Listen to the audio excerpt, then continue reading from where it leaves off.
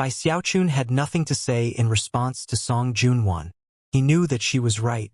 If the eternal immortal domains were destroyed, then considering how powerful the mortal renegade was, he would have no problem finding the treasured fan out in the void. And given that his Tao was to destroy everything and leave nothing behind, the people on the fan would surely not be allowed to escape.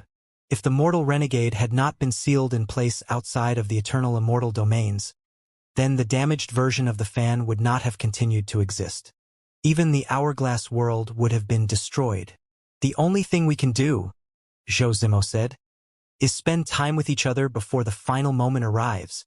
Bai Xiaochun, there's a place we'd like to take you to. Both she and Hou Xiaomei were smiling as they looked at Bai Xiaochun. Warmth bubbled up in his heart as he looked back at his Taoist partners. He would treasure these moments, as he knew that time was of the essence. At the most, he could spend a few days with the people he loved. After that, he would have to go into secluded meditation to work on his breakthrough. What place? He asked, smiling. Unbeknownst to him, Song Junwan, Zhou Zimo, Hou Xiaomei, and Gong Sunwaner had prepared a place especially for the people from the Heavenspan realm. Unable to contain his curiosity, Bai Xiaochun sent his divine sense out, and found that there were others present. The giant ghost king, the grand heaven master, Li Qingho, patriarch spirit stream, Big Fatty Zhang, Su Baokai, master god diviner, and even Bruiser were there. The smiles on their faces only stoked Bai Xiaochun's curiosity. Together, they left Archemperor City and traveled to a location on the border of the nation. Unable to contain his curiosity, Bai Xiaochun kept his divine sense sweeping out in front of him. Eventually, it locked onto something that caused him to shiver, and his heart to pound. Eyes widening, he looked over at everyone who had come to accompany him. You guys! He almost couldn't believe what he was seeing. It was something that completely surpassed anything he could have imagined. There, off in the distance, was a prefecture that was roughly the size of the former Heavenspan realm. Before, it had been empty, but now it contained 4 rivers. The rivers spread out from a central location, which was filled with seawater. Although it was little more than a lake, it was actually about the same size as the Heavenspan Sea of the past. Sex covered the banks of the rivers, and there was also a great wall beyond which was the former Arch-Emperor city. Shockingly, he was looking at the Heavenspan realm. Clearly, much work and effort had gone into transforming this prefecture, and making every aspect of it the same as the Heavenspan realm. Bai Xiaochun was already feeling deeply shaken.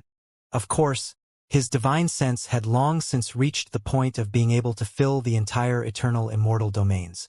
But his attention had not been focused, and he had not noticed this prefecture. And there had been many momentous events since his return. Therefore, it was only at this moment that he realized what his people had been up to in recent times. When the Grand Heaven Master saw Bai Xiaochun's shock, he chuckled.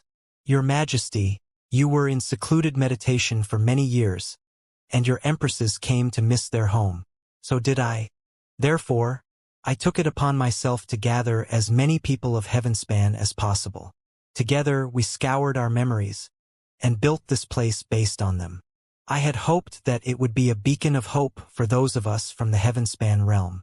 No longer would we feel like strangers in a strange land.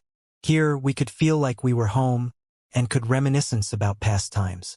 Sadly, after the construction was complete, a whole string of unexpected events occurred, and we never had time to report the matter to you, Your Majesty. Therefore, we never opened it up to the public. Clasping hands, the Grand Heaven Master bowed to Bai Xiaochun. Bai Xiaochun's emotions were astir as he thought back to past times. All of a sudden, it was like a door to the past had been opened right in front of him. Great! Excellent! Laughing heartily, he flew forward and entered the prefecture, followed by all of his people, whose eyes flickered with reminiscence and emotion. As Bai Xiaochun traveled through the new Heavenspan realm, his heart surged with excitement. Before long, he was in the eastern Heavenspan region, and the first place he visited was Mount Hood. It looked more or less how he remembered it. There was even a little village at the foot of the mountain with a house just like his own. On the peak of Mount Hood, he closed his eyes and sank into his memories, flanked by all of his friends and family. Eventually, he opened his eyes, and the same smile appeared on his face that had often appeared there when he was younger. "I'm not sure if all of you know," he began softly, "but this was actually where I joined the Spirit Stream sect. My father gave me a stick of incense and told me that if I lit it, an immortal would come take me away. The only thing is that whenever I lit the incense, lightning would fall, which scared me so much that I would instantly give up. It was only on the 13th time that I gritted my teeth, lit the incense, and braved the lightning. And that was when I met Uncle Li." With that, he looked over at Li Qingho, much the same way he would have looked at his own father. Li Qingho was old now, with white hair and wrinkles on his face. When he looked at Bai Xiaochun, he smiled, and yet, in his heart he sighed emotionally. "That's right, you little punk," he said. "You lit that incense over and over again, and I was never able to get more than halfway there before you gave up. Eventually, I decided that when I found you, I would give you a good thrashing." Bai Xiaochun cleared his throat in embarrassment. "There's no need to bring up that part. Uncle Li, Song Junwan, Ho Xiaomei, and everyone else smiled when they heard the dialogue. After all, this mountain had been constructed based on Li Qingho's personal memories. From here, Uncle Li took me to the Spirit Stream sect. Turning his head, he looked off into the distance for a moment. Then, he used the extraordinary powers of his cultivation base to take a step forward and bring everyone with him to the Spirit Stream sect. It looked almost exactly as he remembered it. There was even a gravel path that he walked down, whereupon he found himself in the ovens. This was where I met eldest brother. There were 8 fatties back then, but eldest brother was the one who jumped out first and scared the living daylights out of me. Back then, he was like a mountain of flesh. Big fatty Zhang rubbed his nose awkwardly, but still chuckled a bit. "I remember thinking about how skinny you were," Big fatty Zhang said, "and that I needed to fatten you up a bit. Who would have thought that your arrival would open up a new door to us ovens people? That was when we really learned how to pilfer delicacies." For many of the people present, it was their first time hearing of such things, especially Gong Sun Wanner and Zhou Zimo. When Big Fatty Zhang saw how curious they were, he launched into a whole account of what he and Bai Xiaochun had done together in those years. At a certain point, he brought up the chicken-thieving fiend, which was when Ho Xiaomei let out a strangled shout. "I can't believe that you were the chicken-thieving fiend." Looking even more embarrassed, Bai Xiaochun pointed at one little hut off to the side. "See that? That's where Su Baokai delivered his blood notice to me. He was really pissed about losing his place in the ovens, so he threw the blood notice down and challenged me to a fight." Su Baokai chuckled, but didn't say anything. At this point, he realized that people weren't paying attention to him and seemed more interested in Big Fatty Zhang's stories about the chicken-thieving fiend. At this point, Bai Xiaochun decided to take everyone to the trial platform staircase. At the top, he smiled. "This is the exact spot where I met Xiaomei." Ho Xiaomei looked at the steps, and a sweet smile broke out on her face. For her, it was almost like going back in time. That year, a young man and his 2 enormously fat friends blocked the path and extorted their fellow disciples. That year, a young woman stomped up, looking like a hot chili pepper. As soon as she saw the young man, her heart started to pound. Bai Xiaochun looked over at Ho Xiaomei, and she looked back at him. Both seemed to be transported back in time to that day. Eventually, Bai Xiaochun headed to the north bank of the Spirit Stream sect. At the Beast Conservatory, he saw the residence he and Bruiser had once occupied, and couldn't help but think back to the moment Bruiser had been born. "Bruiser," he said softly. Bruiser trotted over and shrank down to the size he had been back then, and his charming appearance caused warmth to fill Bai Xiaochun's heart. "This is where Bruiser was born," he explained. Bruiser's eyes also seemed to flicker with emotion as he thought back to old times. And thus, Bai Xiaochun visited all the familiar places he remembered in the Spirit Stream sect. As he recounted his past experiences and activities, everyone seemed to sync with him into their memories. Eventually, he left the Spirit Stream sect and went to the Bloodstream sect. On Middle Peak, he looked over at Song Junwan. She smiled back at him, looking more beautiful than ever.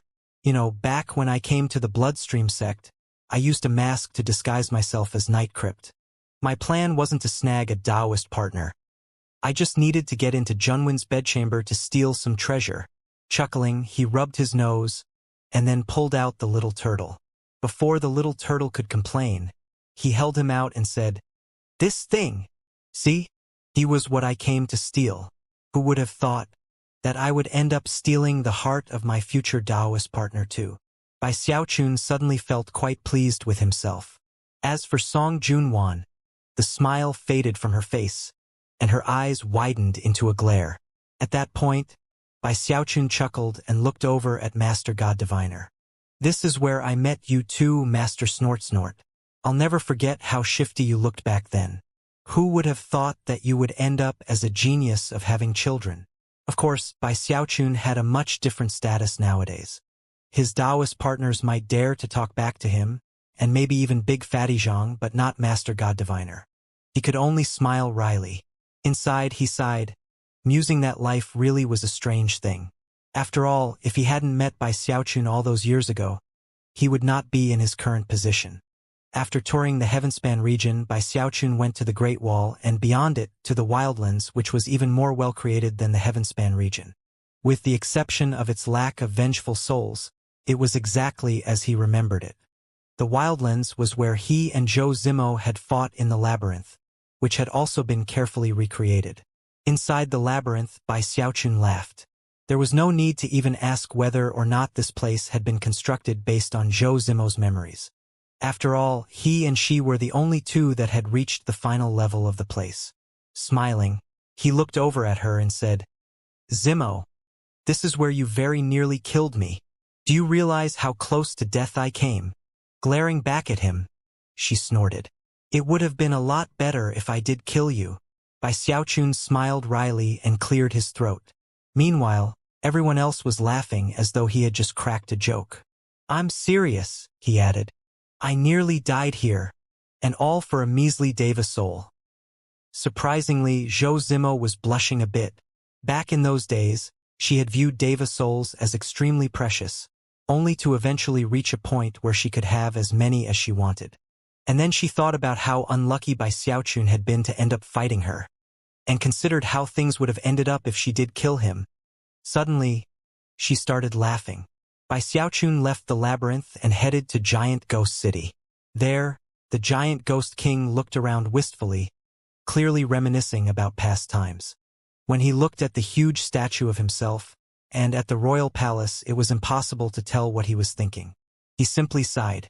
"Giant Ghost, old pal," Bai Xiaochun said loudly. "Why didn't you reconstruct Devil Penitentiary? You call me father-in-law, you hear?" Laughing, Bai Xiaochun nodded vigorously. "Of course, father-in-law. That's better. Anyway, just forget about Devil Penitentiary. It's not here." The Giant Ghost King knew Bai Xiaochun very well, and had long since guessed that if the Heavenspan realm were rebuilt, he would want to come here and boast about his past shenanigans. Therefore, to play things safe, he had intentionally left out Devil Penitentiary. "I really miss Devil Penitentiary," Bai Xiaochun said. "Hey everyone, did you know that the Giant Ghost King was locked in there once? He was in very bad shape. Then I came along, a dark inquisitor.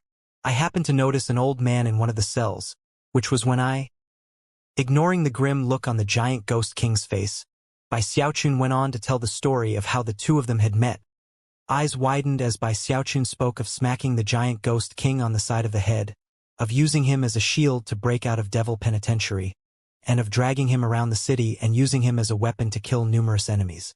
Many a sympathetic look was cast in the Giant Ghost King's direction. "You know what? All these Giant Ghost King stories have jogged my memory. I seem to remember that there was also a certain pretty widow."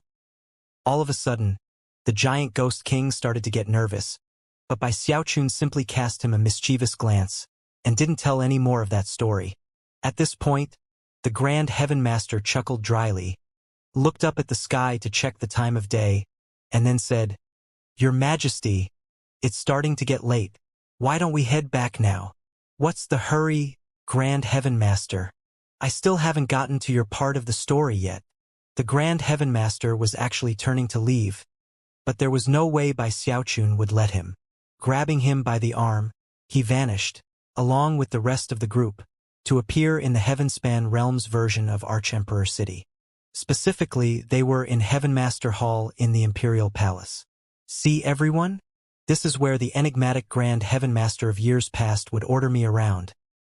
Eyebrows dancing up and down, he looked at the Grand Heavenmaster and then proceeded to tell all the pertinent stories. Eventually, the Grand Heavenmaster's eyes widened into a glare. You really have the cheek to pretend that you didn't come up with that vicious plan to pass off a Foundation establishment soul as a Deva soul. And by the way, the proclamation of universal grace was your idea. Slowly but surely, everyone was coming to realize that wherever Bai Xiaochun went, he always caused a huge storm. And as far as his ability to cause disasters went, it was nothing short of legendary. All of a sudden, the Grand Heavenmaster and everyone else present suddenly had the feeling that the impending catastrophe of the mortal renegade might not be a very big deal. With Bai Xiaochun on their side, the situation was sure to be resolved eventually. The sudden confidence improved their mood, and as Bai Xiaochun finished his tour of the new Heavenspan realm, everyone joined in on telling stories about past times. Eventually, it began to grow dark, and they returned to Archemperor City.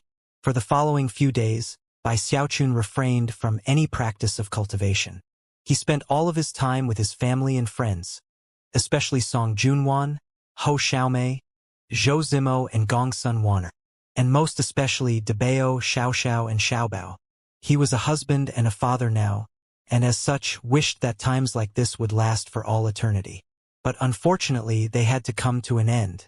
He needed to go into seclusion, and however much he would miss them, he had no choice but to enter his private meditation chamber. He had no idea if he would succeed or not, and no way to tell what the future would hold.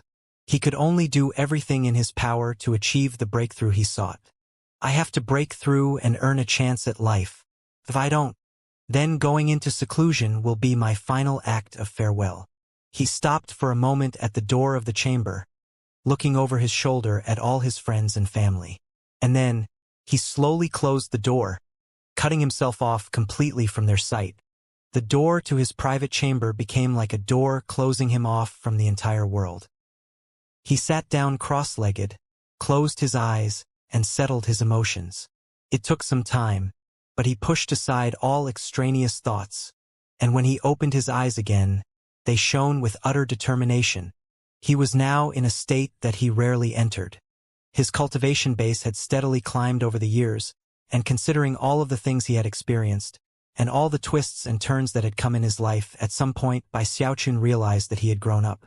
After visiting the reconstructed Heavenspan realm, and looking back on the path he had walked, his heart had steadily grown more and more calm. At the same time, he had begun to formulate the very thoughts that the Eternal Mother had alluded to. The mortal renegade's Tao is one of complete extermination of everything. It takes the starry sky and snuffs it out like a candle, casting everything into darkness, and turning all life into death. The reverse of his Tao would do the opposite. It would cause the extinguished starry sky to spark with new life. If the mortal renegade represents nirvanic extermination, then my Tao must be one of radiance and light. Bai Xiaochun's eyes glittered as he contemplated the subject. This was actually the entire goal of this session of secluded meditation. As for how to go about it, Bai Xiaochun already had an idea. In fact, it had something to do with a plant he had acquired long ago. Closing his eyes, he issued a soft call in his heart, a call that caused his private chamber to tremble.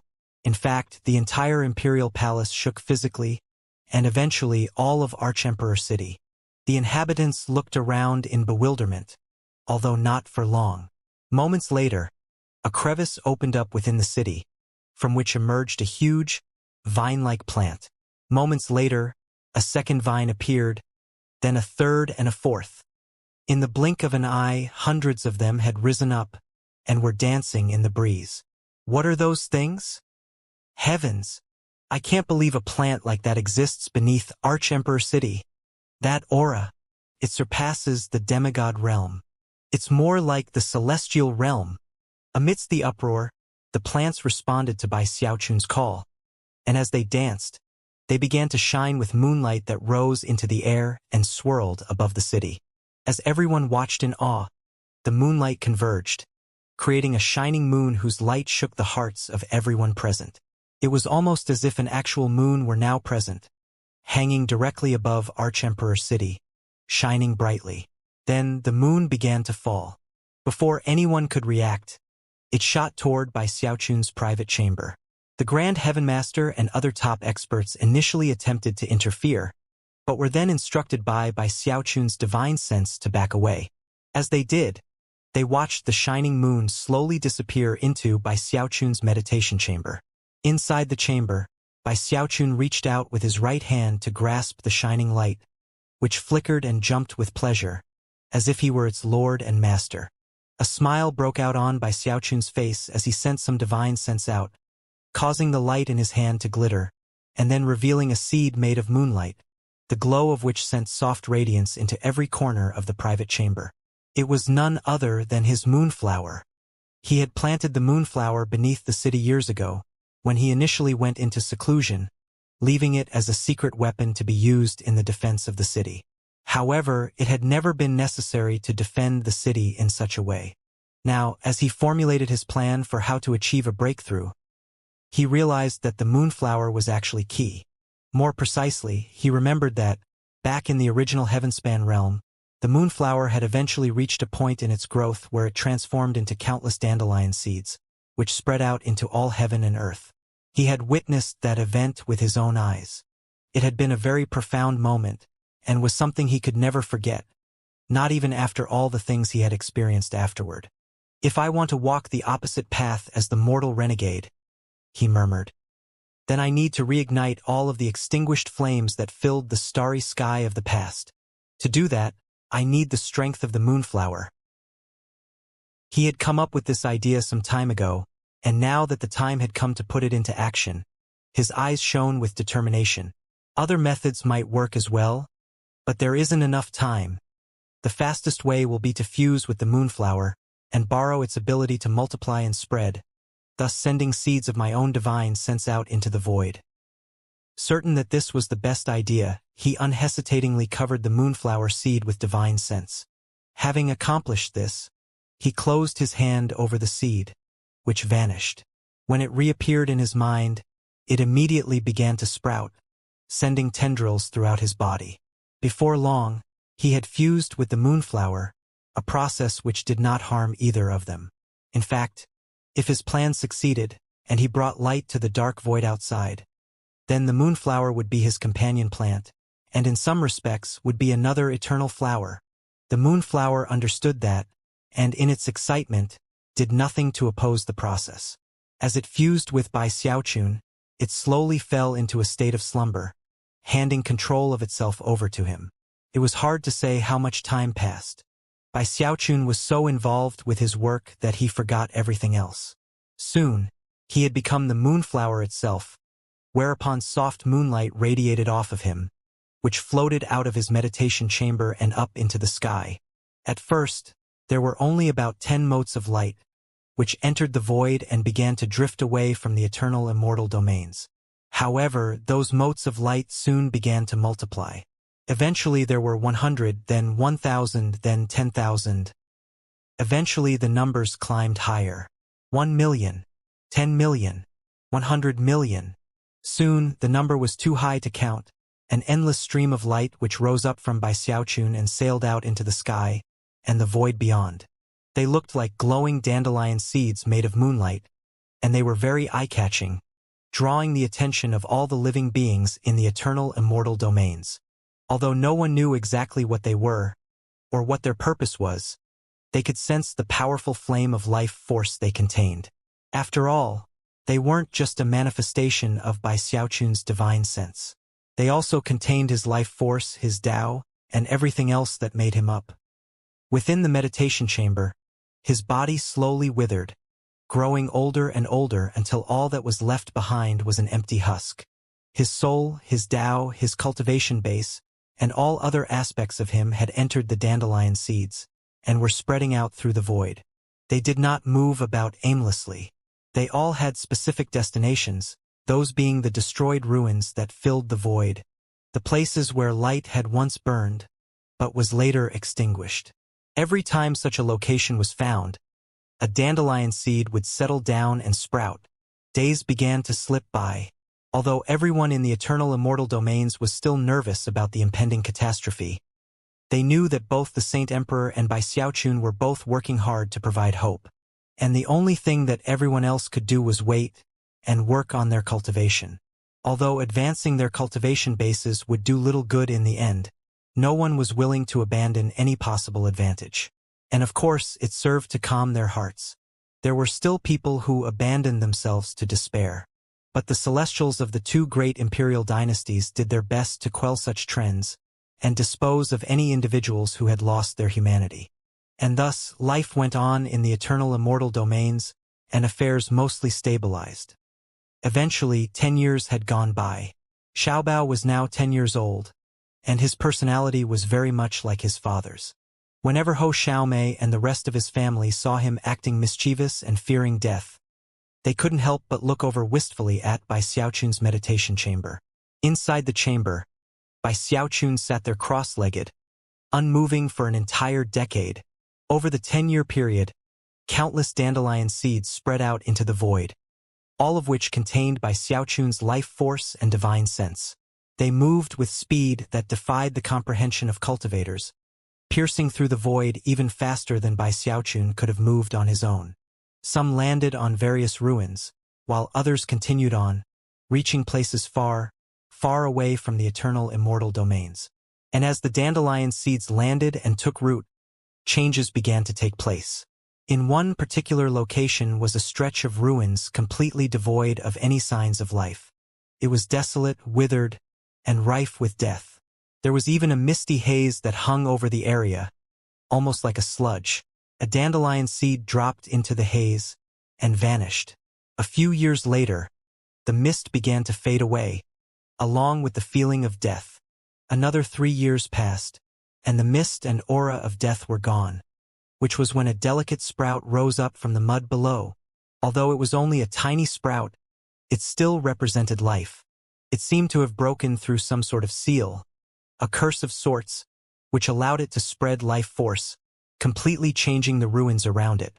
Another 3 years passed, and the sprout bloomed, giving birth to a flower that looked exactly like a moon. It was none other than a moonflower. When the moonflower bloomed, it emitted a faint, glittering light. It wasn't particularly dazzling, but in the darkness of the void, it was still breathtaking. The light grew stronger, slowly driving away the darkness, growing more stable. Gradually, that portion of the dark void was becoming bright, and that was only one set of ruins among many. Before long, a second light blazed to life, and then another and another. One by one, sparks were appearing. Although they were single sparks now, that didn't mean they couldn't combine into a raging fire. As the dandelion seeds found more and more ruins, and as the years passed, more light appeared. By now, Bai Xiaochun had been in secluded meditation for more than 20 years. Xiaobao was a young man now, whose main impression of his father was that he remained sealed behind a door. However, based on the things that his older brother and sister had told him, he knew that his father was a grand and mighty individual. Debao had taken over the responsibilities of running the Archemperor dynasty as the heir apparent, and with the help of the Grand Heaven Master and other powerful experts, assimilated the former Vile Emperor dynasty. Xiao had risen to the level of a celestial, but had not gained the approval of the Eternal Mother. However, she had Bai Xiaochun's approval, and as he transformed into a host of dandelion seeds that spread through the void, the karma between them caused her cultivation base to advance by leaps and bounds. In the short 20 years that passed, she reached the mid-celestial realm. It was at that time that strange signs occurred. The mortal renegade hadn't moved for 20 years, but now he suddenly trembled. Instantly, the people of the eternal immortal domains descended into vigilant anxiety. Both Bai Xiaochun and the Saint Emperor were still in seclusion, leaving the eternal immortal domains without a single Archean. Thankfully, no meteorites fell. Unfortunately, A vortex sprang up on the mortal renegade's forehead. As it did, Taoist Heavenspan appeared. He had been scared off years ago by Xiaochun, but now he was back, an unsightly expression on his face as he looked first at the spell formation which bound the mortal renegade, and then down at the eternal immortal domains. If he could have his way, he would not see the eternal immortal domains destroyed. However, the sleeping mortal renegade had sensed some dangerous crisis brewing, and had given him a very specific mission. Break through the spell formation. End by Xiaochun's session of meditation. Taoist Heavenspan had mixed feelings regarding Bai Xiaochun, feelings that he had not been able to sort out even after all the years that had passed. Taoist Heavenspan knew that he had no choice in the matter. Although he was an apprentice, the truth was that most of his actions were controlled by his own Tao. And the origin of that Tao, that of nirvanic extermination, was the mortal renegade. Sometimes Taoist Heavenspan asked himself if it was all worth it. And he wondered if he could go back to the very beginning, if he might have made different choices. But there was no real way to answer that question. He could only suppress his melancholy and look out with sharply cold eyes. As of this moment, he waved his arm, causing the vortex in the mortal renegade's forehead to swirl. Then, howls and roars could be heard as a vast horde of devilish specters emerged. There were too many of them to count, a massive army that was now at the command of Taoist Heavenspan. Without any hesitation, the army charged toward the spell formation that Bai Xiaochun had set up using the essence of time. Rumbling sounds echoed out into the void, and quickly caught the attention of the cultivators down below in the eternal immortal domains. Shocked, they began to rotate their cultivation bases to fight back. This was one of the marvelous aspects of the spell formation. Every single formation node in the entire spell formation was linked to a cultivator, which made it nearly invincible. However, if enough of the nodes were broken, then it would eventually fall. All that would be required was enough time. The assault on the spell formation lasted for 3 years. During that time, rumbling sounds filled the sky above the eternal immortal domains both day and night. Taoist Heavenspan wasn't concerned at all with how much time it was taking. There were too many devilish specters inside of the mortal renegade to even count, and even if they were all killed, Taoist Heavenspan wouldn't care. Despite the heavy losses that the army of devilish specters sustained during the 3 years, Taoist Heavenspan did not call off the offensive. Furthermore, the constant assault was pushing the spell formation to the brink of detonation. Black marks could be seen spreading across its surface, staining the essence of time, and causing the spell formation to slowly grow weaker. "It won't be long now," Taoist Heavenspan murmured. Waving his hand, he sent even more devilish specters charging forth in attack. It was a difficult time for the cultivators in the eternal immortal domains. Virtually none of them were able to focus on cultivation. They were forced to sit there cross-legged and focus their energy on the spell formation, powering it with their cultivation bases to resist the advance of the devilish specters. Although the two parties were separated by the formation, they were involved in a very strange and unique showdown. Meanwhile, the dandelion seeds that contained Bai Xiaochun's life force and divine sense had thoroughly disseminated throughout the void. They descended onto the ruins everywhere, even into that floating field of coffins that he had once encountered. With each year that passed, more light flared to life. As of now, if one looked out into the void, there was dazzling starlight everywhere. As of now, it could truly be called a starry sky again. The changes caused the sleeping mortal renegade to grow even more restless, and Taoist Heavenspan was likewise gripped by anxiety. He could sense the fury of the mortal renegade, and when he looked out at the rapidly deteriorating spell formation, it was with completely bloodshot eyes. In this moment, Taoist Heavenspan closely resembled the mortal renegade. In fact, a vortex appeared on his own forehead, within which a face could be seen, which was none other than the face of the mortal renegade. His aura was different as well. There was an air to it that suggested nirvanic extermination, as though he wished any area he saw to be filled with death. "The ultimate expression of my Tao is to bring nirvanic extermination to everything. In the end, only I shall be eternal." He strode forward, flanked by hordes of burning devilish specters. Then he extended his hand, causing numerous specters to clump together in front of him, forming a huge blazing fire of darkness. It was none other than a black flower of flame. Nirvanic extermination, he said calmly. The black flame flower began to grow larger, spinning, rumbling, becoming a sea of flames that shot directly toward the crumbling spell formation. The sky turned black as the flames spread out, and the spell formation that had stood for many years finally began to collapse. When that happened, all of the cultivators connected to the formation nodes, regardless of the level of their cultivation base, began to cough up mouthfuls of blood. Trembling and faces ashen, they looked up, despair flickering in their eyes. As they did, countless chunks of the spell formation began to fall down toward the ground. Without anything to stand in its way, the black sea of flames rushed out, followed by a huge army of devilish specters. Howling, they shot toward the eternal immortal domains, followed by Taoist Heavenspan, whose shocking aura seemed like that of a sovereign. He was wreathed in black flames, almost like a cloak of darkness, and as his hair floated around him, he emanated the icy coldness of nirvanic extermination. Further back, the mortal renegade remained in place, the same as ever, and yet seemed to be struggling to open his eyes. To the further despair of the cultivators below, the ceiling strip that Bai Xiaochun had repaired was now beginning to collapse, starting from the portion near the Dantian region, and moving slowly upward toward his forehead. Once that strip vanished completely, the mortal renegade would wake up. The true moment of deadly crisis for the eternal immortal domains was nigh. From a distance, a sea of flames and an army of countless devilish specters descended on the eternal immortal domains, led by Taoist Heavenspan. And their target was Arch-Emperor City.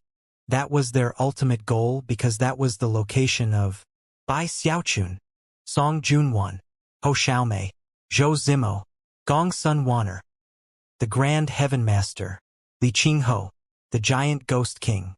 There were many powerful experts in Arch-Emperor City, and all of them were gathered around Bai Xiaochun's meditation chamber, staring with ashen faces and despairing eyes at the fire and the specters, and most especially at Taoist Heavenspan. Many a bitter sigh could be heard. In the end, there just wasn't enough time. Perhaps when he went into meditation, it really was the final farewell. As Xiao stood there, she looked over her shoulder at Bai Xiaochun's private chamber, and whispered, "Dad."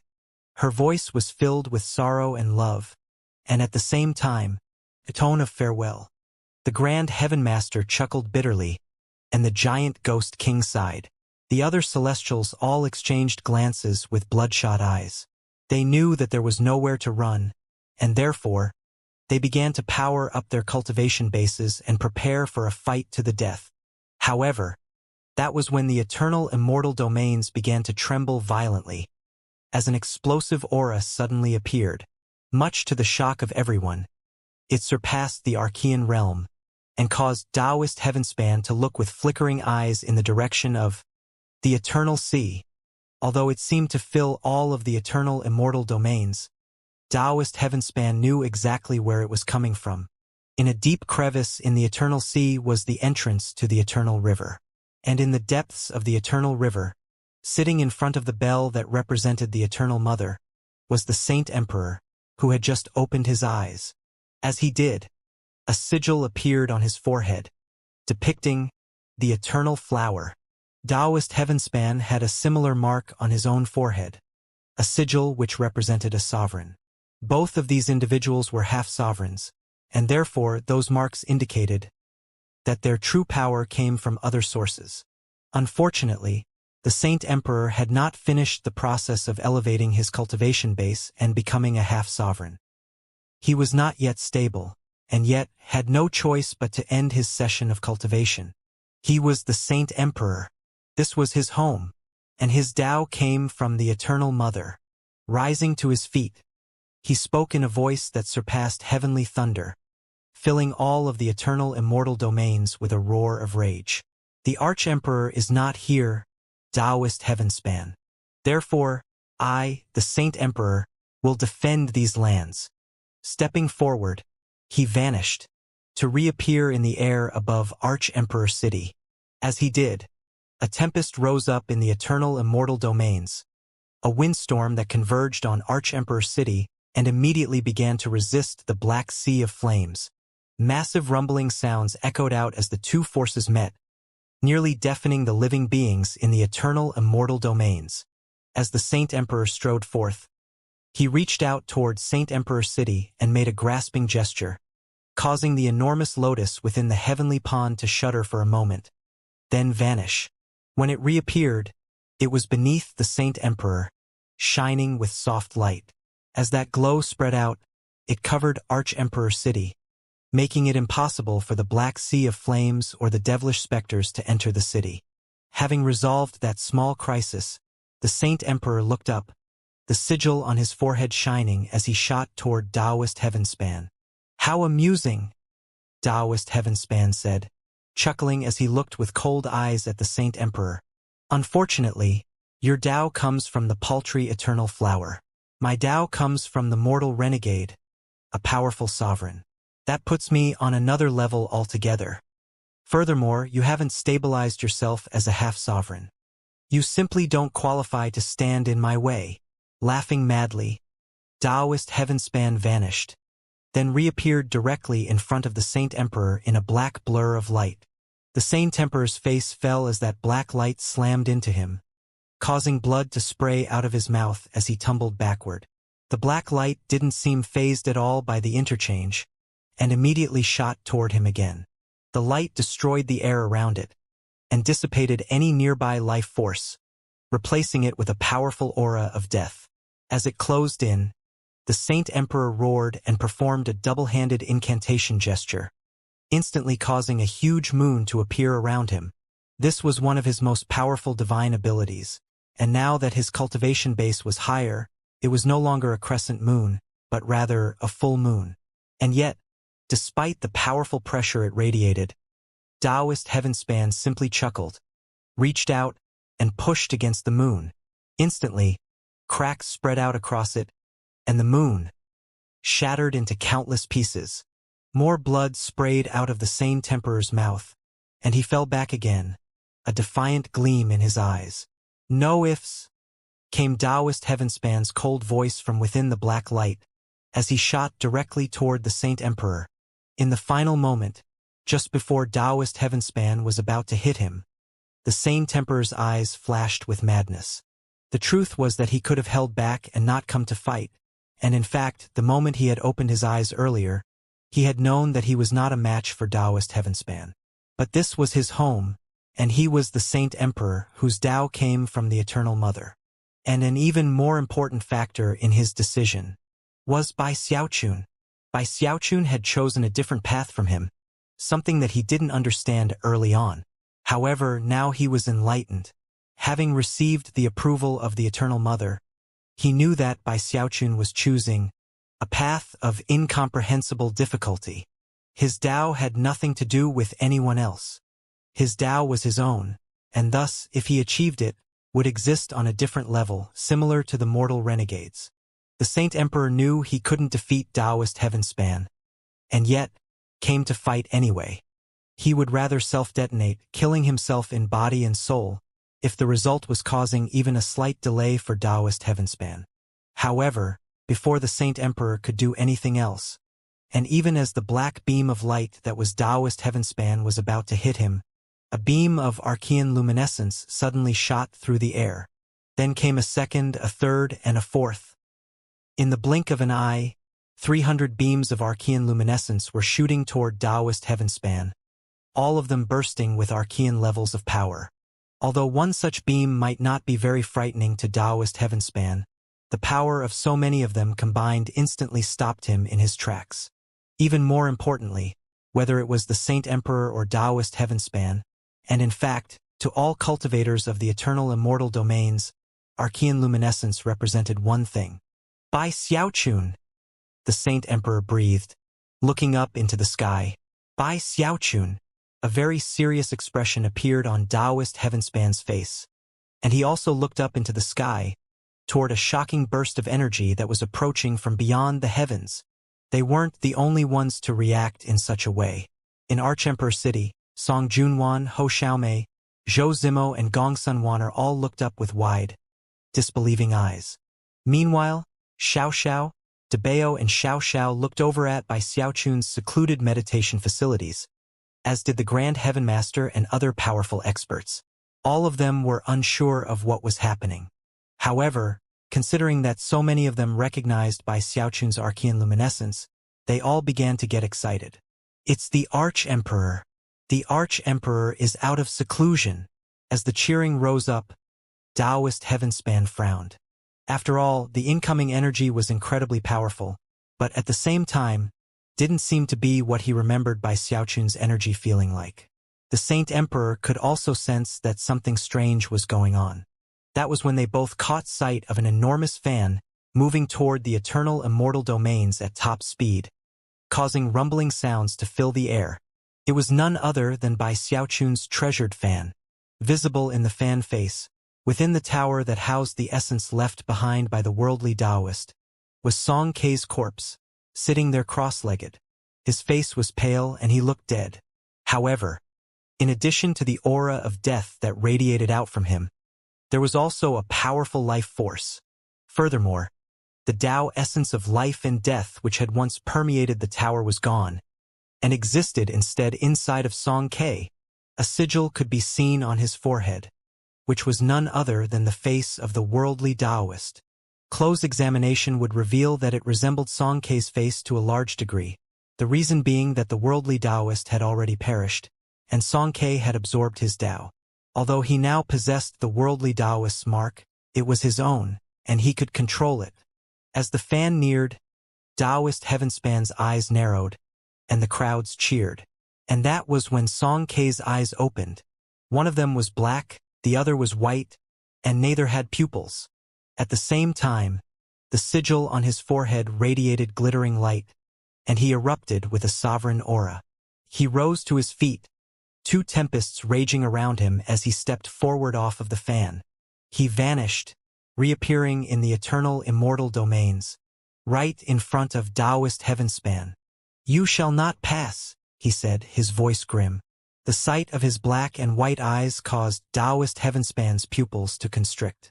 As for the Saint Emperor, he didn't recognize Song Kei, and yet could hear Song Juwen crying out from within Archemperor City. "Kei-er!" Song Kei heard her call and looked down at her, a smile playing out on his grim face. In that moment, Taoist Heavenspan turned into a black blur that shot directly toward him. "The Tao of Nirvanic extermination?" Song Kei said. "I see the calmness of nirvana here, but no extermination." With that, he waved his hand, causing a black light to spring up that deeply resembled the black light being used by Taoist Heavenspan. Then, without any hesitation, he began to fight. A boom rang out as Taoist Heavenspan's form of black light shuddered for the first time, and he appeared in bodily form, staggering backward a few paces, staring at Song Kei with a look of shock in his eyes. Eyes flashing, Song Kei said, "The essence of life and death was prepared by the worldly Taoist, both to resurrect the object of his love, and also to resist the mortal renegade. I'm not sure whether it's strong enough to fight the mortal renegade, but it's more than strong enough to fight you." With that, he blurred into motion as he shot toward Taoist Heavenspan. Expression brightening, the Saint Emperor flew forward and joined forces with Song Kei. Two half-sovereigns were now a flurry of attacks, crushing Taoist Heavenspan over and over again. In only a few breaths worth of time, a string of massive booms rang out to shake heaven and earth. Then, the three of them began to rise higher and higher into the air, until they were in the starry sky outside of the eternal immortal domains, where they continued to fight. Taoist Heavenspan was the strongest of them all. However, he was having trouble dealing with Song Kei's essence magic, and was sustaining injuries. If he had been fighting with Song Kei alone, then it might not have been a big problem, but he also had the Saint Emperor to deal with. He was fighting two half-sovereigns, one of whom was using tactics specifically designed to fight against him. It was impossible for him to regain the upper hand. After all, when half-sovereigns fought, even the slightest slip-up could lead to drastic consequences. Blood sprayed out of Taoist Heavenspan's mouth as he fell back over and over again. Sometimes, he managed to dodge out of the way of Song Ke's Tao essence of life and death, only to slam into the divine abilities of the eternal flower, wielded by the Saint Emperor. Taoist Heavenspan coughed up a mouthful of blood, and prepared to flee, only to see Song Ke wave his hand, and summon the fan, which shot toward him and shrank down for him to grab it. Because Song Ke possessed the Tao essence of life and death, he could use the most orthodox legacy techniques of the worldly Taoist. Even the spirit automaton Bai Xiaoqi would follow his orders, which was something that Bai Xiaoqun could never have imagined would happen. Unless Bai Xiaoqun specifically interfered and prohibited it, Bai Xiaoqi would do anything that Song Ke asked him to do. The shrunken fan appeared in front of Song Ke, who grabbed it and waved it out in front of him. Instantly, a huge river swept forth, filling the starry sky so quickly that Taoist Heavenspan was overwhelmed and found it impossible to escape. Next, a lonely boat appeared, shining with Archean luminescence. The two Archean slaves on the boat immediately leaped forth to attack, and yet, things weren't over yet. Much to the consternation of Taoist Heavenspan, the Taoist pagoda of life and death appeared in the starry sky, along with the mountain that housed it. They were joined by an enormous sovereign's arm. This was the true might of this magical item. The river that flowed through the starry sky seemed to contain sealing power that perfectly conformed to Song Ke's Tao essence of life and death. Although it was not at the level that the worldly Taoist could have utilized, it was close. And no matter how Taoist Heavenspan screamed and fought, he couldn't escape. And that was when the mountain and the sovereign's arm began to crush down toward him. Taoist Heavenspan had inherited the Tao of the mortal renegade and become his personal apprentice. With the requisite approval, he had become a half-sovereign. And yet, as of this moment, he was nearly overwhelmed with a sensation of deadly crisis. Of the two enemies he faced, both were half-sovereigns like himself. Although the Saint Emperor wasn't enough on his own, Song Ke had already died in the past. Later, Bai Xiaoqun placed him in the tower with the Tao essence of life and death, with which he conformed perfectly. After absorbing it, something which was foul and rotten was turned into something rare and magical, and he was able to live again within death.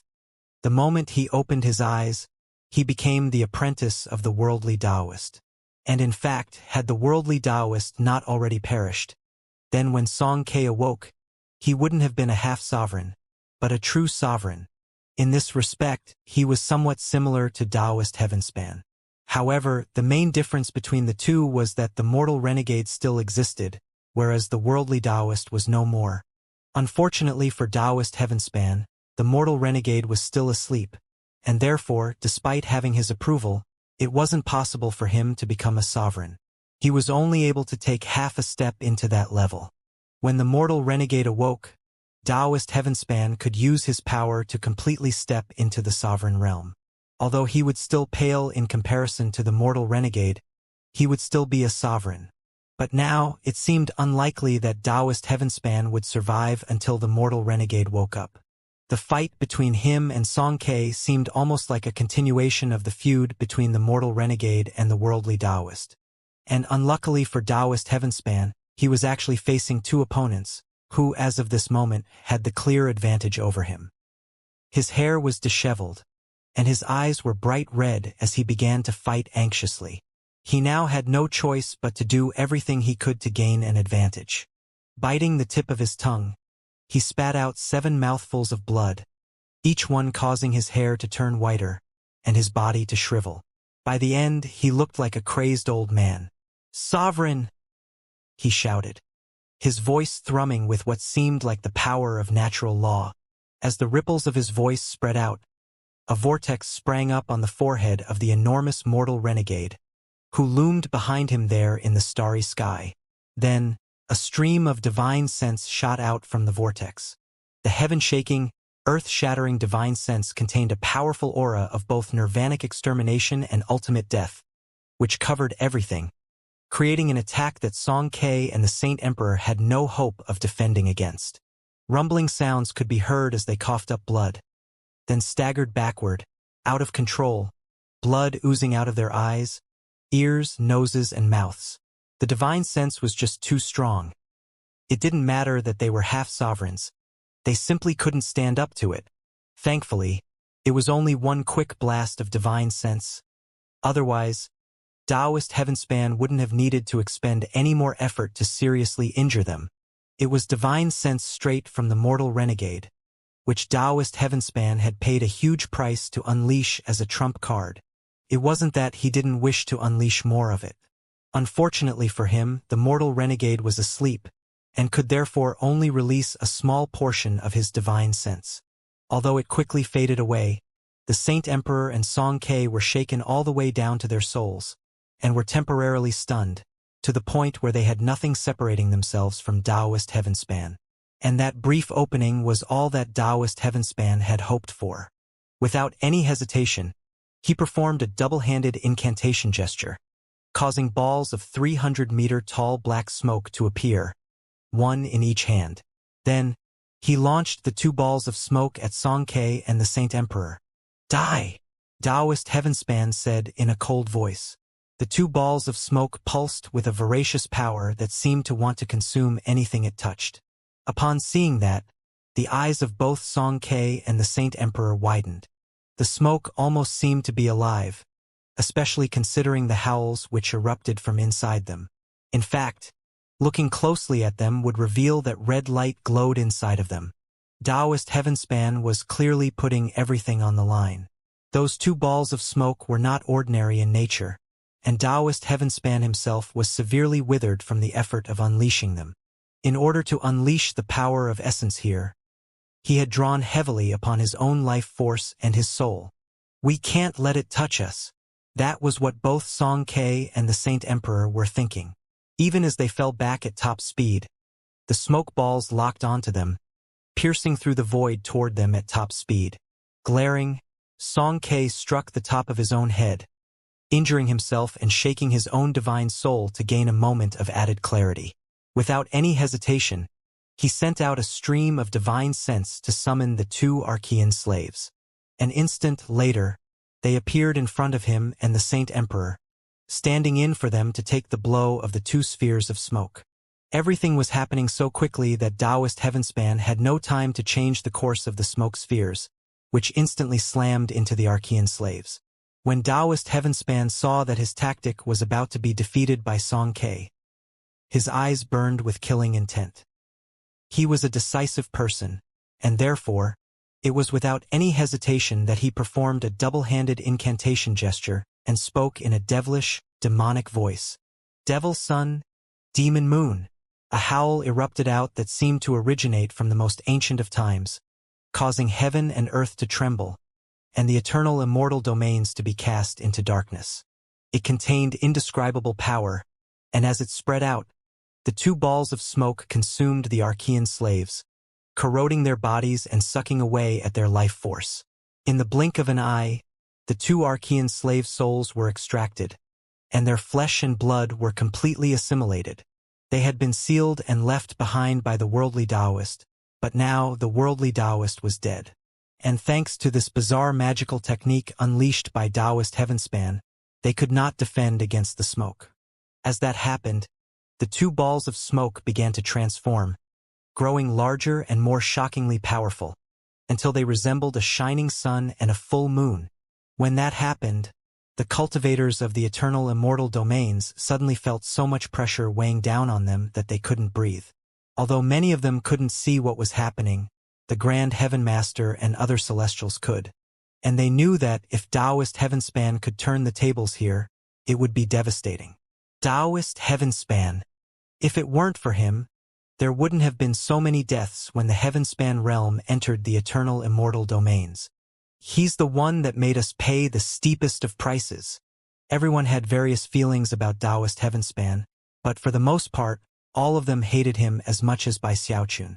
And yet, they all had to admit that he really was a spectacular cultivator.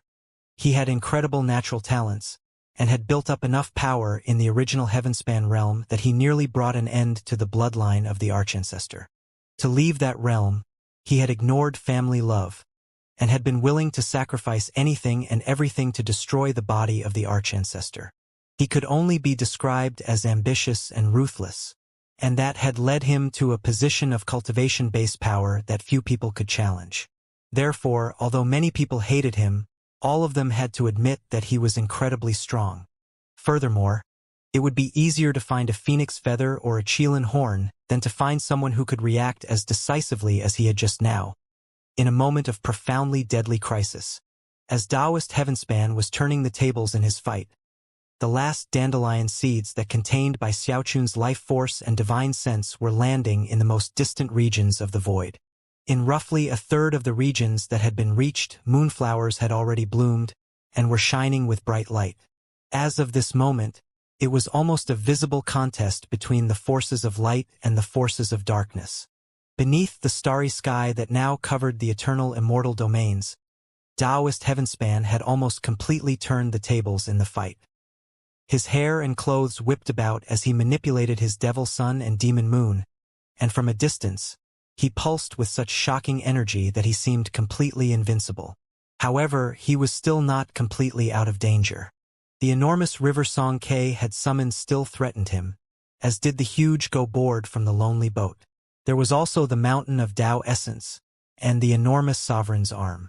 Both Xianxia and the Saint Emperor were now out of sorts, especially Xianxia, whose divine soul had been nearly ripped apart because of the loss of the Archean slaves. Although he wanted to continue to control the various aspects of the fan, his divine soul was in too poor of a state, and therefore he had to rely on Bai Shaoqi.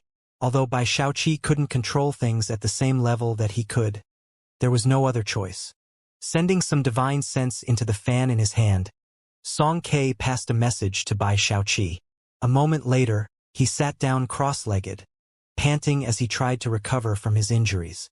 Looking over at the Saint Emperor, he said, "I need 30 breaths of time." Then he closed his eyes. Sensing the bad state Xianxia was in, the Saint Emperor immediately began to stand as Dharma protector for him. Meanwhile, Taoist Heavenspan was in the middle of that vast river, his head thrown back, unleashing a howl that surpassed heavenly thunder. Thrusting his hands forward, he held the sun and the moon out in front of him as he shot through the river, seemingly just on the verge of destroying it. The devil sun and the demon moon radiated dazzling light as Taoist Heavenspan became like a sharp arrow, slicing through the river. He knew that time was of the essence. If Xianxia recovered in time, then he would be in great danger, and therefore, he held nothing back in his attempt to gain complete control of the flow of battle. "Be destroyed!" he shouted, his eyes flashing. However, even as his devil sun and demon moon flashed with bright light, and the huge river began to vibrate, a shout could be heard from Bai Shaoqi in the fan, as he took control of the go board. The go board immediately vanished, then reappeared a moment later in front of Taoist Heavenspan, shining with blinding light. It was the light of 361 shots of Archean luminescence, which shot out from the various go pieces on the game board. Each and every one of them thrummed with the power of the great circle of the Archean realm. Although they did not match up individually to Taoist Heavenspan, who was a half-sovereign, their combined force was enough to light his eyes up with shock. The 361 beams of Archean luminescence slammed into Taoist Heavenspan's devil sun and demon moon, causing a deafening boom to echo out, as well as a shockwave that spread out through the starry sky. The mighty devil sun and demon moon began to collapse, and Taoist Heavenspan knew that if that process completed, he would be out of options, and his bid to regain control of the battle would end. Mouth of nirvanic extermination. Eyes bloodshot, he struck the top of his head, causing a stream of blood to spray out of his mouth. At the same time, he performed another double-handed incantation gesture, seemingly stopping time, causing the collapse of the devil sun and demon moon to stop. At the same time, a vortex sprang into being in front of him. The vortex was even larger than the sun and moon, and when it appeared was little more than a swathe of pitch black. It pulsed with a feeling of death, as well as nirvanic extermination, and at the same time, began to drag everything in the area toward it. It almost looked like an enormous mouth, and it was so powerful that not even the go pieces on the game board could resist its power, and they began to inch toward it. The entire go board itself also began to vibrate, whereupon Taoist Heavenspan let out a powerful shout, causing it to shatter. In the blink of an eye, Taoist Heavenspan suddenly turned into what seemed like the most paragon entity in all creation. Although his aura had been severely weakened, his devil sun and demon moon could consume anything they touched, and were not growing any weaker. Their fluctuations were as terrifying as ever as Taoist Heavenspan used them to batter the river once again. Inside the fan, Bai Xiaoqi's eyes went bloodshot at the sight of the Go board being destroyed. Shrieking at the top of his lungs, he performed a double-handed incantation gesture, unleashing the power of his divine sense to exercise control over the lonely boat. Instantly, the boat floating in the river began to shine with astonishing silver light, something almost like a flying sword that pierced through the river toward Taoist Heavenspan. It was so bright that everyone down in the eternal immortal domains could see it clearly. It was not a real flying sword. However, as the light shot out from the lonely boat, cracking sounds could be heard, followed by a massive self-detonation. Bai Xiaoqi understood that his best option was to use the boat to stop Taoist Heavenspan. And he also knew that he couldn't hold back. Detonating the boat, he used its power to attack Taoist Heavenspan, not to block him indefinitely, but at least for a dozen or so breaths of time. As of this moment, only 10 breaths of time had passed since Song Ke began to repair his divine soul. To ordinary cultivators, 10 breaths of time was not a long time. But to Taoist Heavenspan and Song Ke, many things could happen in that amount of time, and many types of deadly situations could be completely reversed. "You have no chance of succeeding," Taoist Heavenspan roared, his hands flashing in an incantation gesture. Suddenly, the devil sun, demon moon, and the enormous mouth twisted and distorted as the outline of a face became visible. It was as if the devil sun and demon moon had become eyes, right below which was that enormous mouth. Intense rumbling filled heaven and earth as the power of the self-detonation of the boat slammed into it like a flying sword. Deafening booms echoed out. The power of the self-detonation caused blood to spray wildly out of Taoist Heavenspan's mouth, and yet couldn't do anything to the outline of the face. In fact, the face crushed the countless chunks of the lonely boat and proceeded onward unhindered. It was almost impossible to describe how quickly it moved, and before Bai Xiaoqi could do anything to the river, the face slammed into it. The face caused the river to stretch and distort, to the point where its water almost seemed like skin of the surface of the face. As its facial features became visible, it was possible for the people in the eternal immortal domains to see it, and they quickly recognized who it was. The enemy from beyond. The sovereign giant. It most definitely was the face of the mortal renegade, and it caused the flowering waters of the river to slowly drain away, which in turn caused Taoist Heavenspan's eyes to light up with joy. And that was when the tolling of a bell could suddenly be heard from the depths of the eternal lands.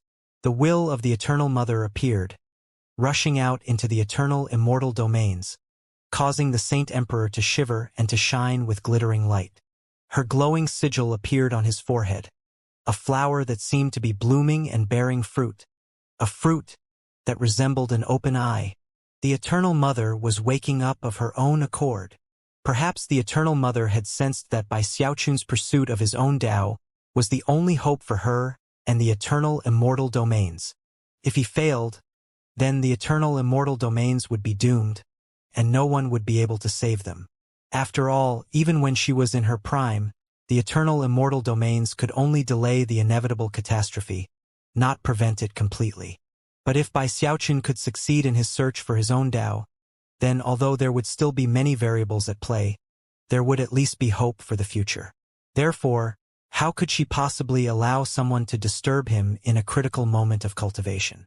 Years had passed since she was originally injured, and left with only a bit of godly power, most of which she had given out to approve of celestials, or to help the Saint Emperor. However, she still had a bit left to make a move in this critical moment. Without any hesitation whatsoever, she sent her will out into the eternal immortal domains, shaking all living beings, and causing the mark on the Saint Emperor's forehead to shine with dazzling light. Dazzling light spread out in all directions as the eternal flower on the Saint Emperor's forehead became the eye of the Eternal Mother, which then opened. Instantly, the Saint Emperor's aura rose with explosive speed. Before, his cultivation base had been somewhat unstable, but now it stabilized and actually stepped all the way into the sovereign realm. Rumbling sounds filled heaven and earth as an aura that represented natural laws of heaven and earth erupted out, causing the heavens to grow dim and the starry sky to distort. Clearly, this newfound power of the Saint Emperor came from the Eternal Mother and would not last for long. However, it was still enough to cause Taoist Heavenspan's face to fall. The Eternal Mother had chosen to act in the most critical of moments. "Damn it!" he growled, his face twisted with madness as he charged through the enormous river. All he needed was a few breaths worth of time. And yet, how could the Eternal Mother possibly give him that? As the Saint Emperor's aura grew more powerful, his eyes flashed, and he shot through the river to appear in front of the projected face of the mortal renegade. Reaching out, he then thrust his palm at the face. "Back off!" he roared. That simple gesture was backed by the power of a sovereign, and caused the waters of the river to roil violently and sweep away in the opposite direction. At the same time, the face of the mortal renegade twisted and distorted, and was shoved backward, powerless to resist. "I refuse to accept this," Taoist Heavenspan shouted, blood pouring out of his mouth. He had paid a heavy price, and unleashed his most powerful trump cards, even damaging his life force and his soul, all in an attempt to turn the tables in this critical moment. But then the Eternal Mother came, and casually destroyed his chance. How could he not feel defiant? Slapping his palm onto his chest, he caused black flames to erupt all over him. Those flames represented nirvanic extermination and ultimate death. They represented a darkness that burned, not the enemy, but Taoist Heavenspan himself. Shockingly, he didn't hesitate for even a moment to light himself on fire, to make himself even stronger than before. He had no other alternatives. Worse, he had the intense premonition that if he didn't do this, he would be killed beyond the shadow of a doubt. However, if he could somehow manage to get back to the mortal renegade's forehead, then perhaps he could borrow some power to heal himself. 3,000 das of nirvanic extermination, hands flying through double-handed incantation gestures. He caused something like a thread to appear, seemingly formed from natural law itself. It almost looked like a hair attached to the face of the mortal renegade. That hair was indeed a natural law, thrumming with the power of essence, one of many which existed in the starry sky. This was not something Taoist Heavenspan had gained enlightenment from, but rather, something from the mortal renegade. As the mortal renegade had exterminated one flourishing civilization after another, he had taken everything which made them up and transformed it into essence power. Normally speaking, Taoist Heavenspan should not have been able to use the mortal renegade's magics of nirvanic extermination. However, by burning his own body, he managed to do it. Moments later, a second hair appeared, then a third, and a fourth. In the blink of an eye, hundreds of hairs had appeared, and then, over 1,000. As they did, the power of natural law and essence caused the sky to tremble, and shook all of the living beings present. The river began to evaporate, until the point when the 3,000th great Tao appeared. 3,000 hairs could be seen, which then turned blurry as they transformed into dozens of smaller hairs that almost seemed like clones of the originals. These were the countless lesser Taos that existed within the great essence Taos, all of them originating with the mortal renegade. 3,000 great Taos and countless lesser Taos formed together into an all-destructive power. The Devil Sun and Demon Moon eyes within the projected face of the mortal renegade then began to glow bright red, almost as if they were alive. "Nobody can stop me," Taoist Heavenspan howled from within the flames. Surrounded by the illusory face of the mortal renegade with its countless hairs of natural law, he continued to charge through the river. He was now vastly stronger than before, and as such almost instantly shot through the river to appear in front of the Saint Emperor. The Saint Emperor had nothing else to do. The symbol of the Eternal Mother on his forehead glittered, emitting an explosive aura as he performed a double-handed incantation gesture. As a result, the eternal flower appeared behind him, which then fought with full force against the projected face of the mortal renegade. A rumbling boom echoed out when they made contact, causing the lands of the eternal immortal domains to tremble, and the sky to sink in. Blood sprayed out of Taoist Heavenspan's mouth, and his body withered even further. By now, the flame of his life force was very dark. Obviously, the Eternal Mother's move had drained him to the point where he was about to flicker out of existence. However, the divine abilities he was unleashing came from the mortal renegade. So in some ways, even if he died, they would continue on. Therefore, even though the Eternal Mother's power rebuffed the face of the mortal renegade, sending it tumbling back into the river, the Saint Emperor was deeply shaken and staggered backwards several paces. At the same time, the eye of the Eternal Mother went dark and closed. Something like a sigh of regret echoed through heaven and earth. Back in the Eternal Mother's prime, she might not have been able to stand up to the mortal renegade, but she could have easily sealed an apprentice of his like Taoist Heavenspan. But now, all she was capable of was 2 counterattacks before she was so weak that she had to return to slumber. The moment that the Eternal Mother's eye closed, the Saint Emperor's aura grew weaker. Coughing up blood, he staggered backwards several steps, face turning ashen. As of this moment, Taoist Heavenspan's immense strength had caused despair to rise up in his heart. If the apprentice is this strong, then exactly how powerful is the mortal renegade himself? As the Saint Emperor backed up, racked with bitterness, Taoist Heavenspan looked over, aware that his life force was draining away, and thus descending into madness. Surrounded by the projected face with its 3,000 hairs, he once again prepared to charge through the river. As of this moment, there was no one to stop him. Clearly, he would make it through without any problems. This world technically did contain a bit of chi flow, in much the same way that the immortal world had contained just a scrap, which Bai Xiaochun took away and used to reach the Archean realm. But now, none of that chi flow was available for Taoist Heavenspan. As soon as Song Ke awoke, he performed an incantation gesture, sending the mountain of Tao essence rumbling through the river with crushing force toward Taoist Heavenspan. Taoist Heavenspan had just been about to start another charge, only to find the mountain now barreling toward him. Furthermore, Song Ke took control of the river, causing it to seemingly come to life. Instantly, the flow of the river reversed, simultaneously shifting to encircle Taoist Heavenspan. At the same time, the mountain of Tao essence expanded, growing tremendously large and radiating the power of essence as it descended. Damn it! Although the projected face of the mortal renegade could withstand the force, Taoist Heavenspan, who was already in bad shape, could only look on in despair, blood oozing out of his eyes, ears, nose, and mouth. He struggled, but in vain. The mountain of Tao essence continued to fall, causing deafening rumbling sounds to echo through the air. Trapped by the river, Taoist Heavenspan let loose a piercing cry of defiance.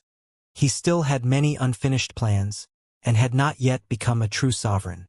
He even had a more far-reaching plot in the works, and therefore simply could not believe that he would die in this moment. Even worse, he wasn't even fighting Bai Xiaochun. He might have been able to accept a loss in that scenario, but instead he was fighting a nameless nobody, which was a humiliation worse than death. Finally, he chuckled bitterly and lowered his head. He was now wreathed in such intense flames that his face wasn't even visible, making him seem like nothing more than a conglomeration of fire. Bai Xiaochun, he growled, his eyes flashing, almost as if his vision could pierce all the way down to the eternal immortal domains, and into a certain private chamber in the imperial palace of Arch-Emperor City. It was almost as if he could see Bai Xiaochun there, meditating. Even as Bai Xiaochun's name escaped his lips, he threw his arms wide, causing more shocking flames to erupt out from inside of him. Obviously, he had been holding just a little bit back earlier, and had only burned his flesh and blood and life force. However, he had not burned his soul or the Tao that he had acquired from the mortal renegade. But now he didn't care. He burned soul and Tao alike, causing a raging sea of flames to spread out in all directions, accompanied by a howl of pain. Nirvanic extermination projection. As flames rippled off of him, they connected to the projection of the mortal renegade's face, forming together into the projection of a body. As of this moment, there was a full bodily version of the mortal renegade right there. Taoist Heavenspan was using a divine ability to burn himself into nothing, all in exchange for a trump card from within the Tao of Nirvanic extermination. He had to pay an extremely heavy price, but in exchange, gained stupefying levels of power. As the mountain of Tao essence arrived, he howled in a deafening voice that shook the starry sky and caused the entire world to shake. Get the hell out of here! As a projected incarnation of the mortal renegade, Taoist Heavenspan threw his arms out, sending out force that slammed into the mountain, causing cracks to spread out on its surface, and then destroying it. Even as the fragments of the mountain continued to explode out in all directions, he clenched his fiery hand into a fist and unleashed a punch. Indescribably powerful fluctuations spread out, causing the river to tremble, and sending innumerable water droplets flying out into the starry sky. As all creation shook, Taoist Heavenspan guided his projected incarnation to flee directly toward the true form of the mortal renegade. His ultimate goal was simply to live. He had ignited his soul and Tao, and it would take a long, long time to recover from that. But in the end, he still wanted to continue living. Inside of the fan was Bai Xiaoqi, whose vital energy had been badly damaged. When he saw what was happening, he let out a miserable cry. As for Song Ke, his eyes flashed with anger, and powerful fluctuations rolled off of him. In response to the fluctuations, the sovereign's arm suddenly blazed with shining light like that of a sun. Immense power shot out, sweeping through the starry sky to the point where it bent under the force. And its target was none other than Taoist Heavenspan. The projection of the mortal renegade's body immediately began to shake and twist, causing Taoist Heavenspan to go completely mad. Taoist Heavenspan's life was already teetering unstably, and yet, things weren't over yet. After bashing him with the sovereign's arm, Song Ke looked over with bloodshot eyes and sent forth more powerful fluctuations. Shockingly, he also began to burn himself. I'm not dead yet, Heavenspan, you schmuck! Fire blazed as he rose to his feet, using his life force, his Tao essence, and everything else that made him up to summon an enormous, illusory giant around him. It was a figure wearing a Taoist robe, who was immensely handsome and had eyes like starlight. If Bai Xiaoqun were here, he would recognize this person immediately.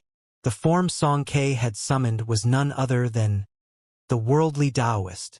Reaching out, he pulled all of the water droplets from the huge river back to him, causing them to form the flesh and blood of the huge giant. As of this moment, the worldly Taoist looked completely lifelike. Next, he reached out with his other hand, causing the fragments of the mountain of Tao essence to pull back together and hover to his right. Inside of the treasured fan, Bai Xiaoqi looked on with excitement as he sent the fan flying over to the worldly Taoist's left side. Despite the time it takes to describe all of these things, they happened in the time it takes a spark to fly off of a piece of flint. Even as Taoist Heavenspan made his break, Song Ke unleashed this divine ability and stepped forward to block his path. Song Ke was almost like the living incarnation of the worldly Taoist, causing the sky to tremble as he shot toward Taoist Heavenspan. Die! He howled, his eyes blazing with madness. After all, Bai Xiaoqun wasn't the only one to hate Taoist Heavenspan. Song Ke was also from the Heavenspan realm, and hated the man all the way down to his bones. As the incarnation of the worldly Taoist closed in, he clenched his right hand into a fist and punched out toward Taoist Heavenspan. It contained everything that made up Song Ke, and caused the worldly Taoist's image to become a dazzling shooting star as he blazed through the starry sky. Taoist Heavenspan's face fell. If the sovereign's arm hadn't bent space in the area, he might have been able to make it to his destination. But now there was no time. In this moment of deadly crisis, he laughed bitterly, spun in place, and threw both hands out in an incantation gesture. Instantly, a black vortex appeared between the two hands of the mortal renegade's incarnation. Without any hesitation, he shoved that vortex toward the incoming worldly Taoist. Rumbling sounds echoed out that surpassed anything in the battle up to this point, shaking the surrounding void until it shattered. It almost seemed like the entire starry sky would collapse. Down in the eternal immortal domains, mountains toppled over, and the eternal sea spilled into the surrounding lands. It was like a terrifying black hole had been created right between Xianxia and Taoist heavenspan, right between the projected incarnations of the worldly Taoist and the mortal renegade. Eventually, Taoist heavenspan's projection couldn't last any longer, and the black flames collapsed. At the same time, the image of the worldly Taoist around Xianxia also fell to pieces. Xianxia tumbled back, blood spraying wildly out of his mouth. He had done everything he could, and was now like a candle in the wind, just on the verge of perishing. Thankfully, the Saint Emperor was there, and despite the injuries he had sustained, managed to grab Xianxia and then fall back. As for Taoist heavenspan, as soon as the projection of the mortal renegade faded away, he appeared there in the starry sky, hair disheveled, face pale. Although no more flames were visible on his person, they were there inside of him, eating away at the last bits of life force he had left. He suddenly felt very calm. He was no longer thinking about Xianxia, the Saint Emperor, or the countless living beings of the eternal immortal domains. Nor was he thinking about Bai Xiaochun. Instead, he was looking at a certain location in the eternal immortal domains. "Daddy, is it worth it? I'm your daughter. I beg you, Daddy. I beg you." He heard Du Lingfei's words from years ago, back in the moment that he had attempted to force her and Bai Xiaochun to fuse together on Heavenspan Island. Was it? He murmured to himself. Was it worth it? All of a sudden, he felt a twinge of pain on the back of his hand, and looked down to see a drop of liquid there. It was a tear, and at the moment he had no idea how it got there. But as soon as it had touched his searing flesh, it caused pain to wash through him. And then, as he looked, his hand faded away into ash. Then his arm, and the effects continued to spread. Taoist heavenspan had perished. Back in the heavenspan realm, his spectacular talent, his immense power, and his profound scheming had brought ruin to Arch-Emperor City. He very nearly ended the succession of the Arch-Emperors and brought about the existence of the Wildlands. In the end, he personally destroyed the heavenspan realm. Now, his life was nothing but a thing of the past. He was now ash drifting in the starry sky, his soul gone forever. No one had heard his final words, and no one would ever know whether he thought it had all been worth it or not. No one would ever know what would have happened if the Gravekeeper had violated the ancient stipulations and actually allowed Taoist heavenspan to lead the Arch-Emperor dynasty. The Gravekeeper had adhered to the Arch-Ancestors' wishes, and did not allow someone who lacked the Taoist magics of the Arch-Emperors to lead the exodus from the heavenspan realm. Taoist heavenspan had lived a thrilling life, but all of his ruthless ambitions had now come to an end. Mixed emotions could be seen in the eyes of both Xianxia and the Saint Emperor as they watched the ash that was all that remained of Taoist heavenspan drifting out into the void. As for all the other living beings in the eternal immortal domains, especially the cultivators of the Arch-Emperor dynasty, they were completely stunned by the battle which had just taken place. Although they couldn't see everything clearly, they could sense that Taoist heavenspan was dead, and after a short moment of silence, they broke out into cheering. They all hated Taoist heavenspan with a passion, and as their cheers filled the air, Xianxia and the Saint Emperor prepared to return to the eternal immortal domains. But then, both of their expressions flickered. A boundless, majestic aura suddenly appeared, something that could fill the entire starry sky and cause pressure to weigh down on all living beings. Both within and without the starry sky, it was the ultimate expression of existence, and it came from none other than the enormous, statue-like mortal renegade. The sky trembled, and the eternal immortal domains shook, causing crevices to open up everywhere. Even the eternal sea was affected, and began to sink down due to the invisible force. Everyone in the eternal immortal domains felt struck to the core, and began to shiver all the way down to their souls. It was as if their thoughts and minds had been wiped away, leaving them capable of feeling only instinctual terror and confusion. It was as if they were suddenly in the presence of the most deadly and vicious enemy possible. If that were all there were to the situation, it might not have been a big deal.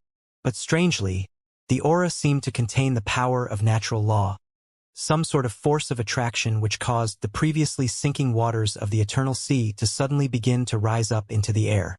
It wasn't just the eternal sea. Mountains were ripped out of the ground and began to float up, and even people, regardless of the level of their cultivation base, they all began to rise into the air, their bodies completely beyond their own control. Cities, palaces, plants, vegetation, animals. Everything in the eternal immortal domains seemed to be affected. It was a completely shocking scene. Even Bai Xiaochun began to rise up into the air, along with his private chamber. No protective spell formations had any effect. Shockingly, even the door of his chamber was affected and shattered, with the resulting fragments slowly floating up. Now it was possible to see Bai Xiaochun, sitting there cross-legged, withered and brittle. It was impossible to tell whether he was alive or dead. He was being affected like everything else in the eternal immortal domains, except for the fact that he sat there cross-legged and unmoving.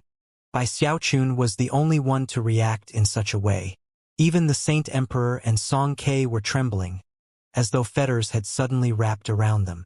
With immense difficulty, they turned and looked behind them to see the mortal renegade moving. As he hovered there in the starry sky, his hands twitched, and then cracking sounds rang out from his head. At the same time, the dirt and rock that had built up on him over the many years began to crack. First there were dozens of cracks, then hundreds, and soon thousands. Within moments, there were tens of thousands, and with each new one that appeared, his aura grew more shocking. The living beings in the eternal immortal domains could hardly think, and in fact, the lands also seemed to be moving upward, albeit very slowly. As for the Saint Emperor and Song Ke, they were completely overwhelmed by waves of shock. He, the Saint Emperor said shakily, terror shining in his eyes as he watched the cracks spreading out over the surface of the mortal renegade. Song Ke's face was ashen. Both he and the Saint Emperor had gone all out in their fight with Taoist Heavenspan, and although they had killed him in the end, their battle had only served to reinforce how unimaginably powerful the mortal renegade was. He's waking up, ahead of schedule. In that moment, the mortal renegade's eyelids twitched, causing massive rumbling sounds to echo out from the dirt and rocks that were now falling down. It was obvious that the mortal renegade was trying to open his eyes. As for the ceiling strip on him that represented the Archemperor, it only took a few short breaths of time for it to vanish completely. It sounded like a zither string snapping, a sound which filled all of the eternal immortal domains.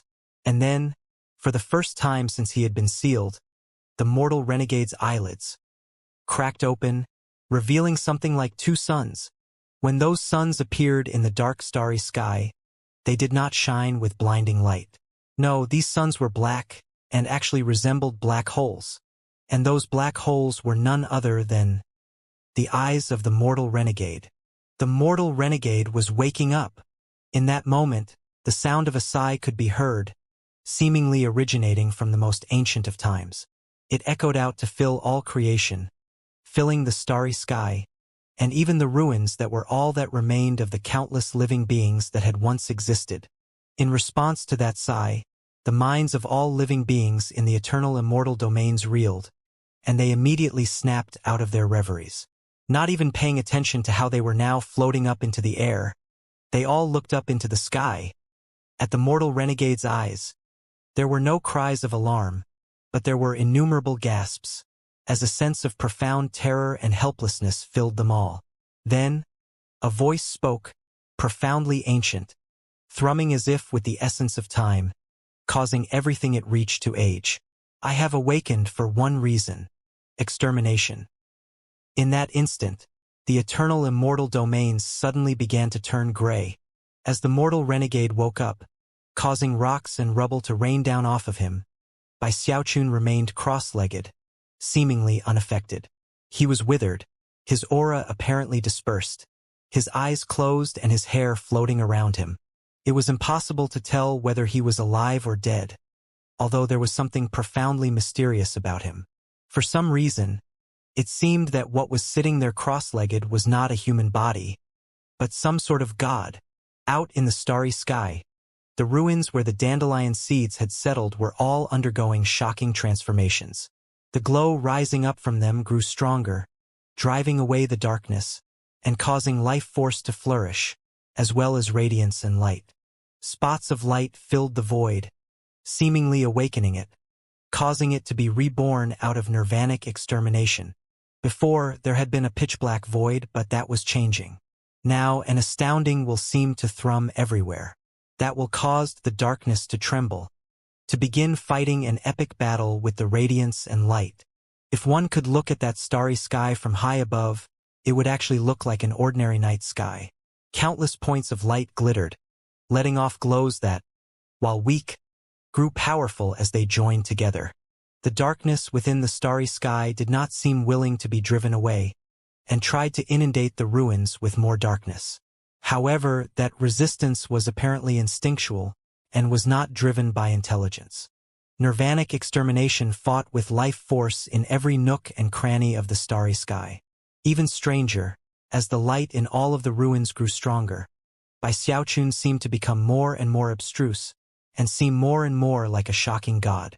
Although the mortal renegade was waking up ahead of schedule, Bai Xiaochun had been at work for years, and had already built a very solid foundation. By now, more than half of the ruins in the starry sky were shining with bright light. Unfortunately, he had only accomplished that because the mortal renegade had been asleep, and unable to oppose him.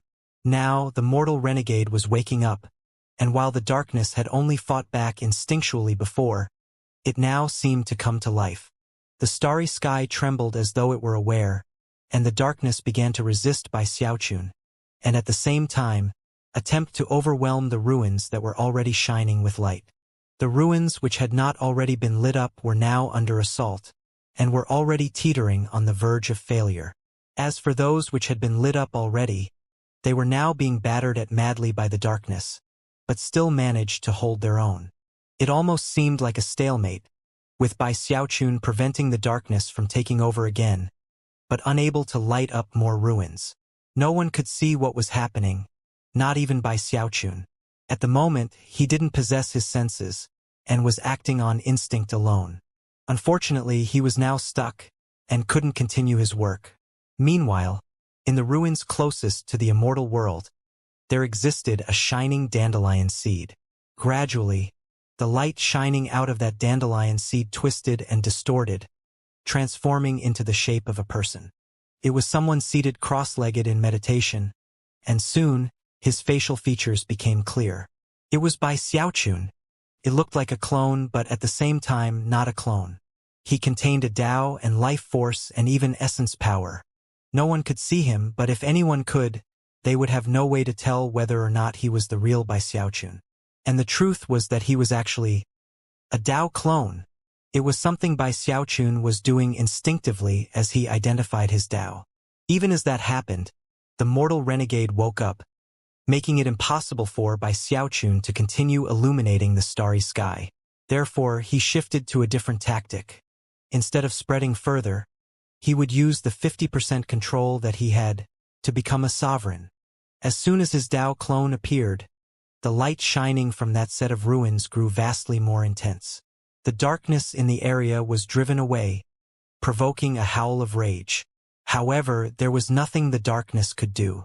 In the same moment that Bai Xiaochun's first Tao clone appeared, the mortal renegade's eyes began to shine brightly, and his body trembled more violently. Vast swaths of rock and dirt fell off of him, becoming meteorites that rained down onto the eternal immortal domains. Even the people in the eternal immortal domains could sense how anxious the mortal renegade was in his moment. "He's nervous," Song Ke said. The Saint Emperor could sense the same thing. They exchanged an excited glance, and then looked down at the only person in the eternal immortal domains who was calm and sitting there cross-legged. Bai Xiaochun.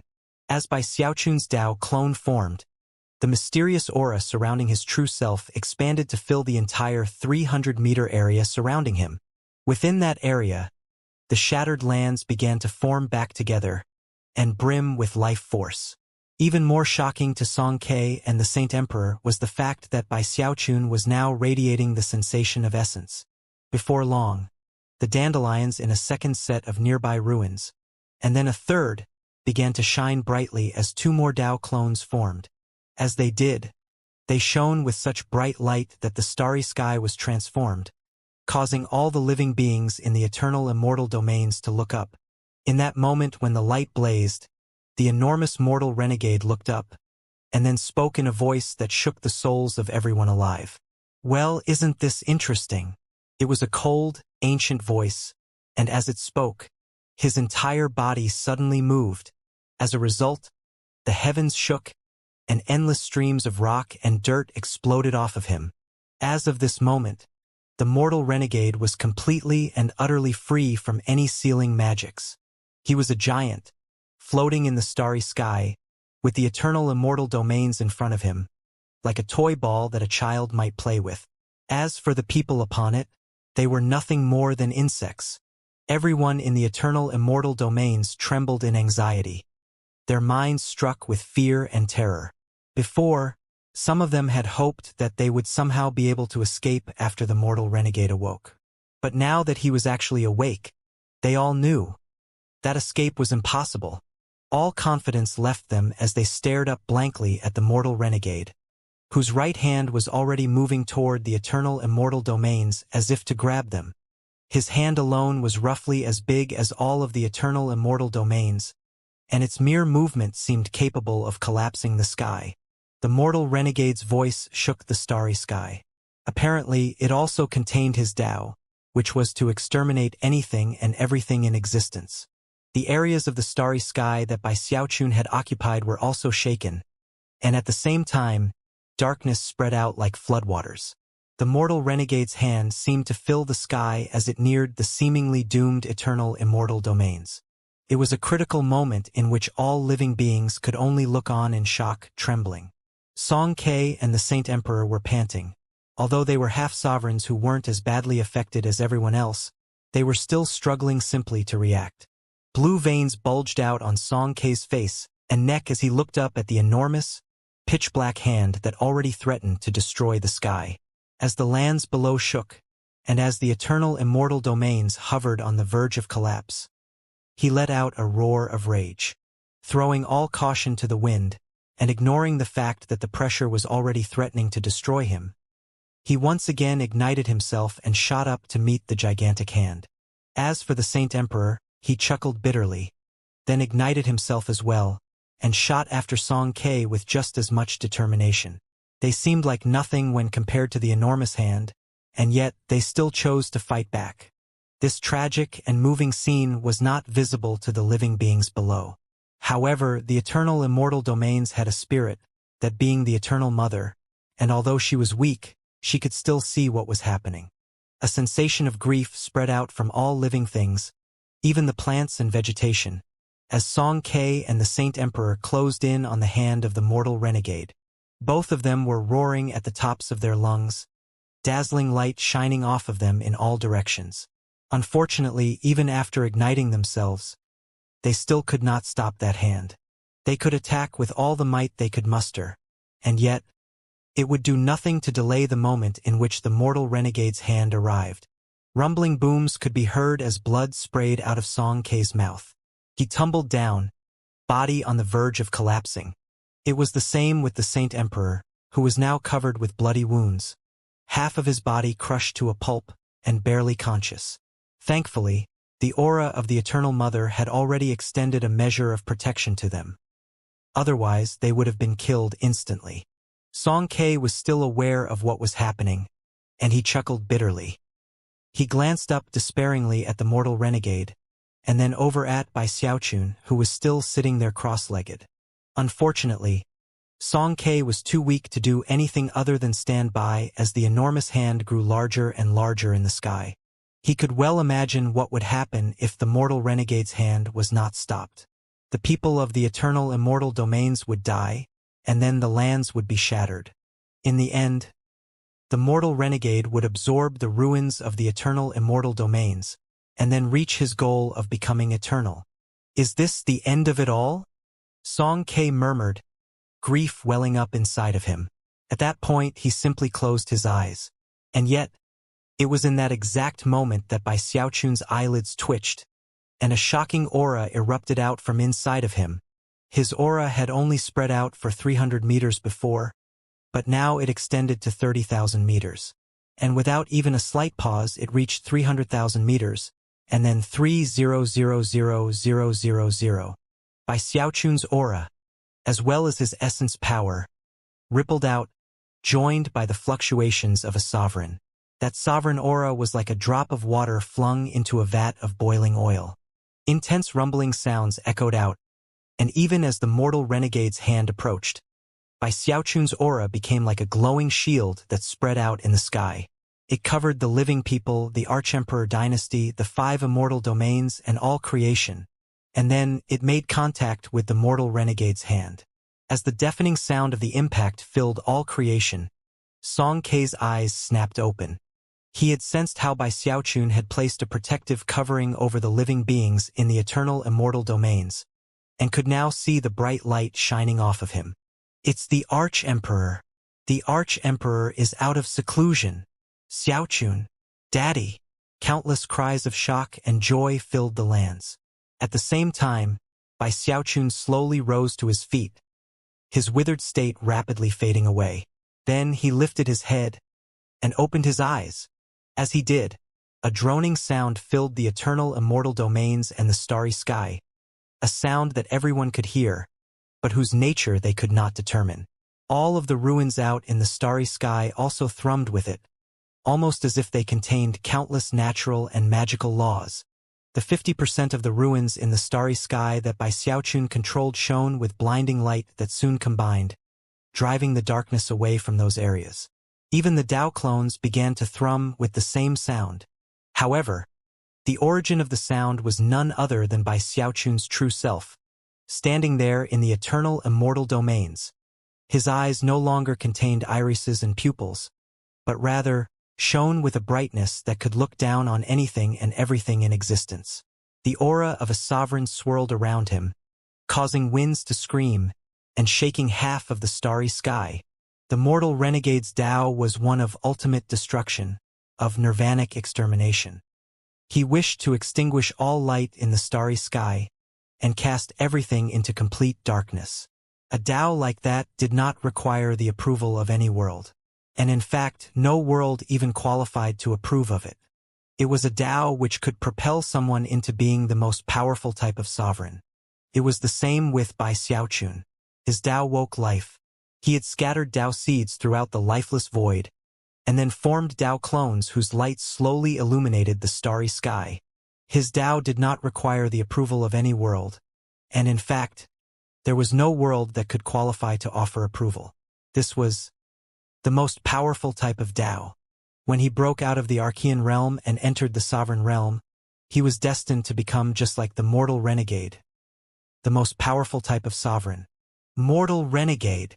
Bai Xiaochun did not focus his gaze on the enormous hand being blocked by the shield he had created. Instead, he looked further out into the starry sky, at the mortal renegade himself, who was looking down on him with a strange gleam in his eyes. The Tao of radiance and light? The mortal renegade growled. Although his eyes were like black holes, they still managed to flicker as cold as ice. After his hand was shoved back by the backlash attack, it began to glow with a darkness reminiscent of midnight, and then descended once again. It now pulsed with even greater power than before, causing everything around it to collapse. The living creatures in the eternal immortal domains all coughed up blood, and many of the mountains which had been floating up into the air shattered. Terrifying fluctuations rolled out that seemed capable of destroying anything and everything, and seemed just on the verge of completely overwhelming the eternal immortal domains. However, after Bai Xiaochun rose to his feet, he began to fly upward in a blur. At that point, the terrifying fluctuations finally seemed to meet their match, and were incapable of advancing any further. They even began to shrink back a bit. Moments later, Bai Xiaochun appeared high in the sky, right beneath the mortal renegade's hand. He was so small compared to the hand that he almost wasn't visible, and yet, His aura could shake heaven and earth. Although he was tiny to everyone present, he definitely seemed powerful enough to dominate that enormous hand. The instant Bai Xiaochun appeared, he clenched his right hand into a fist and focused his aura. Right now, his thoughts were completely clear. He was a sovereign now, although that brought him no joy. He was only focused on one thing. No matter what it takes, I will defeat you. A sovereign aura erupted out from his fist, and at the same time, a shadowy figure appeared behind him. Bai Xiaochun was utilizing his undying sovereign's fist. In the past, it had always been something of a misnomer to call it the undying sovereign's fist. But now he was a sovereign, and therefore this fist strike was so much more powerful than before that not even he was sure how to calculate it. All he knew was that it could stop the mortal renegade's hand from descending. It was a confidence that seemed to be born from the fact that he was now a sovereign. As the fist struck, the figure behind Bai Xiaochun, which was large enough to prop up heaven and earth, also struck out. The resulting fist strike was roughly the same size as the mortal renegade's palm. One above, one below, flying forth, to strike each other. Strictly speaking, this was actually the first blow to be struck between Bai Xiaochun and the mortal renegade. A massive boom rang out, and the starry sky seemed to crack and split. A massive shockwave rolled out, distorting the air and causing everything to tremble. The eternal immortal domains were shaken, but Bai Xiaochun was there to protect them, and bore the brunt of the force. Despite being a sovereign, and despite having the powers of regeneration from the Undying Codex, he still coughed up a huge mouthful of blood. As for the eternal immortal domains, they shook and many mountains crumbled, but they were kept safe overall. Furthermore, the force of the impact actually caused them to start floating away from the battle. That was exactly the result Bai Xiaochun had hoped for. As for the mortal renegade, his hand trembled from the impact, and his eyes flickered. Ignoring the eternal immortal domains as they drifted away, he focused all of his divine sense directly onto Bai Xiaochun. Bai Xiaochun stared right back at him, completely unfazed by his enormous size. Now that Bai Xiaochun was a sovereign, he knew that if he wanted to, he could also grow to a similar size. Unfortunately, he also knew that he was not a match for the mortal renegade right now. Although he controlled 50% of the starry sky, so did the mortal renegade. And the mortal renegade had existed for too many years to count. Therefore, there was only one option for him in this fight. I need to take control of more of the starry sky. I need more ruins to shine with light, and I need more Dao clones. Bai Xiaochun knew that this was the only viable tactic. As soon as he had become a sovereign, he had sensed that there was something very mysterious and even unfathomable about this starry sky. Whatever it was the foundation of everything here, and although he could sense it, he couldn't touch it. However, with every Dao clone he added, and the brighter the ruins shone, the clearer it became. After the sovereign realm is the eternal realm. Whatever mysterious and unfathomable thing I can sense everywhere, could it possibly be the path leading to the eternal? There was one thing he was certain of. Consuming the eternal immortal domains to become eternal was only one path, and he would not choose that one. At this point, the mortal renegade spoke. It's been a long time since I've met someone who could stand up to my palm strike. As far as he was concerned, it didn't matter that the eternal immortal domains were slipping away. He could catch up to them whenever he wanted. However, Bai Xiaochun's presence put him in a state of unease that he did his best to keep hidden. After all, the way Bai Xiaochun had become a sovereign, fundamentally plundered from the mortal renegade, driving away the darkness of his will. Obviously, that was a major threat to him. My battleship is missing its main banner. Once I bless you with nirvanic extermination, I'll use your soul to craft the missing piece. With that, the mortal renegade extended his hand, not to perform an incantation gesture, but to point at Bai Xiaochun. World entombment, he said, his ancient voice echoing out into the starry sky. All of a sudden, the void in front of Bai Xiaochun distorted, and 9 statues materialized. Each was 30,000 meters tall, and radiated an indescribable aura of death and nirvanic extermination. In fact, As Bai Xiaochun looked at them, he realized that they weren't really 9 statues, but rather 9 enormous worlds, just like the eternal lands. Apparently, these were 9 enormous worlds that had once existed within the starry sky. Yet again, the mortal renegade spoke. The eternal world, or should I call it the eternal domain, was once the center of 9 starry skies, the 9 great worlds. Once upon a time, I wiped those 9 worlds out of existence. Only then did I come to bring nirvanic extermination to this place. Although the mortal renegade did not speak in a loud voice, it was still powerful enough to shake the entire starry sky. Even as the words left his mouth, those 9 huge statues began to shine with black light, creating 9 enormous vortexes that then shot toward Bai Xiaochun. Within the vortexes were countless devilish specters, howling madly as they tried to climb out to devour Bai Xiaochun. Each of the statues radiated pressure equivalent to a sovereign, or perhaps even beyond that level, a force that caused Bai Xiaochun's expression to flicker. So, Bai Xiaochun thought, in addition to the eternal world, there used to be 9 other great worlds. It was a fact Bai Xiaochun had never been made aware of, not even in the memories of the worldly Taoist.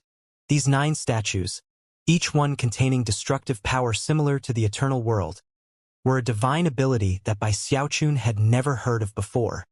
He had just become a sovereign, and although he had fought other sovereigns in the past, those foes had always been weak soul projections.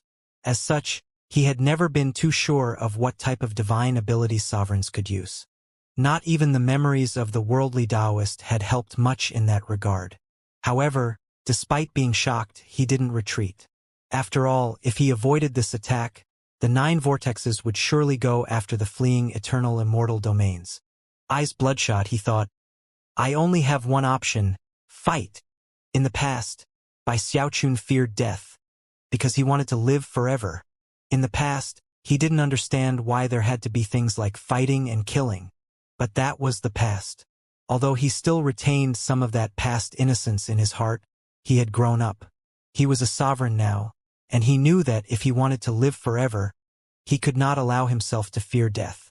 He knew that if he wanted to put an end to fighting and killing, then he had to be completely invincible. Eyes bloodshot, he faced the 9 vortexes and threw his hands out in front of him, causing his sovereign aura to blaze. Then he performed a quick incantation gesture and spoke in a low voice. Former. Instantly, his sutra of former reincarnation appeared. The 9 vortexes, which contained power so destructive it could end the starry sky, suddenly shuddered as magical symbols began to pour out from them. The 9 vortexes really did come from sprawling worlds that the mortal renegade had brought nirvanic extermination to, worlds that had their own starry skies. Therefore, Bai Xiaochun's use of the Sutra of Former Reincarnation did not just dredge up the memories of living beings, but of entire starry skies. Although those starry skies of the past had been destroyed and transformed into statues, their memories still existed. The magical symbols became countless images of living things. There were men and women, old and young, even animals and other strange entities. They were howling in rage and resentment as they flew, not toward Bai Xiaochun, but toward the vortex from which they had come forth. The mortal renegade was visibly surprised. And yet, things weren't over yet. Bai Xiaochun could sense the sovereign power within himself ebbing. And yet, he still performed another incantation gesture. Present. The Sutra of Present Life and Death. Now that Bai Xiaochun was a sovereign, this divine ability was even more extraordinary. As soon as it appeared, the starry sky trembled, and an enormous, ancient gate appeared behind him. This time it was not the gate of death, which was how he had used the technique in the past, but rather, the gate of life. And behind the vortexes appeared 9 gates, each of which was a gate of death. The Sutra of Present Life and Death could reverse life and death, but this time, instead of traveling from life into death, it was the opposite. Death to life, darkness to light. As the 9 vortex were attacked by the magical symbols, causing their very foundations to be deeply shaken, the auras of death that surrounded them began to dissipate. Even more shocking was that, as the auras of death disappeared, the air of nirvanic extermination faded, and it seemed as though life force would soon appear. It was as if they were reverting into the 9 great worlds they had once been in the past. At this point, the mortal renegade no longer looked surprised. Snorting coldly, he extended his right hand and performed an incantation gesture. "Be destroyed," he said coolly. The 9 vortexes instantly destabilized and began to fall apart. Obviously, the mortal renegade realized how dangerous things could get if he let things proceed. After all, he wanted to kill Bai Xiaochun as quickly as possible. However, before the 9 vortexes could actually be destroyed, Bai Xiaochun looked at them with bloodshot eyes and shouted, "Future!" Suddenly, a soul connection snapped into place, and something like an aura of karma could be sensed. And the target was the mortal renegade. Instantly, the 9 vortexes shattered, and the power of nirvanic extermination within them hurtled toward Bai Xiaochun with mountain-toppling, sea-draining force. That power seemed unstoppable, and was more than enough to slaughter a sovereign. However, Bai Xiaochun had already used his Sutra of the Former to weaken the vortexes, and the power of the gates of life and death had sapped their energy even further. Therefore, although they were still terrifyingly powerful, they were not enough to kill Bai Xiaochun. The magical symbols of the Sutra of the Former shattered, and the gates of life and death fell to pieces. Then, blood sprayed out of Bai Xiaochun's mouth as he was sent tumbling backward. At the same time, the power of the Sutra of the Future sent the same blow to the mortal renegade. Howling, the mortal renegade ignored the backlash injuries, sweeping his left hand out as if to grab Bai Xiaochun. As his hand passed through the void, the starry sky around it shattered. In that moment of crisis, Bai Xiaochun backed up, hands blurring with an incantation gesture that sent the essence of time out as gravitational extermination. This was Bai Xiaochun's first time using gravitational extermination as a sovereign. After taking control of 50% of the starry sky and forming numerous Dao clones, his control over the essence of time had improved, and therefore his gravitational extermination was far more powerful. Reaching out toward one particular direction of the starry sky, he made a grasping gesture. "Time hourglass." In response, the hourglass region that he had discovered years ago suddenly trembled, and a Dao clone appeared there. Bai Xiaochun had prepared long ago to use the precious treasure if needed. Therefore, as soon as he called out to it, and his essence of time built up, the entire area trembled, and the region of countless hourglasses vanished. When it reappeared, it was in the exact location the eternal immortal domains had previously occupied in the starry sky. Now, a gigantic hourglass suddenly existed there. Bai Xiaochun had control over the essence of time, but did not have complete control over this hourglass. After all, he did not own it. Given enough time, he would have been able to refine it and make it his own, but there was no time for that now. Instead of using the full extent of its powers, he would use it, like a club to beat his enemy. He would attack the mortal renegade with a magical item that had once belonged to the man's master. The instant the hourglass appeared, the mortal renegade's expression flickered. He recognized that hourglass, and knew that it was a precious treasure left behind by his master. Back when his master had perished, that hourglass had vanished without a trace. The mortal renegade had searched for it, but in vain. Eventually, he had assumed it lost for good. Therefore, to see Bai Xiaochun summon it right here in this fight was profoundly shocking. As the hourglass appeared, a vast array of hourglasses came into being around the mortal renegade, changing the flow of time and creating a sealing power. Clearly, Bai Xiaochun wanted to seal the mortal renegade. The mortal renegade closed his eyes briefly, then opened them and threw his hands wide, causing boundless black smoke to pour off of him. Within that smoke was death and nirvanic extermination, which immediately rushed toward the hourglasses. The hourglass had once belonged to his master, and had many extraordinary aspects. Although the mortal renegade was strong, he was not a master of the essence of time, and therefore, the smoke he unleashed was having a hard time suppressing the hourglasses. However, the power of the hourglasses was limited. Although they could keep the mortal renegade locked down temporarily, eventually he would be able to break free.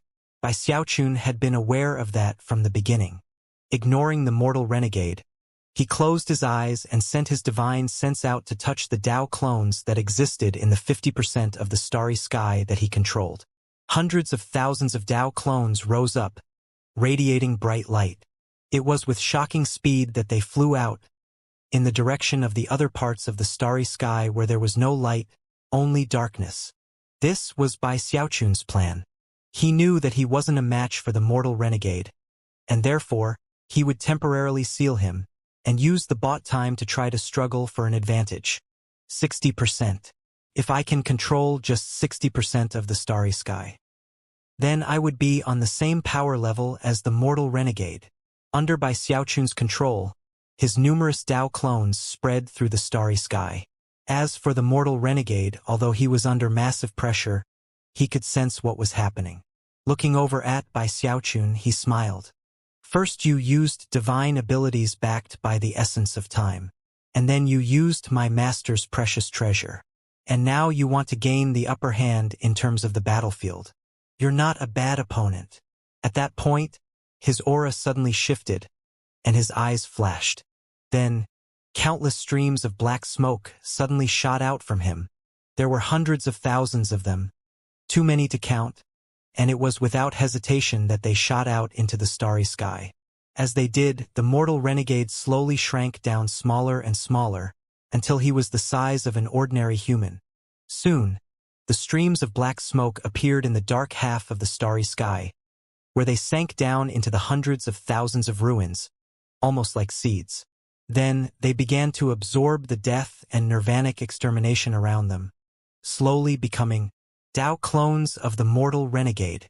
They looked exactly like him, and as they opened their cold eyes, they flew out at top speed to meet Bai Xiaochun's Tao clones. Their intention: to slaughter them all. From the moment Bai Xiaochun enacted his plan until the mortal renegade responded, only a short bit of time passed. Then, the two groups of Tao clones met out in the starry sky, and a massive battle unfolded. As more than 1,000,000 Tao clones clashed, the eternal world shook, and massive rumbling sounds filled the starry sky. It was a shocking sight and at the same time was very bizarre. There were more than 1,000,000 Tao clones, but only two versions. It was a type of war the likes of which had never been fought before, and which surpassed the imaginations of countless cultivators. Meanwhile, back where the eternal immortal domains had once been positioned, the mortal renegade was now normal size again. Breaking out of the crushing power of the hourglasses, he then blurred into motion, appearing in front of Bai Xiaochun and unleashing a fist strike. Shocked, Bai Xiaochun defended himself, then tumbled backward, blood spraying out of his mouth. Shaking his head, the mortal renegade then launched another punch. Booms rang out as, in a short period of time, the mortal renegade unleashed more than 100 fist strikes onto Bai Xiaochun. At a certain point, Bai Xiaochun howled, smacking his bag of holding to produce a huge collection of medicinal pills. He was starting to get very anxious, as it was more than obvious that his fleshly body was not on the same level as the mortal renegade's. Although he had been aware of that fact earlier, after experiencing it firsthand in this exchange, it was even more obvious. In fact, he could tell that not even the Undying Codex's powers of regeneration were enough to heal him. Worse, the mortal renegade's powers of regeneration were also extraordinary. I don't have any other option than to use medicinal pills. Feeling very anxious, he began throwing out pills. Many of them were mystery pills that he had never dared to experiment with himself. There were also aphrodisiac pills, soul convergence pills, fantasy pills, and others that he was familiar with. In that moment of crisis, he didn't really pay attention to what sort of pills they were. Without hesitation, he began to toss out his entire stock. Detonate! Detonate! Detonate! Soon, a multicolored haze of smoke began to fill the area as one pill after another exploded. Even the immensely powerful mortal renegade couldn't avoid being affected. Expression flickering, he fell back. What is all this stuff? He immediately sent out waves of energy to defend himself and drive away the smoke. For some reason, he already felt a strange heat building up inside of him. Frowning, he looked over at Bai Xiaochun. Earlier, before being sealed, he had viewed him as simply a tough opponent. In fact, his desire to do battle had even been piqued. But now, he suddenly realized that he might have misjudged things. When Bai Xiaochun saw the mortal renegade backing up, he breathed a sigh of relief and similarly fell back. Of course, he didn't dare to come into contact with that medicinal cloud himself either. At the same time, he knew that the key to attaining victory in this fight was sealing the mortal renegade to buy time. And if he didn't seize the upper hand, and his opponent started fighting with deadly techniques again, then he would be in a bad position. "Live forever, lamp!" he shouted, quickly performing a double-handed incantation gesture. Instantly, countless live forever lamps appeared in the starry sky, surrounding the mortal renegade. Without hesitating for even a moment, he then shouted, "Be destroyed!" Instantly, the live forever lamps exploded, causing massive shockwaves to batter at the mortal renegade, giving rise to numerous vortexes. And then the essence of time appeared. Shockingly, Bai Xiaochun was again trying to trap the mortal renegade. Throwing his arms out, he said, "The starry sky is the furnace." Bai Xiaochun was drawing fully on his sovereign powers to transform the starry sky in the area into a huge pill furnace. And the mortal renegade was right in the middle of it. This was his second idea of how to seal the mortal renegade, to refine him using pill concocting techniques. However, even as the starry sky furnace appeared, the mortal renegade frowned and took a step toward the live forever lamp vortexes. Before he could pass through them, Bai Xiaochun shouted, "Eternal Mother!" The eternal immortal domains were still floating away into the distance. There, at the end of the eternal river, was a huge bell, within which was a glimmering sphere of light. Although it was much darker than before, it could still respond to Bai Xiaochun's call, and began to shine dazzlingly. The light shot out of the eternal immortal domains, through the void, and appeared right next to the mortal renegade. Then, it pierced into the vortexes, causing them to shine in spectacular fashion, and resist the attack of the mortal renegade. "If it weren't for the fact that I need to refine you, Eternal Mother, I would have slaughtered you in the beginning. How dare you try resist me?" Snorting coldly, the mortal renegade unleashed a fist strike. The vortexes vibrated, and the will of the Eternal Mother seemed to tremble on the verge of collapse. In that critical moment, everyone back in the eternal immortal domains, including the Saint Emperor, Song Ke, and all other living beings, suddenly heard the voice of the Eternal Mother speaking to them. "Children, I need your strength." In response, all living beings, from people to animals, and even the plants, shivered as their life force, and even their souls, responded to the voice and began to give it power. At this point, Bai Xiaochun heard the Eternal Mother speaking to him. "You have 10 breaths of time." In response, his hands blurred in an incantation gesture, and then he flung them out in front of him. In response, the starry sky began to sink down, surrounding the mortal renegade like a pill furnace. "Time is the fire." As he waved his sleeve, boundless time seemed to flow toward the starry sky pill furnace. Inside the furnace, the mortal renegade's face flickered, and he quickly performed an incantation gesture with his right hand. Then he shoved his hand out in front of him, causing masses of black smoke to roil out and batter against the pill furnace. Moments ago, he had assumed he would be able to escape from the furnace easily. But the Eternal Mother was powering it with energy from all of the living beings of the eternal immortal domains, making it impossible for him to escape from it for 10 breaths of time. As the moments ticked by Xiaochun's voice again rang out. "Live forever medicinal ingredients. Concoct this sovereign into a pill." His hand flashed with incantation gestures as the concocting process proceeded. At that point, 10 breaths of time passed, and the living beings in the eternal immortal domains all coughed up blood, and the sphere of light that was the eternal immortal domains turned so dark that it seemed like it might be destroyed. However, their entire goal had been to buy time for Bai Xiaochun. And now, even as their energy faded away, the vortexes around the starry sky pill furnace transformed into medicinal plants, and the pill furnace itself snapped shut. Then, the fire of time made it complete. This was not an ordinary session of pill concocting. Bai Xiaochun was using his sovereign cultivation base to unleash a powerful divine ability, causing a sense of peril to rise up in the mortal renegade, the likes of which he hadn't experienced for many years. Another opponent might have been capable of sealing him for a moment or two. But the mortal renegade knew that Bai Xiaochun wanted to do much more than that with this starry sky pill furnace of his. At that point, his eyes flickered, and he suddenly inhaled sharply. As he did, the hundreds of thousands of Dao clones out in the starry suddenly collapsed into black smoke, then vanished. When they reappeared, they were blasting through the starry sky pill furnace to return to the mortal renegade. Bai Xiaochun's face fell, and he attempted to stop it from happening, but could not. In the blink of an eye, a massive, destructive power had built up inside of the pill furnace, which seemed to be just on the verge of exploding.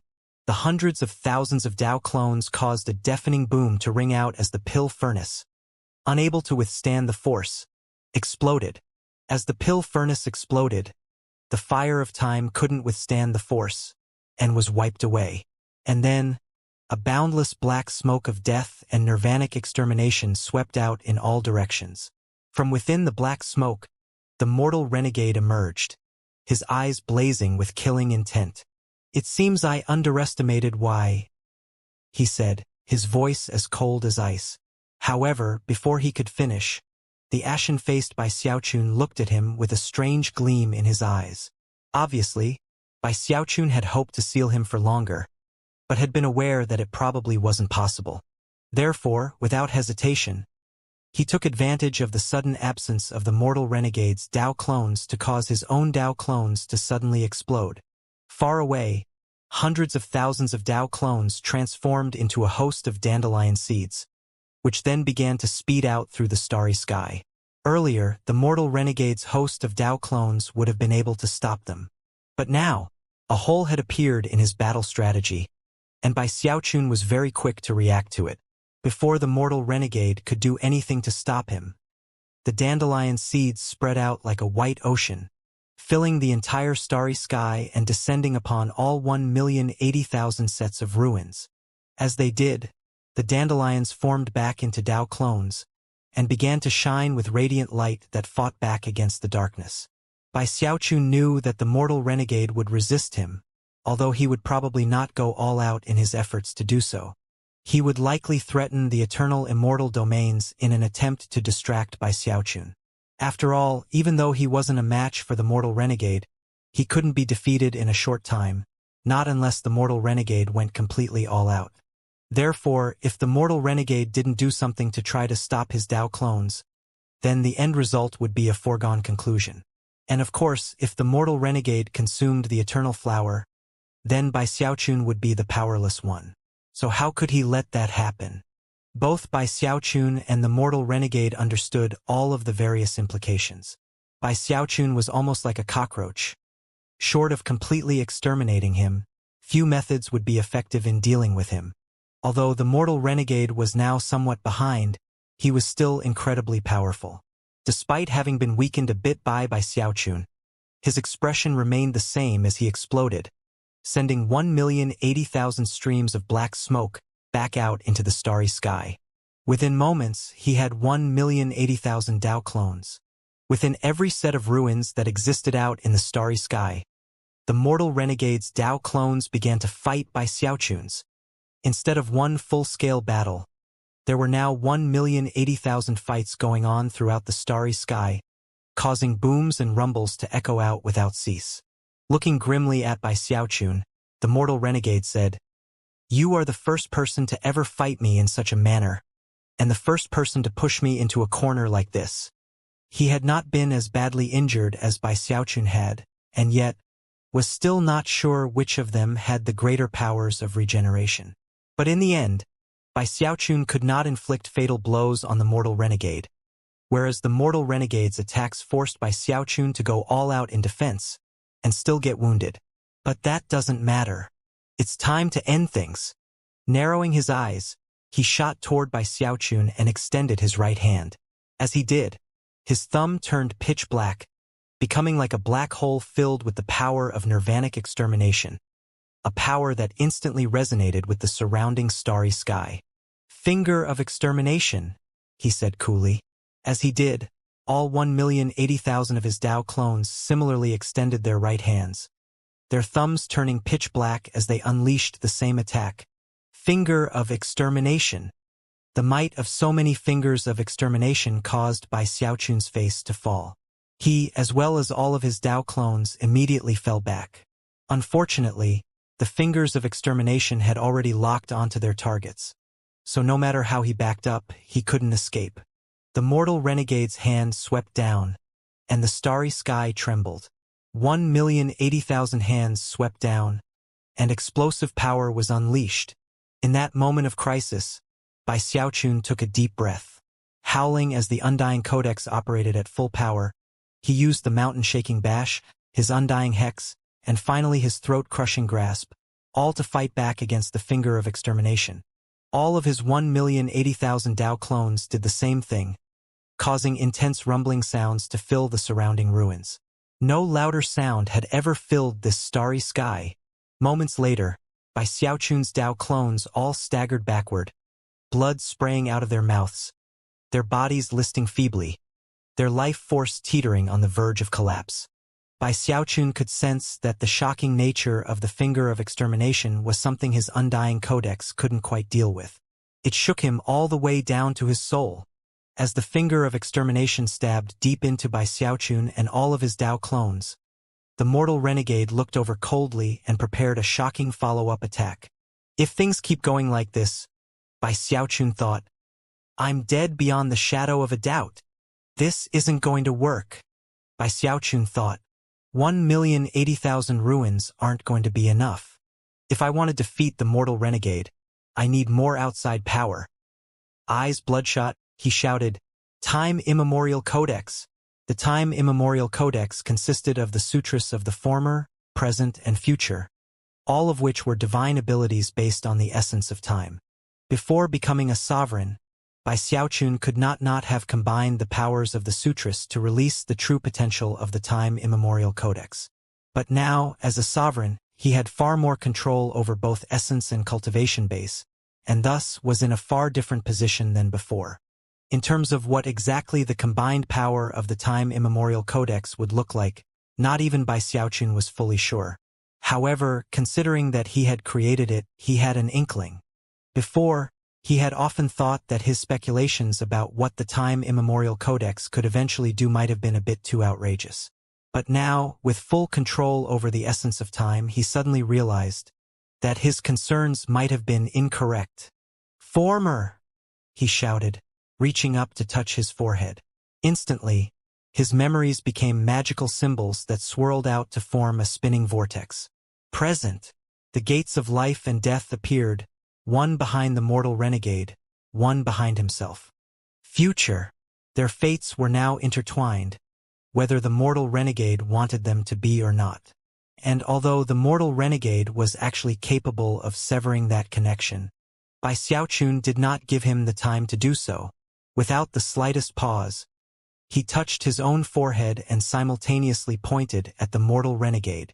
Fusion. Time immemorial, everlasting existence. Rumbling sounds echoed out as the vortex surrounding Bai Xiaochun exploded in size.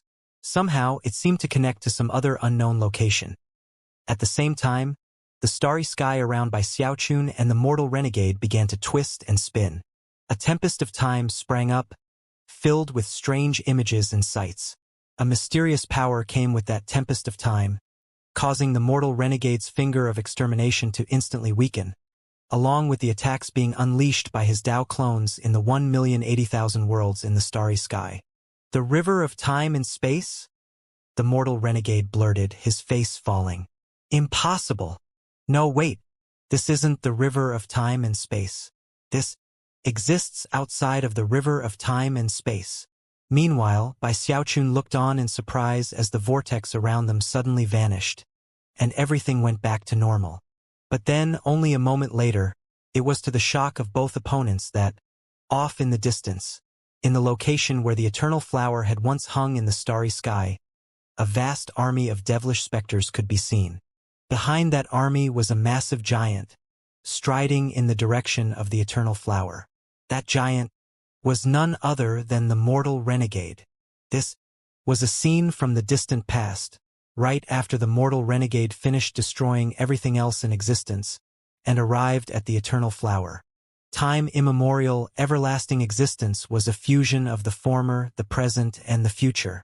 It was a Taoist magic that recalled ancient history and allowed one to step into the past. However, it was different than the legendary river of time and space. By stepping into that river, one could actually travel to the past and even change it. At least that was what the legends spoke of. No one had ever done such a thing. Not even the mortal renegade was capable of entering the river of time and space. Naturally, Bai Xiaochun's time immemorial codex was not capable of doing so either. It was more like a mirror that could reflect the river. And yet, the reflection it cast was no mere illusion. Although one could not change the past, if one were to be injured by events or entities from this reflection of the past, they would not vanish once the mirror vanished. Bai Xiaochun had no other options. He knew that he could not defeat the mortal renegade single-handedly, nor could his 1,080,000 Dao clones achieve victory. Therefore, he needed outside help. And thus, by means of his time immemorial, everlasting existence, he would step into the past and search for a way to achieve victory there. "This is where you want to fight?" the mortal renegade said. He laughed, and then reached out toward the version of himself that was hanging over the eternal immortal domains. The other mortal renegade looked over in confusion. But then, to Bai Xiaochun's shock, black smoke suddenly poured out of the mortal renegade of the past, transforming into numerous vicious faces that, under the control of the present-day mortal renegade, shot toward Bai Xiaochun. "This can't be right," Bai Xiaochun thought, nearly weeping. Although his cultivation base was already significantly drained because of using the time immemorial codex, he gritted his teeth and once again twisted time. Rumbling sounds could be heard as another vortex sprang up around both him and the mortal renegade, covering the starry sky, rendering physical vision and divine sense useless. When things returned to normal, they were at another point in the past, surrounded by nothing but empty space. "Done playing around?" the mortal renegade said coolly. He shot toward Bai Xiaochun, who tried to twist time again. Unfortunately, his cultivation base still needed a moment to recover, so he was forced to simply back away. Booms rang out as the mortal renegade landed a blow, causing Bai Xiaochun to tumble backward, blood spraying out of his mouth. However, at that point, he had enough energy to reverse time again. And thus, he and the mortal renegade continued to shift back and forth through moments of the past. Bai Xiaochun continued to try to find some advantage that would help him to gain victory, but sadly, all he could do was view the past, not change it. And every time he reappeared, he was forced to flee again. Although he never got the advantage he sought, the fact that the mortal renegade was forced to use numerous trump cards to try to kill him ensured that this trip through time was actually an effective way to defend himself. The mortal renegade's face continued to turn grimmer and grimmer. Although Bai Xiaochun felt like he was in the passive position, so did the mortal renegade. Although the trip back in time had not affected him negatively in any way, he was getting increasingly frustrated by his inability to actually kill Bai Xiaochun. Who is this guy? The fact that his cultivation led him to this level shows that he's no ordinary individual. Furthermore, he is like me in that he pursued his own Tao. But how come fighting him seems like some sort of comedy routine?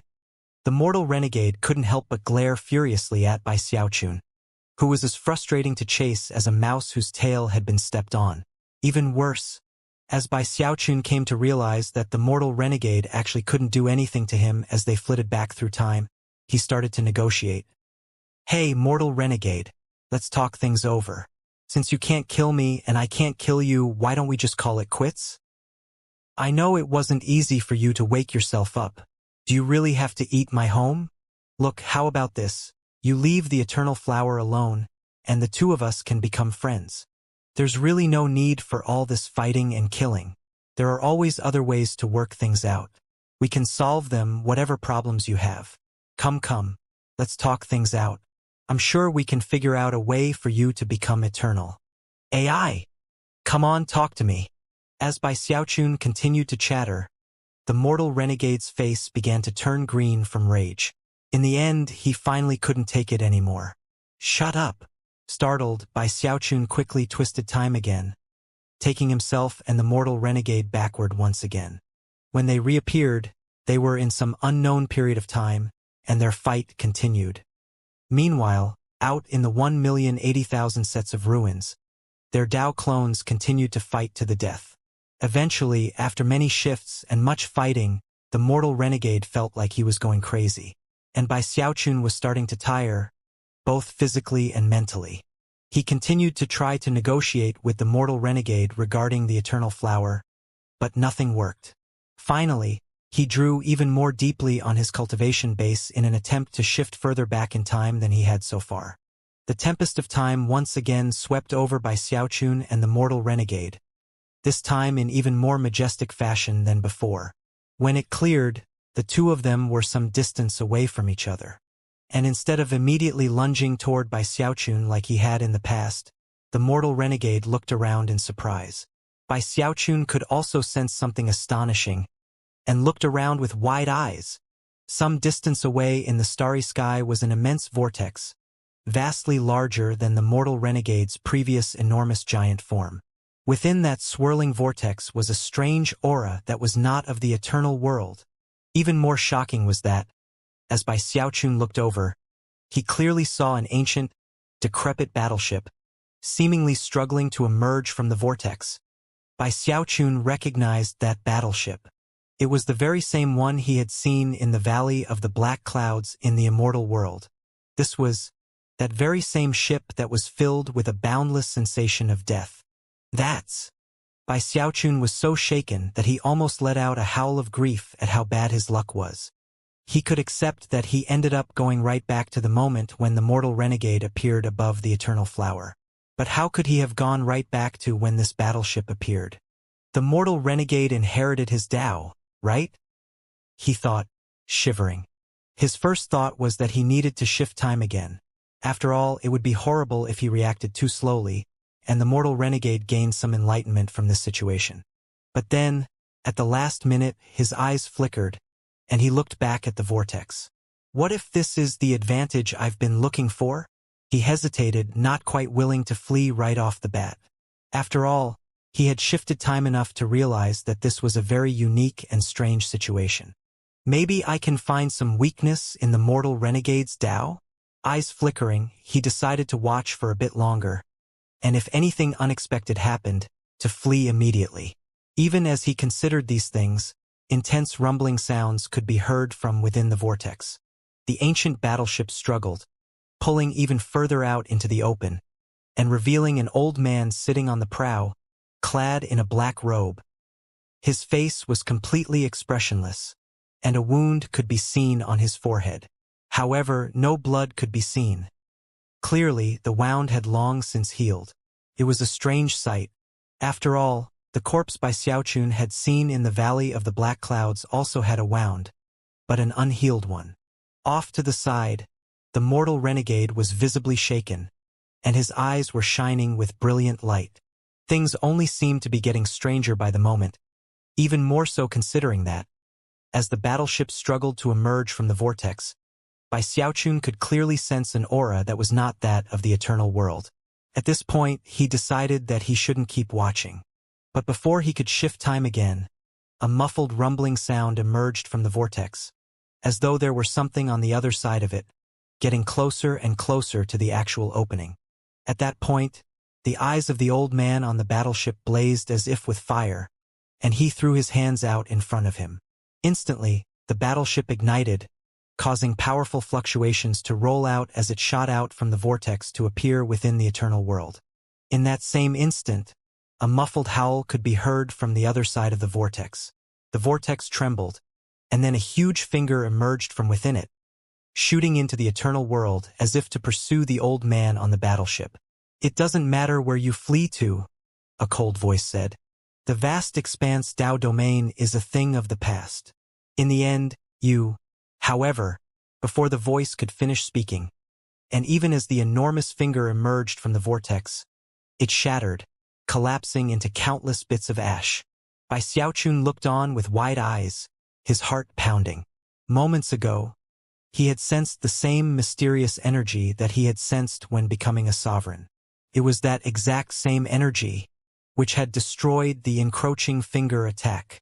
Even as Bai Xiaochun reeled in shock, the voice on the other side of the vortex spoke with incredulity and shock.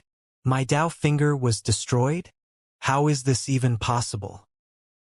This place. Wait, something's wrong.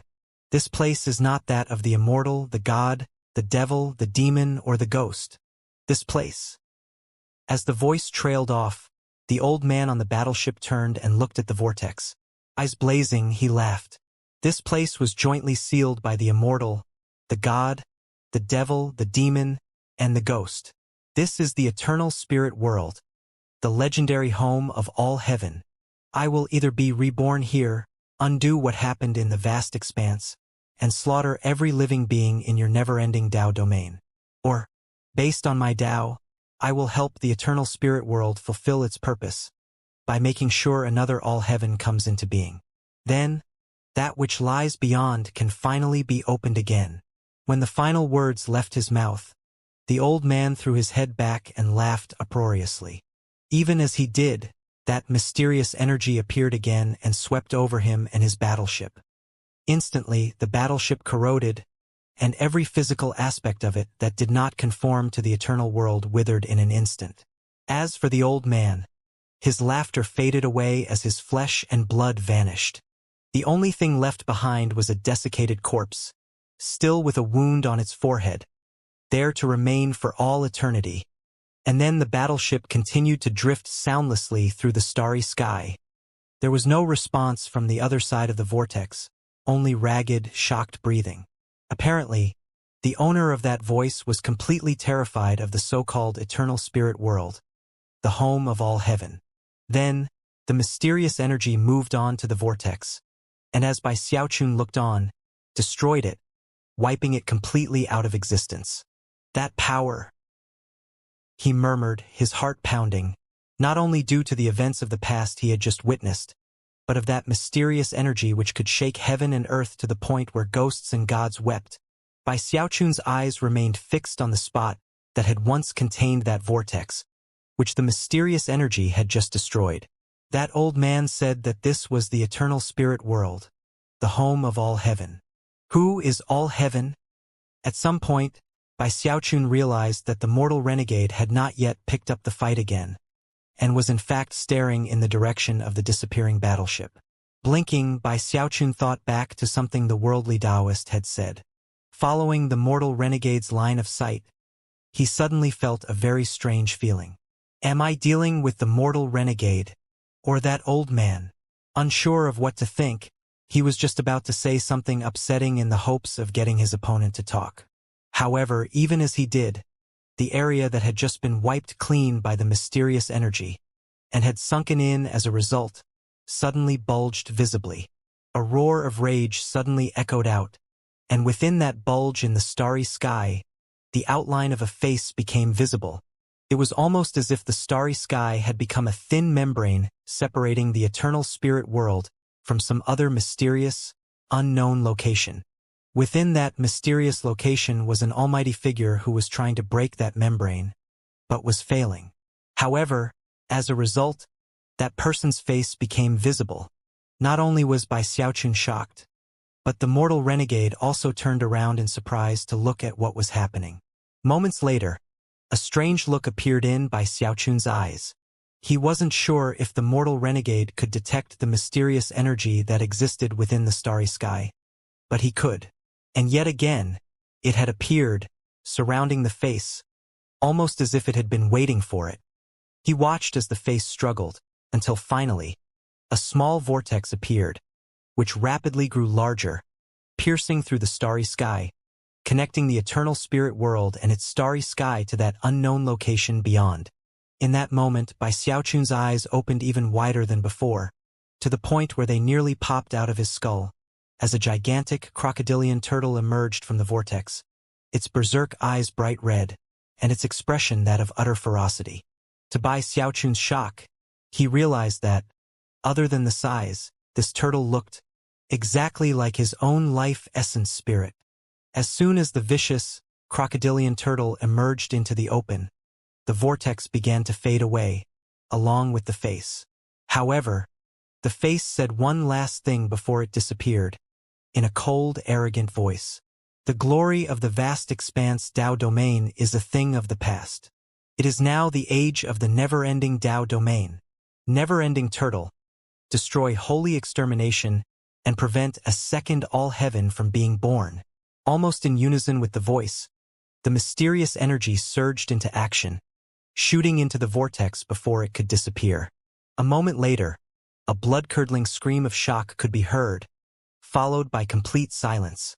The mysterious energy emerged from the vortex, wiped it out, and then shot toward the crocodilian turtle. This was no ordinary turtle. As soon as the mysterious energy approached, it began to shine with golden light, especially its shell. After looking more closely at the shell, Bai Xiaochun's mind began to spin. That turtle shell, he murmured. It looks so familiar. As soon as the mysterious energy swept over the crocodilian turtle, its body vanished, leaving behind only its shell. Then, the energy seemed to prepare to wipe the shell out of existence. But before it could, an enormous, illusory flower suddenly appeared within the starry sky.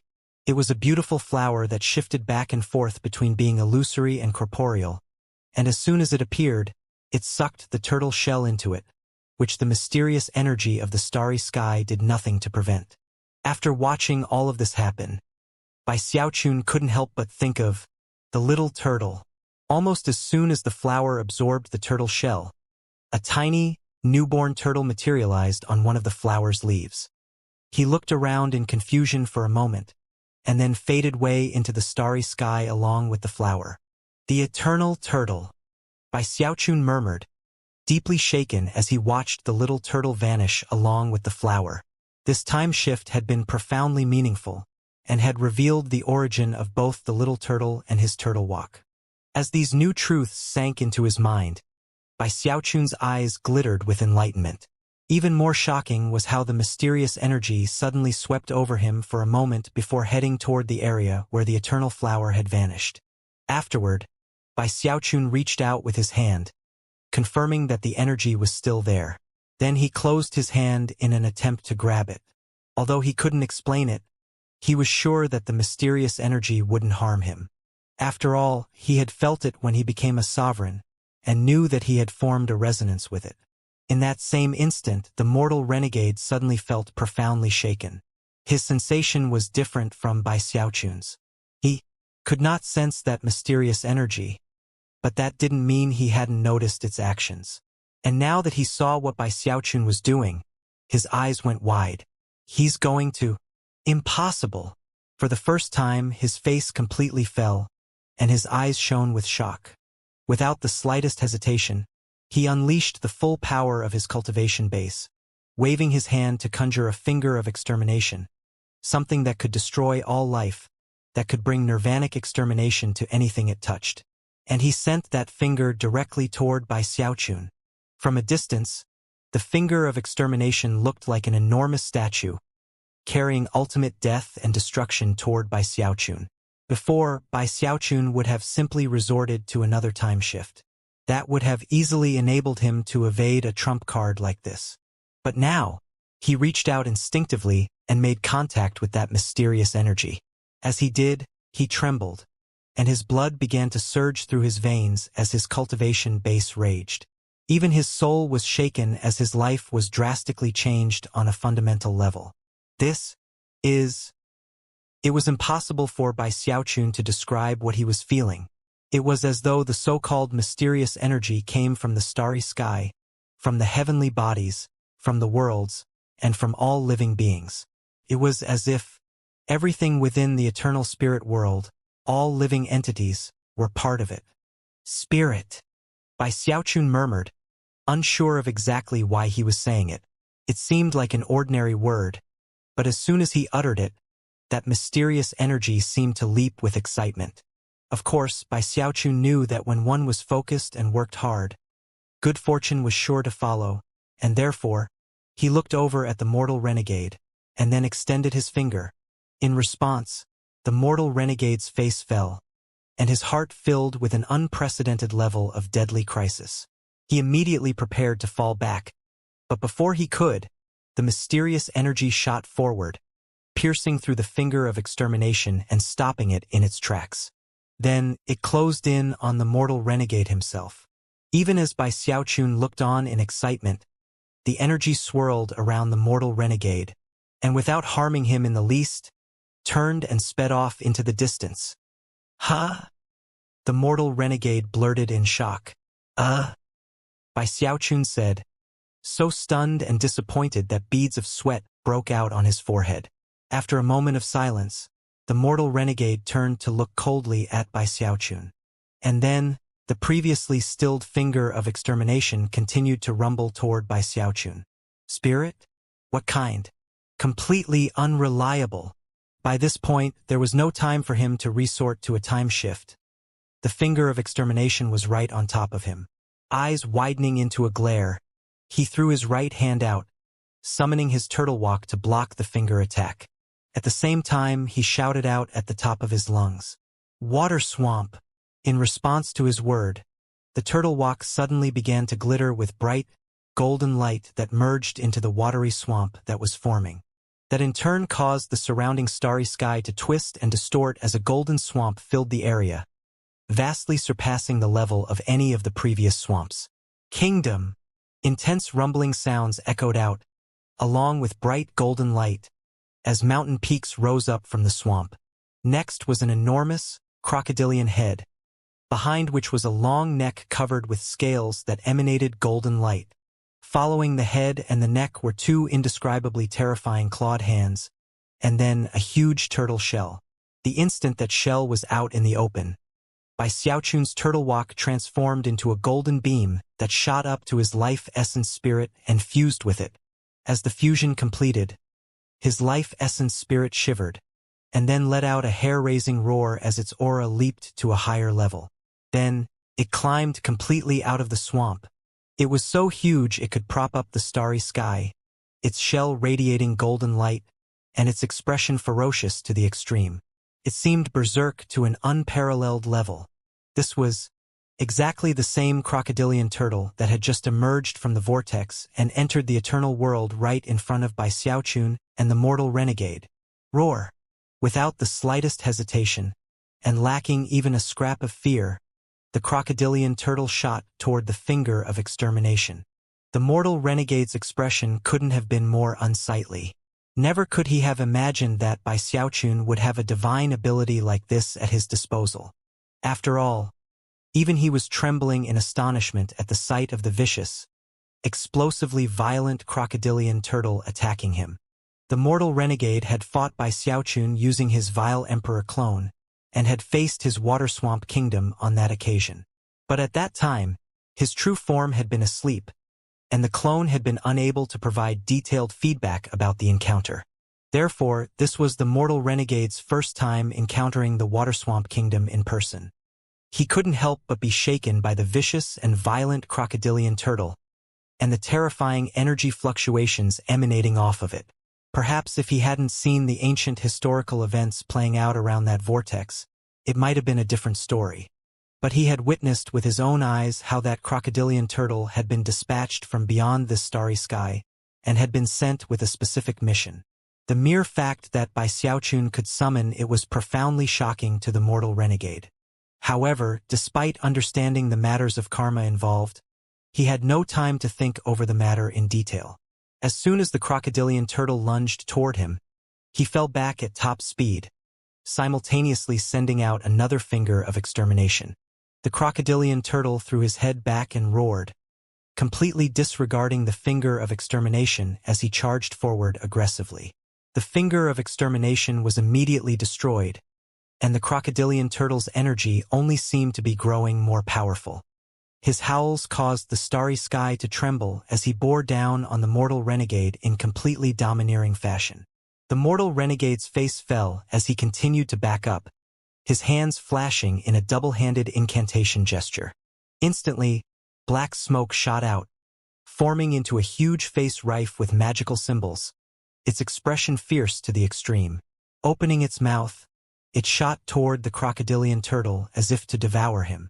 However, that was when the crocodilian turtle's eyes shone with mysterious light, and suddenly, he opened his mouth in shocking fashion as well. From a distance, it was obvious that the turtle was simply too big for the face to do anything about him. In fact, in the following moment, the turtle snapped up the face. Then, without pausing for a moment, he continued on toward the mortal renegade. As the starry sky trembled, Bai Xiaochun looked on nervously. Obviously, he understood a lot more about his life essence spirit than the mortal renegade. After all, he had been using the Water Swamp Kingdom from almost the moment he began to practice cultivation. Step by step, his cultivation base had grown higher, until the point where he witnessed the events of ancient history only moments before. That was when he was suddenly inspired to take out his turtle walk and send it out, backed by the power of his sovereign cultivation base. With all of the various elements coming together, his Water Swamp Kingdom completely transformed.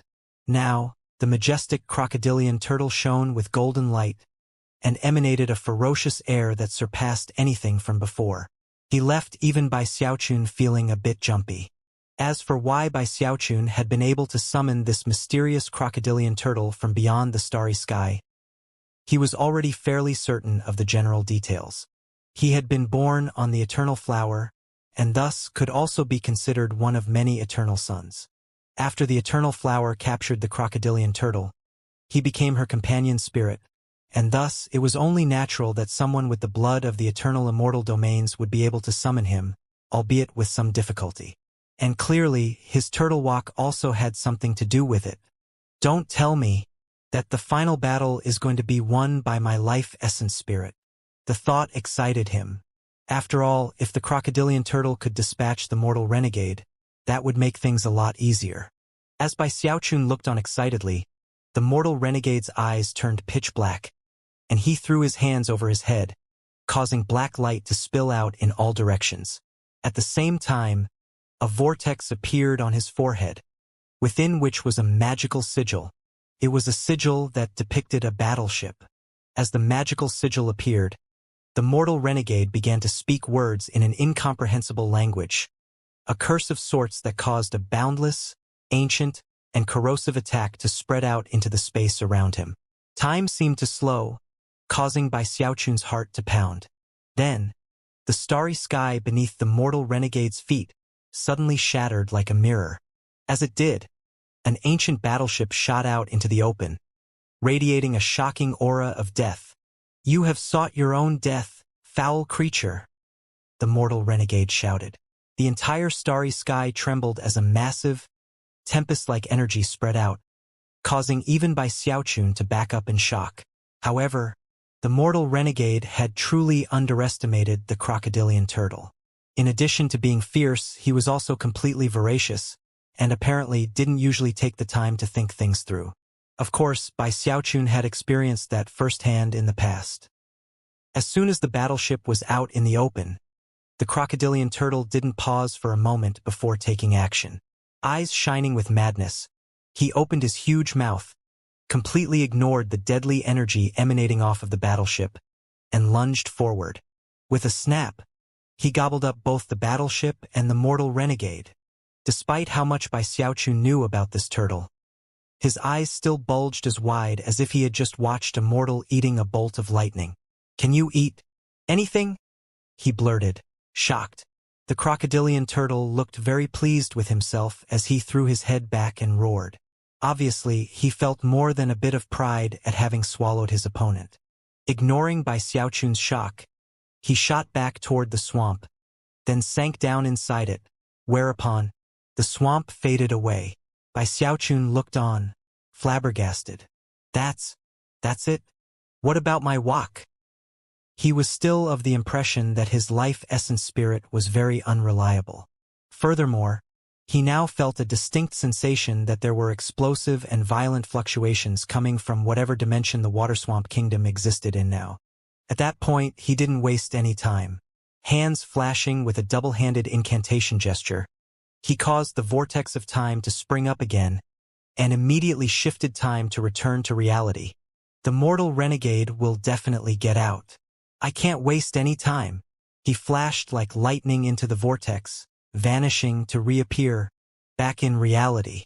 Once there, he vanished again, and then reappeared in the location of the former immortal world, where the only thing that remained of it was its ruins.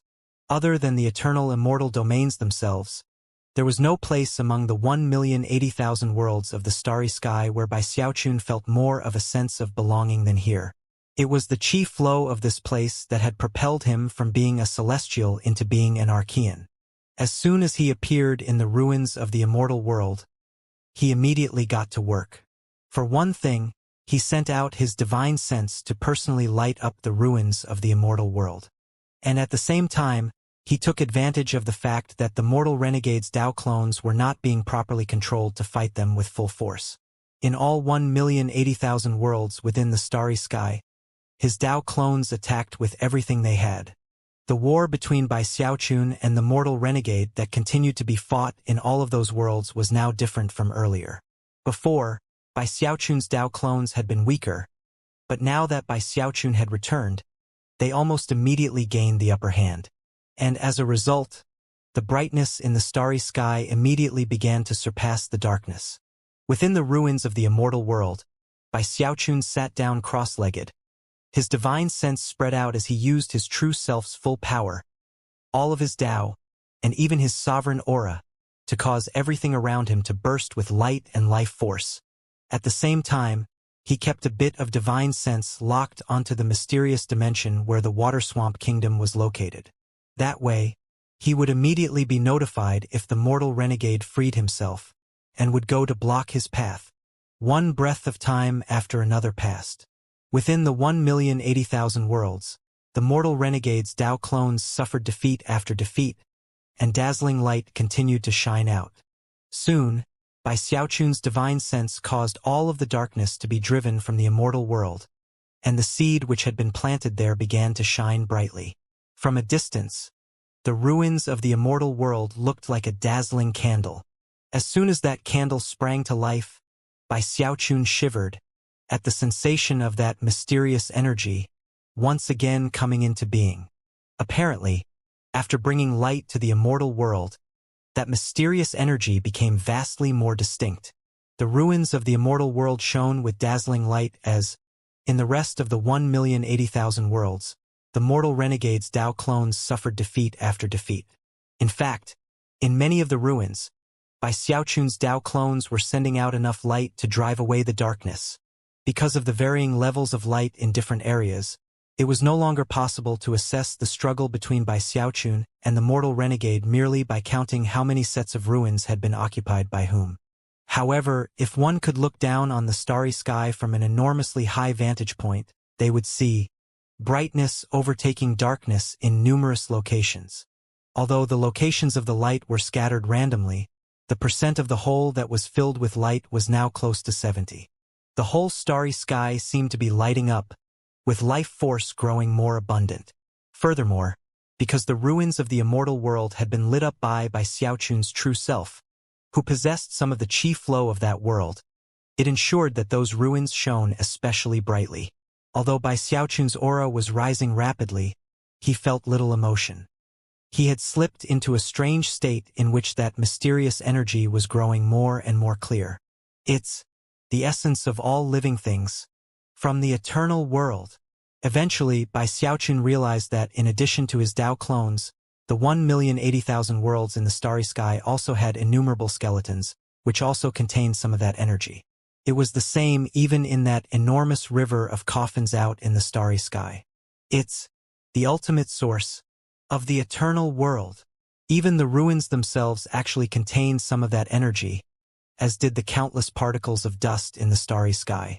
It's the source of the eternal flower itself.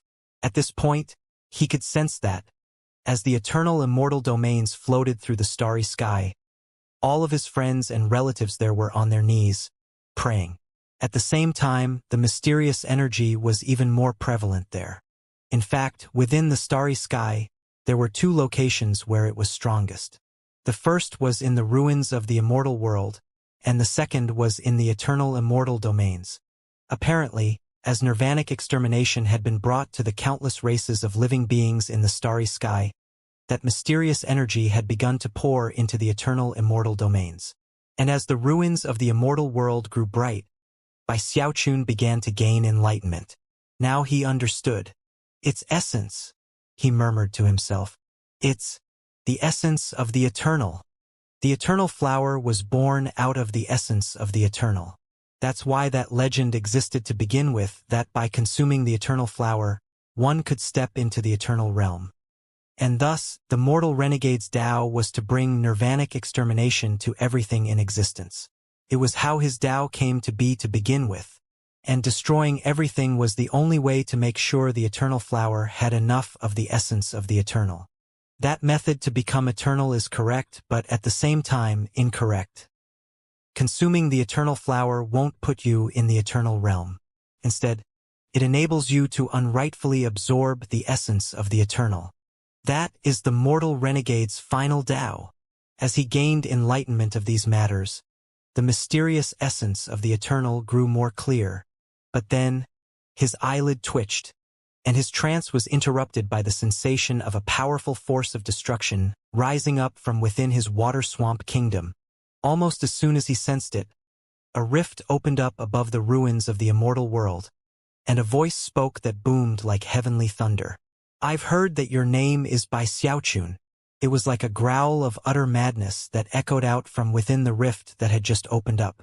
In response, the starry sky twisted and distorted, and black smoke poured out, pulsing with frigid coldness that seemed capable of sealing anything it touched. Then, an incomparably shocking battleship began to emerge from the rift, pulsing with an insane, domineering air and momentum to crush anything in its path. As the battleship slowly emerged from the rift itself began to shatter and crumble. Standing at the prow of the ship was a man with flowing black hair, whose eyes glowed with black light. He seemed like the most supreme being in all of heaven and earth, in all of the starry sky. He was the mortal renegade, Devil Imperator. Chaotic fluctuations rolled off him, making the starry sky in the area twitch and seize. And on his forehead, there was a sigil, a mark that almost looked like a wound. And yet, that was nothing compared to the most shocking aspect of the scene. There was no corpse on the ship. Instead, an illusory figure could be seen behind the mortal renegade, standing tall and straight. It was an old man in a gray robe, whose forehead had a wound just like the mortal renegade's. As soon as that old man became visible, a boundless air of nirvanic extermination appeared. Bai Xiaochun slowly looked up at the descending mortal renegade, and took note of the illusory old man standing behind him. From what he could tell, the mortal renegade was stronger than before, both in terms of his cultivation base and his battle spirit. However, it was also obvious that he had been wounded while in the world of the Water Swamp Kingdom. It was not a physical wound, but a wound to his soul and to his essence. And that wound was made manifest by the mark on his forehead. Bai Xiaochun rose to his feet and spoke, his voice echoing out, causing the starry sky to tremble and shake. "That's right. I'm Bai Xiaochun. But what about you? Are you the mortal renegade? Or are you from the outside world, the so-called holy extermination?" It was almost as if he had formed a resonance with the starry sky itself, which caused his voice to speak from all of the 1,080,000 worlds that existed there. From the dark gleam in the mortal renegade's eyes, it was possible to not only see how he was weakened by the repeated exchanges earlier, but also that he was coming to realize how difficult Bai Xiaochun was to deal with. Even worse, Bai Xiaochun had clearly experienced a breakthrough of some sort. It was in that moment that the mortal renegade felt something he had never experienced after becoming a sovereign. Fear. Their eyes met, and they looked at each other for a moment without exchanging any further words. Then, the rift completely fell apart as the battleship appeared fully in the open. At that point, the mortal renegade reached out and waved his hand. As he did, the light which had begun to overtake the 1,080,000 worlds suddenly shrank back. And then, the darkness that filled more than 30% of the starry sky suddenly erupted with a frigid chi. The light shining off of Bai Xiaochun's Dao clones could do nothing to the frozen 30% of the starry sky as the mortal renegade's Dao clones suddenly collapsed into black smoke that disappeared into the various ruins of the 1,080,000 worlds.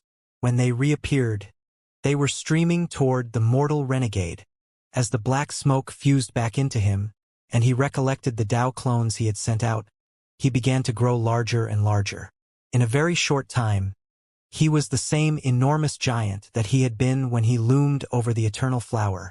Bai Xiaochun's eyes glittered upon the realization that this would be the final battle between himself and the mortal renegade. Taking a deep breath, he sent his divine sense out into the 1,080,000 worlds, and called back his Dao clones as well. Instantly, they all transformed into dandelion seeds, which swirled back to him, entering his body, and simultaneously causing him to grow larger and larger. Rumbling sounds echoed out as, from a distance, it was possible to see two enormous giants standing there, dwarfing the immortal world, large enough to hold up the starry sky itself. The time had come to fight. It was the final battle. If the mortal renegade won, then the eternal immortal domains would be consumed. The eternal world would be plundered, and the mortal renegade would use the essence of the eternal to reach the eternal realm. The so-called holy extermination would take advantage of the rebirth of the mortal renegade to escape the dying eternal spirit world, to surpass his previous unknown cultivation level, and then slaughter the never-ending Dao domain. Bai Xiaochun knew all of that. Although he wasn't sure exactly what the never-ending Dao domain was, he did know that the people there feared the eternal spirit world. More specifically, they feared the essence of the eternal. Fully aware of all of this, Bai Xiaochun looked at the mortal renegade with glittering eyes. And then, the mortal renegade made his move, lunging forward with fist clenched to strike at Bai Xiaochun. He did not use any divine abilities or magical techniques. Based on his Dao, he knew that such things were of no use in this fight.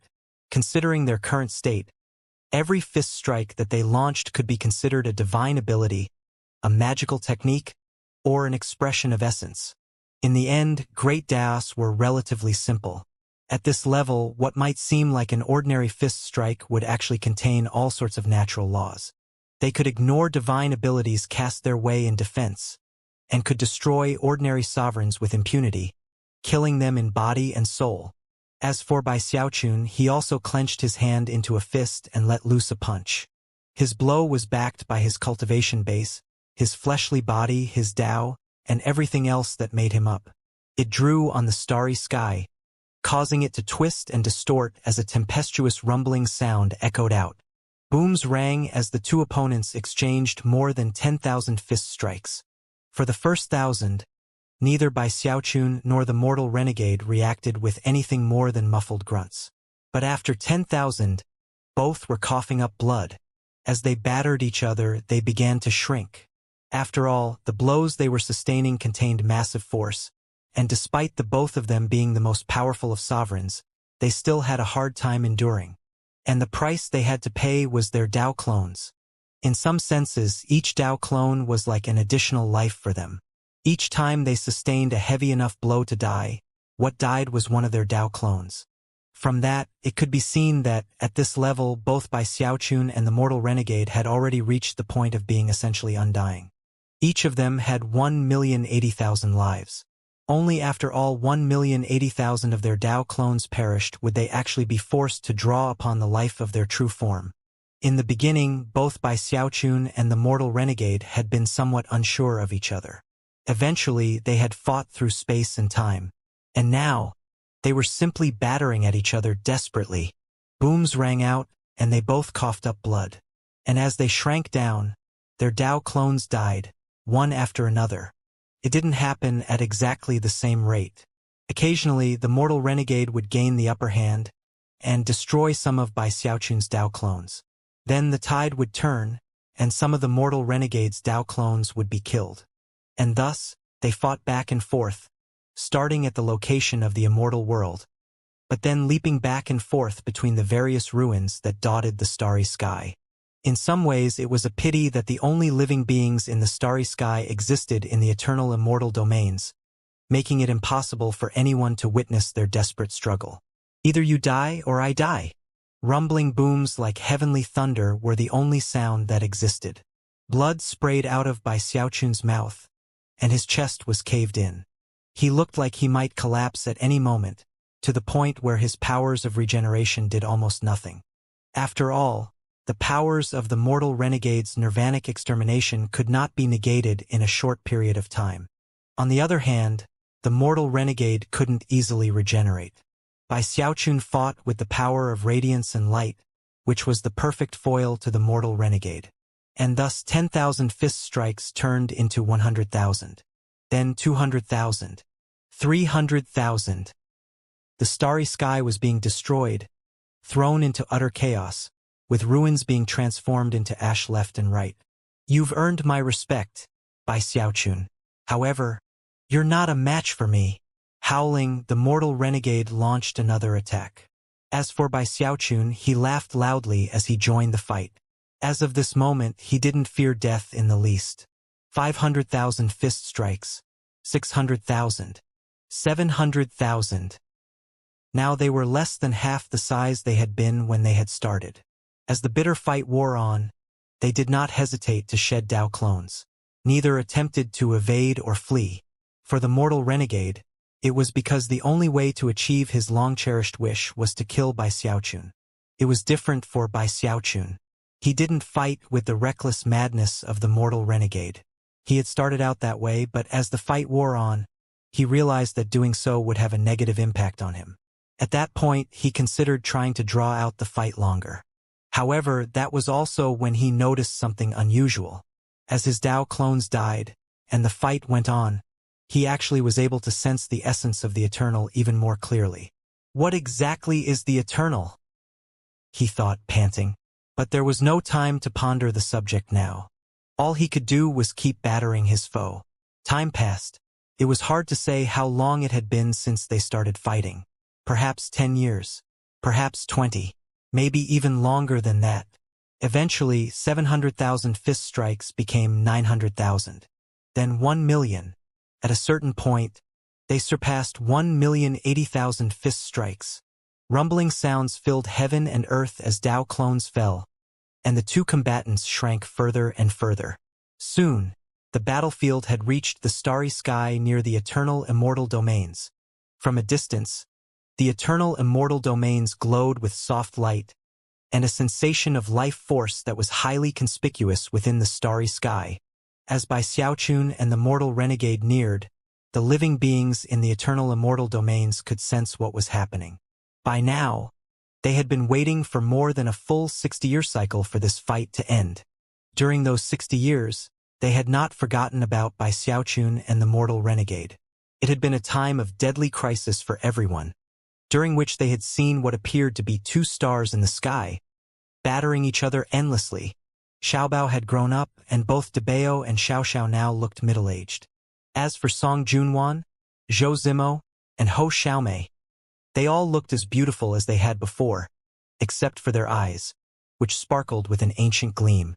The Grand Heaven Master, the Giant Ghost King, and everyone else in the eternal immortal domains had spent the last 60 years praying ceaselessly. Eventually, the fight between the two sovereigns neared the eternal immortal domains, and at long last, everyone could see Bai Xiaochun. The mortal renegade wiped the blood from his mouth and glared at Bai Xiaochun. Did you drag the fight here because this is where you want to die, Bai Xiaochun? If so, then I'll fulfill your wish. At the moment, the mortal renegade had 10 Dao clones left, whereas Bai Xiaochun only had 3, and both of them were roughly the size of an ordinary person. Without any further talk, they attacked each other again, whereupon blood sprayed out both of their mouths, and they fell back from each other. You only have 2 clones left.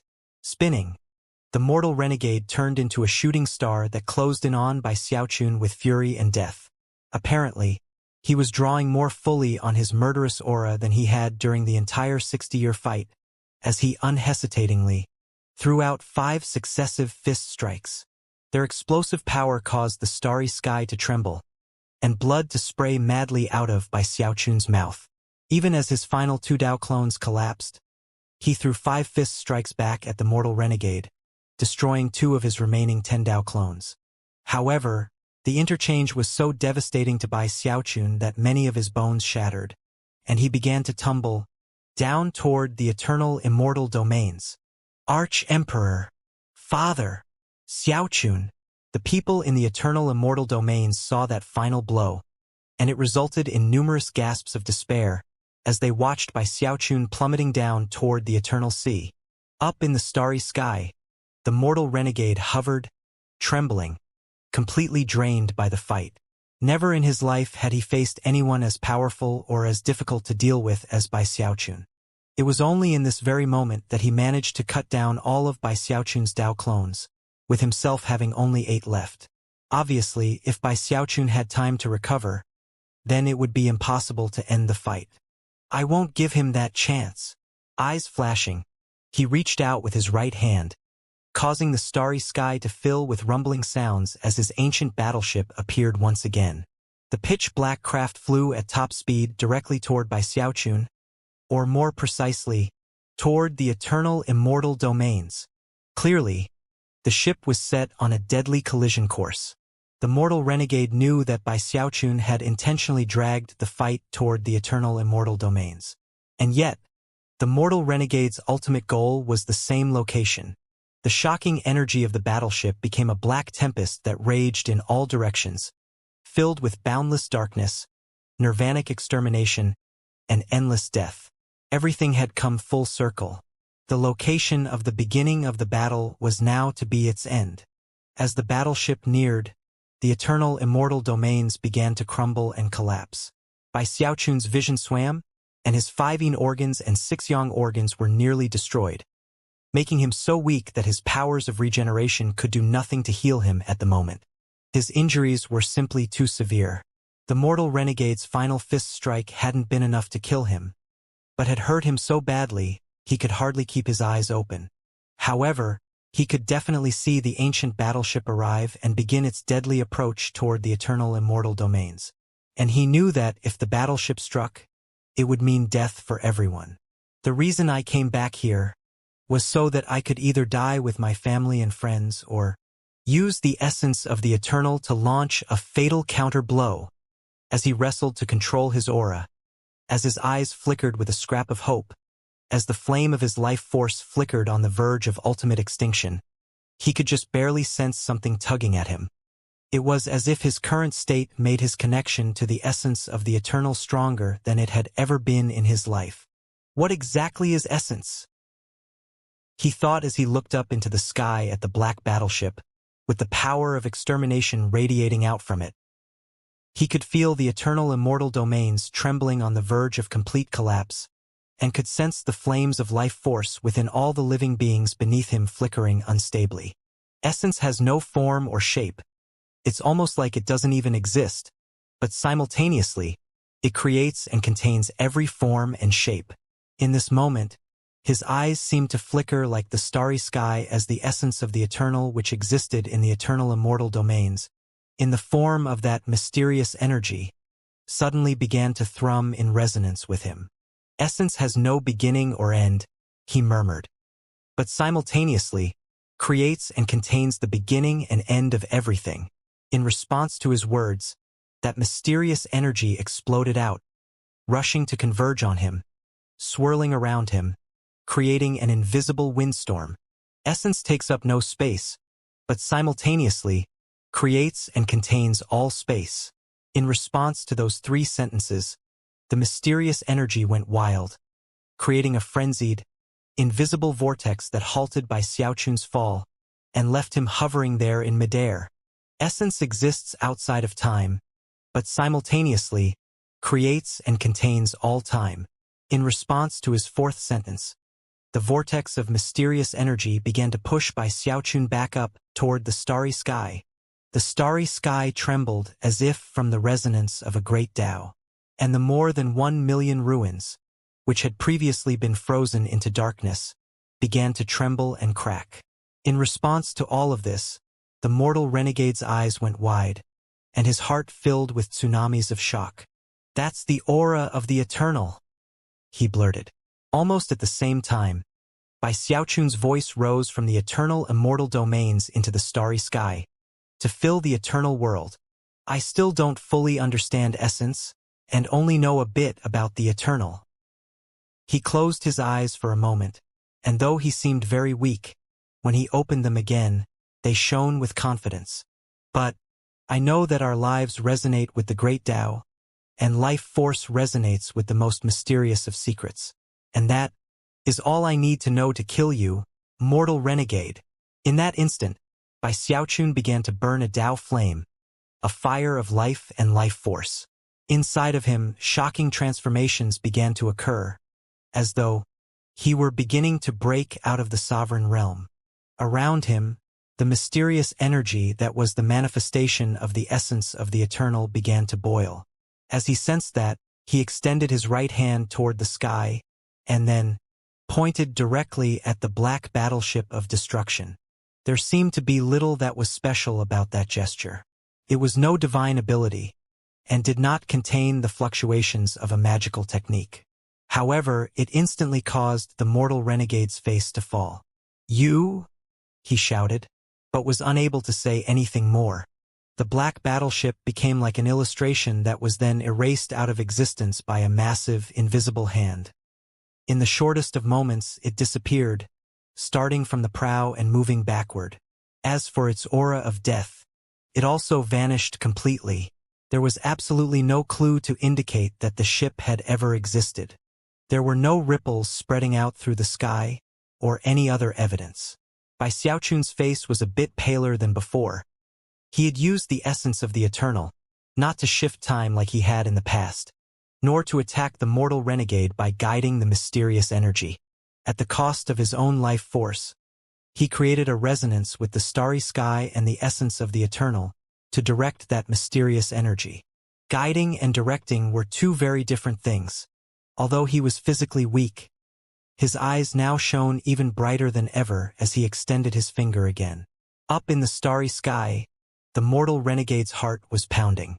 As for all of the other living beings present, they couldn't possibly have been more flabbergasted by what was happening. Within the silence, the mortal renegade began to tremble, struck with the sensation that if he didn't stop Bai Xiaochun right now, he would never be able to do so. Bai Xiaochun seemed unsurpassably terrifying in this moment, to the point where the invisible holy extermination appeared behind the mortal renegade, equally stunned, memories of uncountable ancientness flickering in his eyes. Then his lips moved, and although no sound came out, anyone who could have seen him would be able to see what he was saying. "All heaven, stop him!" the mortal renegade shouted. The image of holy extermination screamed the same thing. And in almost the same instant, the two of them superimposed over one another, causing a third eye to open up on the mortal renegade's forehead, in the exact spot where the wound mark had once existed. When that eye opened, his gaze was no longer that of the mortal renegade but rather the so-called holy extermination. Radiating the most terrifying of fluctuations, he then shot toward Bai Xiaochun. Bai Xiaochun was currently being propped up by the mysterious energy that was the essence of the eternal. Rising toward the starry sky, and away from the eternal immortal domains, he prepared to meet the mortal renegade. And as he did, he pointed out with his finger for a second time. As this second finger attack appeared, most of Bai Xiaochun's hair turned gray, and his skin suddenly lost its luster. His life force faded a bit, transforming into boundless power that created a great Tao resonance with the starry sky, as well as the essence of the eternal. As that resonance formed, the mysterious energy in the area poured into Bai Xiaochun's finger, and then shot toward the mortal renegade. The mortal renegade's face fell. Howling, he threw his hands out, causing intense black light to shoot out from his third eye. That black light formed a shield of numerous layers, so strong that not even the full-force attack of a sovereign would be able to penetrate it. Holding nothing back, he accelerated toward Bai Xiaochun. "You might have stirred the eternal, but you are too weak. Once I get close enough, a single fist strike will be all I need to kill you." No expression could be seen on Bai Xiaochun's face, and yet, even as the mortal renegade spoke, he shivered. In that same moment, the black shield of light, which had seemed completely and utterly impenetrable, transformed into something like an illustration. Just like the black battleship from earlier, it was erased layer by layer, revealing the mortal renegade behind it. The mortal renegade howled as his body began to collapse, and blood sprayed out of his mouth. Tears of blood oozed out of his third eye, and at the same time, his remaining 8 Dao clones all slipped away into death. The mortal renegade was trembling, and his aura was dramatically weakened. However, he still managed to survive by Xiaochun's second finger strike. Eyes shining with madness, he did not retreat, but instead continued onward toward Bai Xiaochun. He moved with such incredible speed that he was soon only 30 meters away.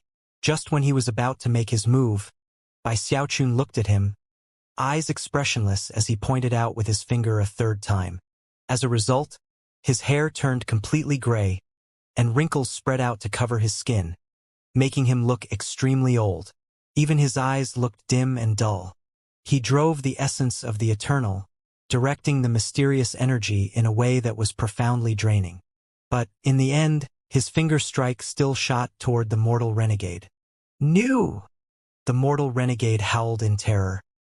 His third eye was now completely gray, and even though he knew he couldn't withstand the force, he still pushed himself forward in a last-ditch effort to kill Bai Xiaochun.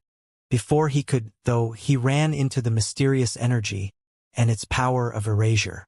He trembled as his body began to vanish, starting with his legs, and then his hands, and then his torso, and finally up his neck toward his head. The mortal renegade, who had destroyed 1,080,000 worlds, was now turning into nothing more than ash. In the last moments before his head vanished, his third eye suddenly twitched, turning even grayer than before. The mortal renegade vanished, and as he did, the third eye madly sucked in everything that made up his life and his Tao. It was also in that moment that his eyes suddenly turned completely clear, and he looked at Bai Xiaochun. Bai Xiaochun shivered, thinking back to the memories of the worldly Taoist, and the time that locusts had filled the snowy lands, and how this very person had risked his life to find food for his younger brother. Right now, his eyes suddenly looked like they had back then. In that instant, he shouted his final words. "Little brother, you must kill holy extermination." Even as his words continued to echo out, his head vanished, erased out of existence forever. The mortal renegade was dead. However, that third eye of his exploded right before he vanished. As it did, masses of gray smoke erupted out to fight back against his third finger strike. Rumbling sounds could be heard as the mysterious energy faded away, and the third finger strike ended. At that point, the gray smoke collapsed, then formed back together into a human figure. It wasn't the mortal renegade, but rather an unadulterated aura of death and extermination. It seemed completely and utterly boundless, as though it were the purest and most ultimate expression of nirvanic extermination. Gradually, the figure took on the features of an old man in a gray robe. This was exactly the same figure Bai Xiaochun had seen when he shifted time, the holy extermination who had entered the eternal world on a battleship. Smiling faintly, the old man said, "What a pity that you can't unleash a fourth finger of all heaven."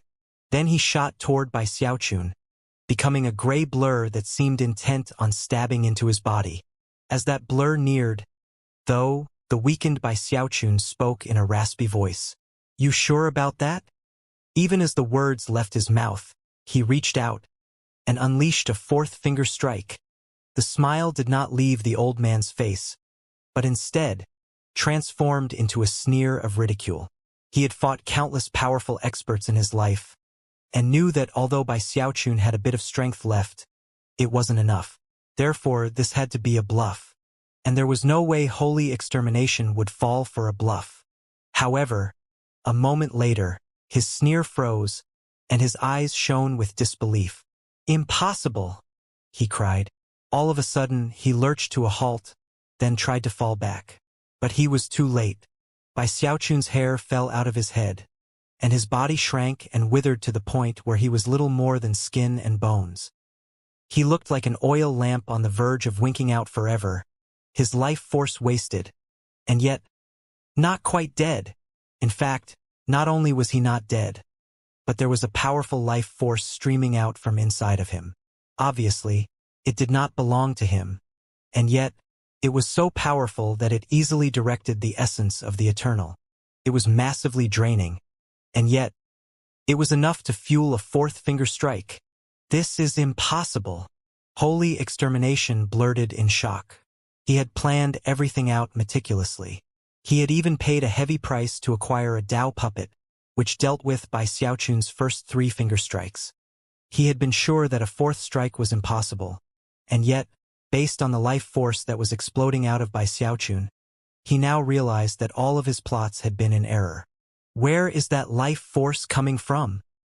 In his confusion, he didn't notice that, within the eternal immortal domains, in the reconstructed Arch-Emperor city, the little turtle was shrieking as his body withered up, and his life force vanished. Twitching, he began to slide into unconsciousness. "I hate you, Bai Xiaochun," he said. Then he passed out. After all, back when Bai Xiaochun had discovered him, their lives had become linked. If Bai Xiaochun died, he would die too. After all the years that had passed, the little turtle had forgotten about that fact. No other entity which might have been linked to Bai Xiaochun could possibly have fueled a fourth finger strike. But the little turtle was not only the eternal turtle, he was also from beyond the starry sky. And thus, his seemingly endless supply of life force could most definitely bolster Bai Xiaochun's remaining strength to unleash a fourth strike. There wasn't even time for him to tremble. Under the power of the mysterious fourth finger strike, he collapsed into ashen sparks that attempted to flee. The mysterious energy continued to pursue the ash and wipe it away, but it was tenacious, and moments later, formed back into holy extermination. This time, his eyes flickered with fear as he once again fled. However, there was no way for him to escape his fate of death. The mysterious energy smashed at him again, reducing him to ashes yet another time. When the ashes formed back into a human shape again, holy extermination was far weaker than before. This process repeated itself over and over again. Before long, his legs could not reform, nor his arms or legs. Eventually, the only thing that remained was half of his torso, and his head. "I refuse to accept this," he howled bitterly. Moments before, he had been only a step away from succeeding and becoming eternal. But now, it was in completely unexpected fashion that he found himself crushed in defeat. Then, even as his head was on the verge of fading away, he looked over at Bai Xiaochun in the eternal immortal domains, his eyes shining in profoundly sinister nature. "If I can't succeed, then I'll just let another all-heaven rise from the eternal spirit world. All-heaven is supposed to be merciless, but you have too many connections. How could you truly be all-heaven? Well, I guess I'll provide you with the help you need. Henceforth, you will be merciless and unfeeling. You will have no family or friends. Your past will be buried, and you will be baptized by pitilessness. Then, as all-heaven, you will exterminate the never-ending Tao domain." As holy extermination laughed madly, an unprecedentedly dark beam of light shot out of his eyes.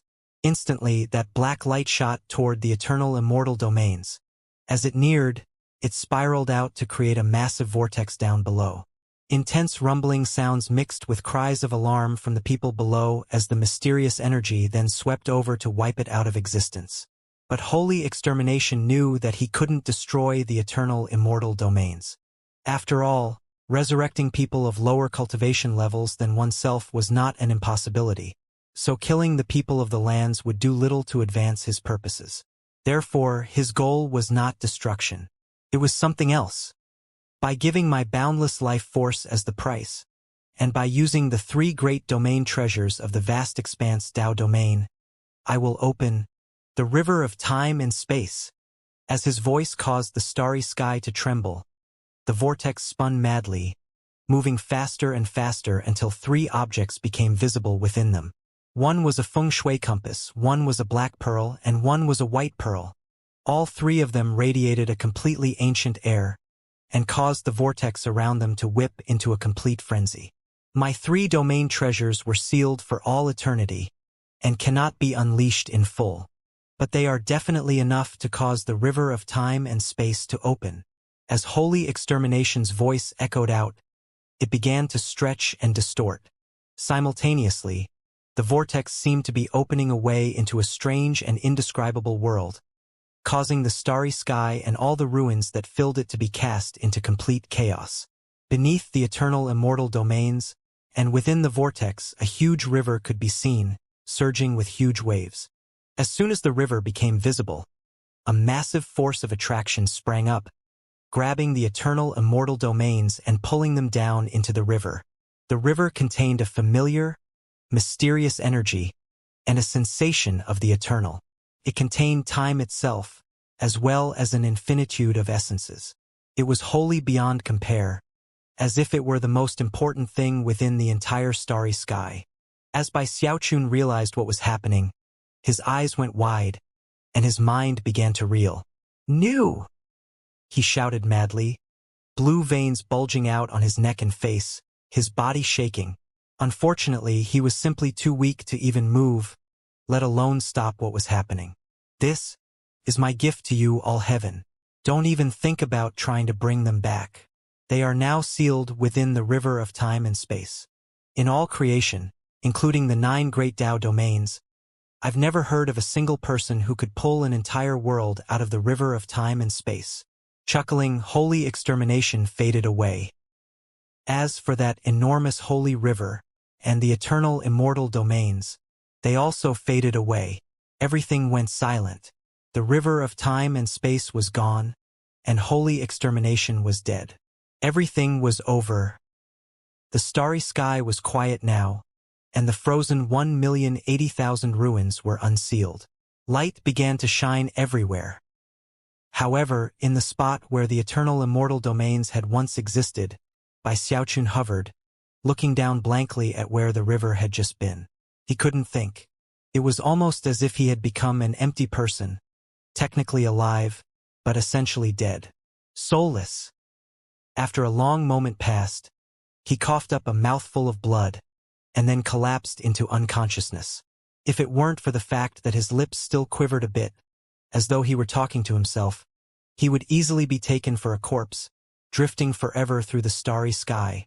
Although the 1,080,000 ruins all shone with bright light, he was the only person left, unconscious, directionless.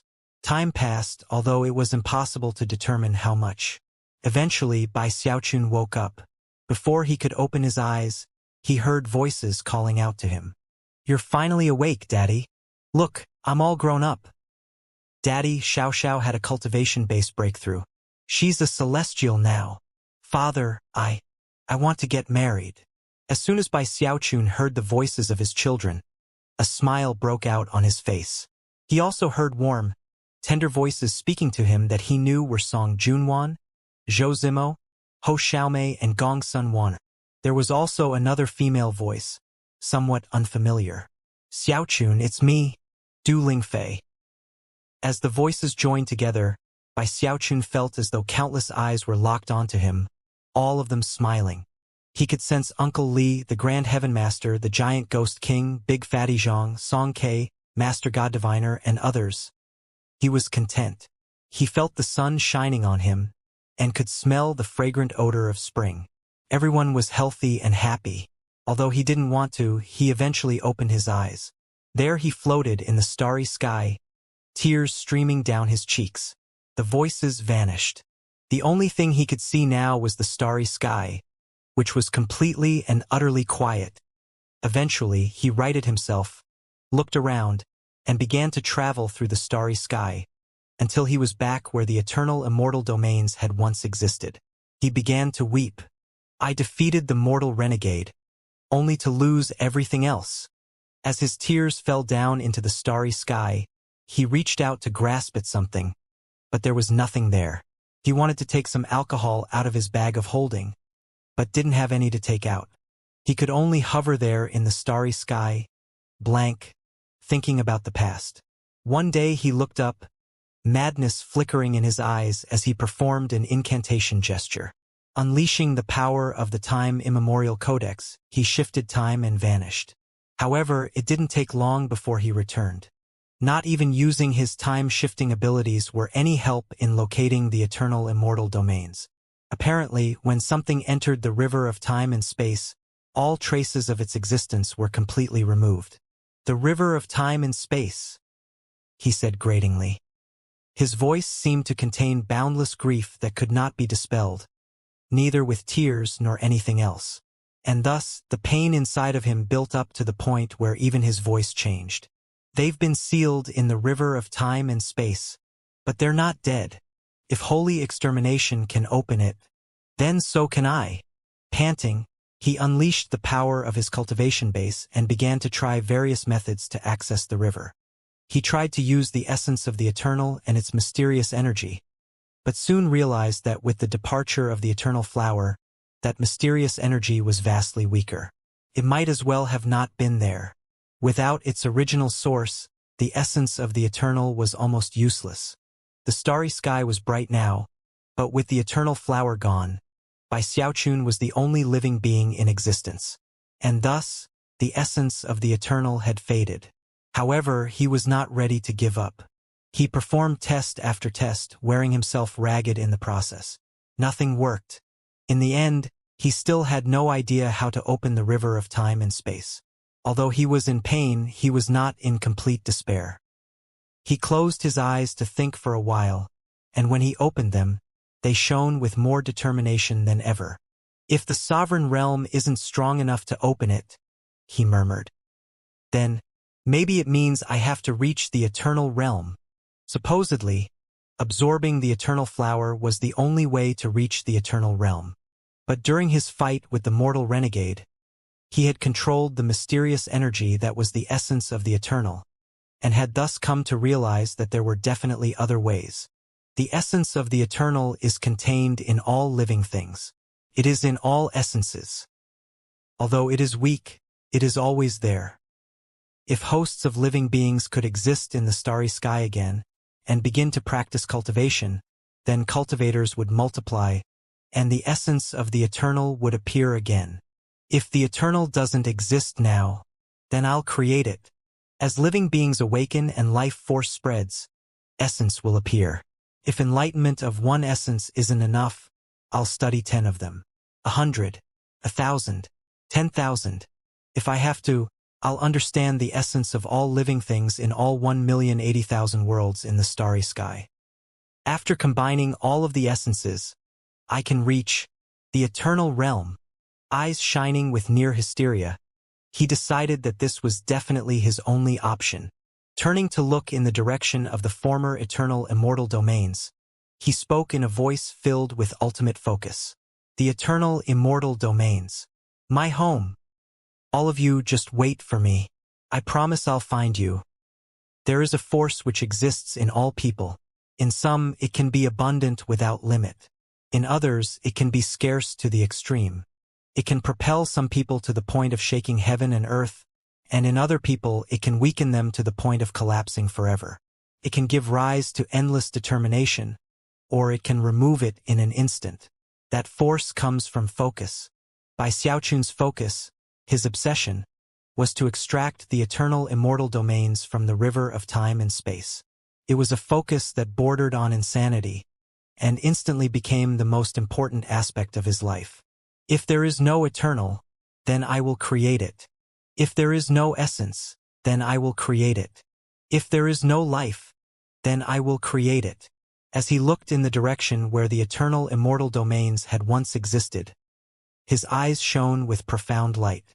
Eventually, he closed his eyes and settled down cross-legged in the middle of the starry sky.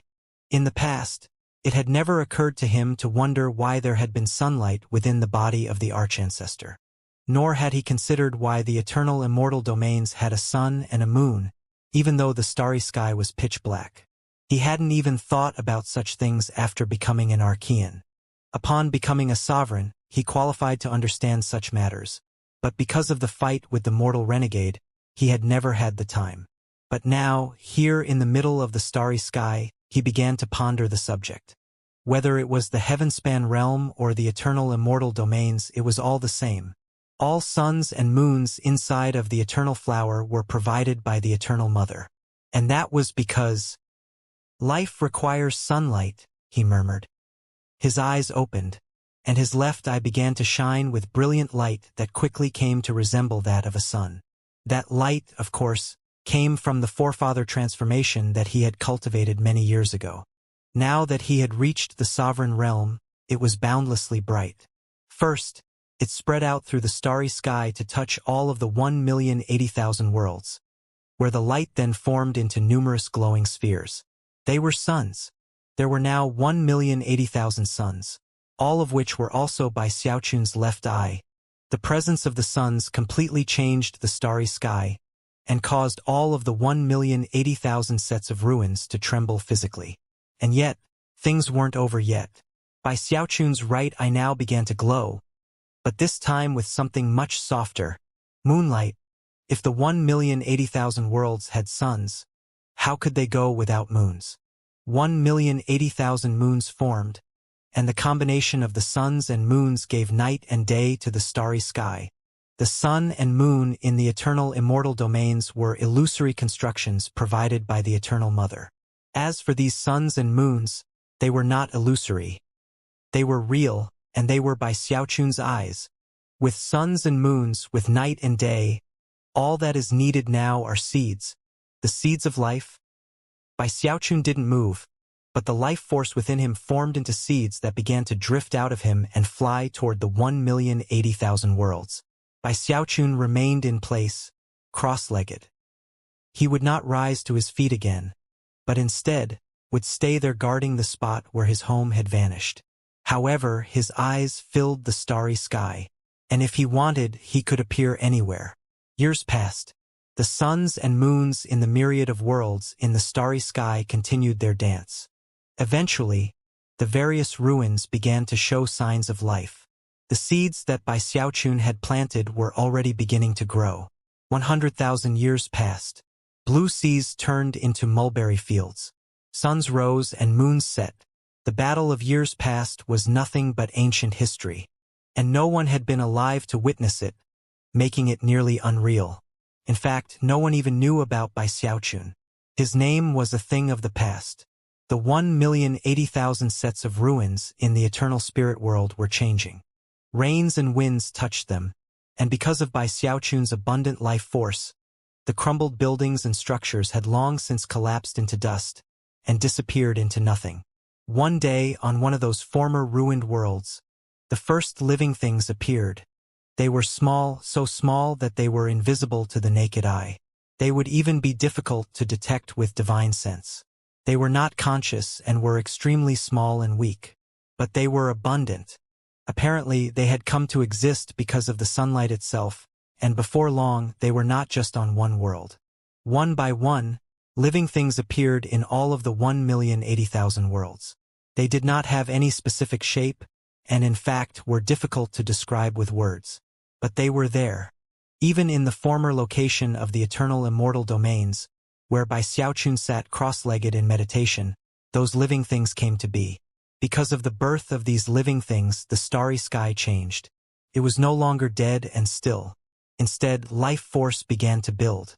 The suns and moons that were Bai Xiaochun's eyes took note of them, and watched for tens of thousands of years, as they changed the 1,080,000 sets of ruins. At this point, they weren't really ruins anymore. Life had returned to the 1,080,000 worlds, and there was no trace of any wreckage or rubble. In fact, because of the rain that had long since begun to fall, many of the worlds had seas and oceans. Some of the worlds even had hills, and areas where dust had congealed into mud. One day, tiny bacteria appeared within the depths of one of those oceans, which began to grow and spread through the water. In different worlds, the living things bore different appearances. For example, there were some worlds with no oceans, with the only water existing in deep mud. It was from that mud that the living beings emerged. When the first living things came to exist, Bai Xiaochun appeared. He looked down into the water, then waved his hand to pull up some of the bacteria.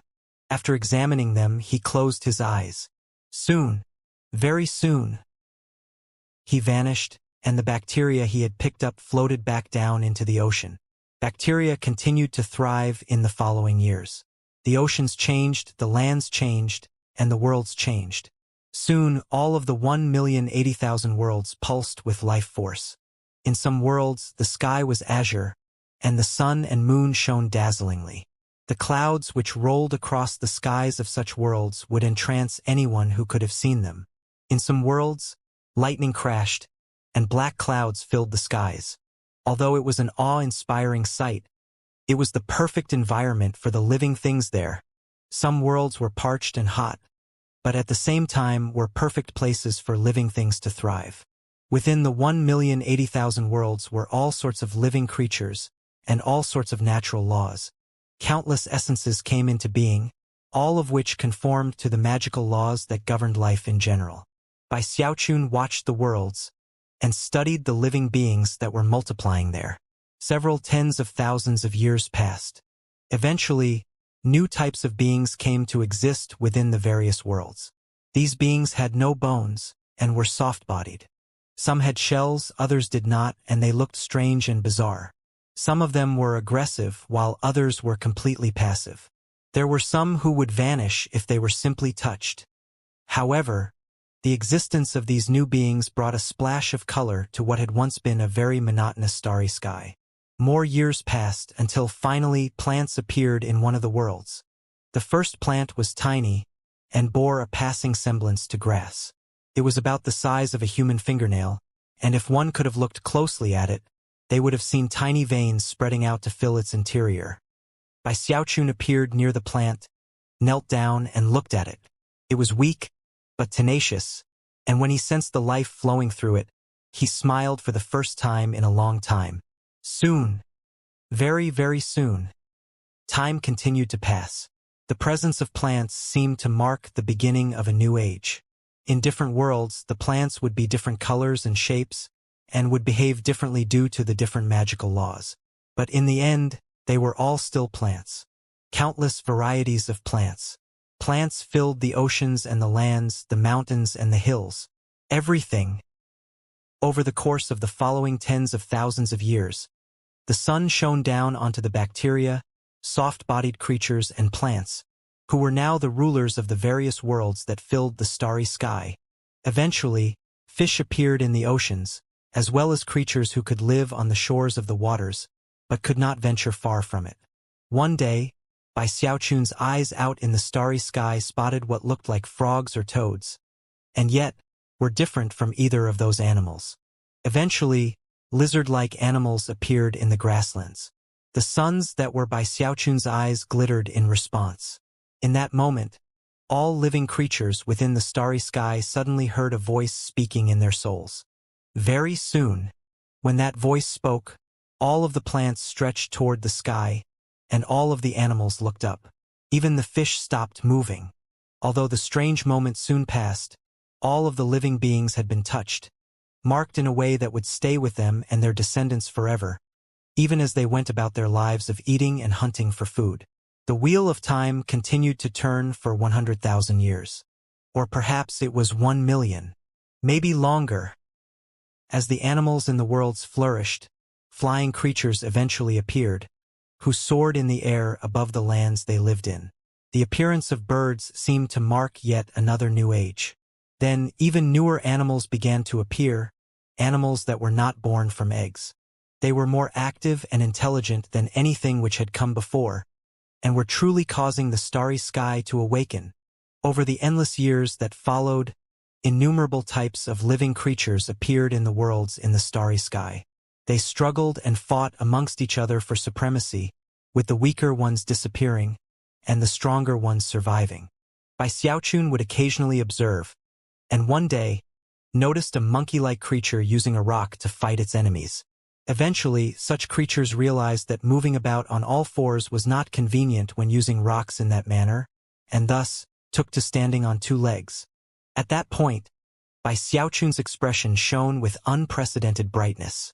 He watched as these two-legged creatures began to live in groups and hunt in organized fashion. Then one day, lightning struck a tree near some of them, and their eyes flickered with fear from the resulting fire. However, now that they had learned to use simple weapons, they became the ultimate domineering force on that world.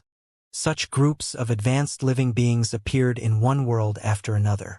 In each of these worlds, the dominant groups of creatures came from different origins. Some started out as monkeys, others as birds. Others rose from living stone, and others were creatures of the air itself. There were all types of beings in the worlds, all of whom sprang forth from the natural laws which governed them.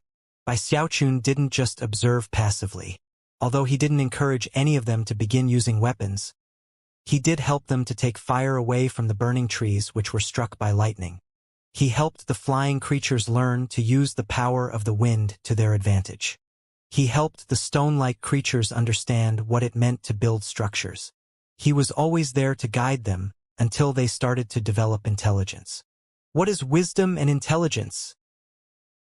He thought on one dark night as he stood on a mountain, looking down into a valley at a group of savages crouched around a fire, wearing animal skins and shouting loudly. Although there was clearly nothing civilized about them, the delight in their eyes as they stared into the fire caused Bai Xiaochun to sink into a state of thoughtfulness. Eventually, he waved his hand toward the fire, which suddenly raged to life, startling the surrounding humans. Trembling, they scattered into the darkness. After a moment passed, one of the savages crept forward, pointing at the fire and crying out in incredulity. In response, other savages crept back and looked more closely at the fire, where they realized a shadowy figure was visible. He wore a long robe, the likes of which they had never seen before. He had long hair and was very tall. As he stood there in the fire, he looked off into the distance. He was none other than a projection of Bai Xiaochun. He was interested in seeing how these savages, these progenitors of humankind, would react to seeing a shadowy form inside of the fire. The first savage to have noticed him in the fire was also the first to drop to his knees, crawl forward, and then begin to bow in fanatical worship. Other savages followed, and soon, all of them were bowing zealously. At this point, Bai Xiaochun had gained the information he sought, and the figure in the flames began to fade away. When it vanished, the flames leapt higher, illuminating the sky, and casting terror into the hearts of the wild beasts in the surrounding mountains and valleys. From that point on, that group of savages would always stare into the fire with respect. And when they went on hunts, they would collect small, valuable items, which they would toss into the fire.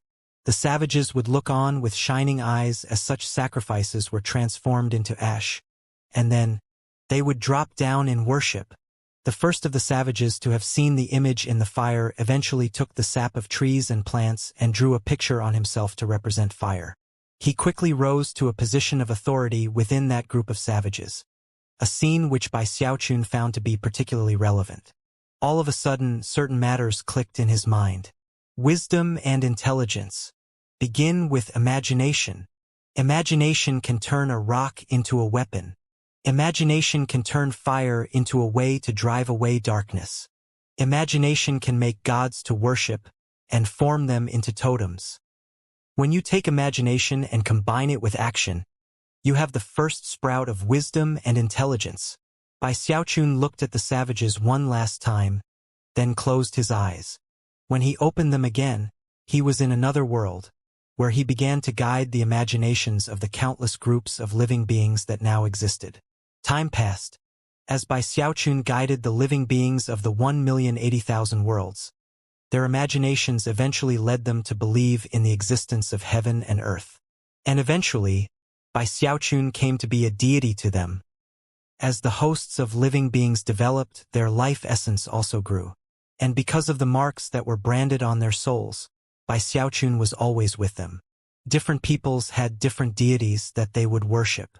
Some people worshipped the sun. Others called their god the creator. Others called him the sky deity. Different names existed among different peoples. The Almighty, God the Father, the stone ancestor, the wind spirit, and many more. The people in the various worlds continued to grow strong, and as certain groups reached the pinnacle of life, civilization came to be. Civilization looked different on different worlds. Some places had cities and buildings which were organized into countries. Others were clan-based. Others were completely unique.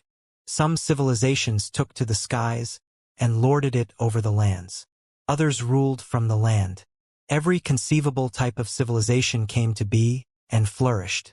However, regardless of what type of living beings they were, or how their civilization advanced, they all reached a point where they wanted to be closer to their god. They wanted mystical power, and even the ability to become gods themselves. And when that happened, it was time for Bai Xiaochun to yet again appear, to provide the final bit of guidance, and the final beginning. And thus, the concept of cultivation became a host of seeds that floated out into the starry sky. A few thousand years later, all of the peoples of all of the worlds had mystical powers. A new cultivation world had come to be in the eternal spirit world.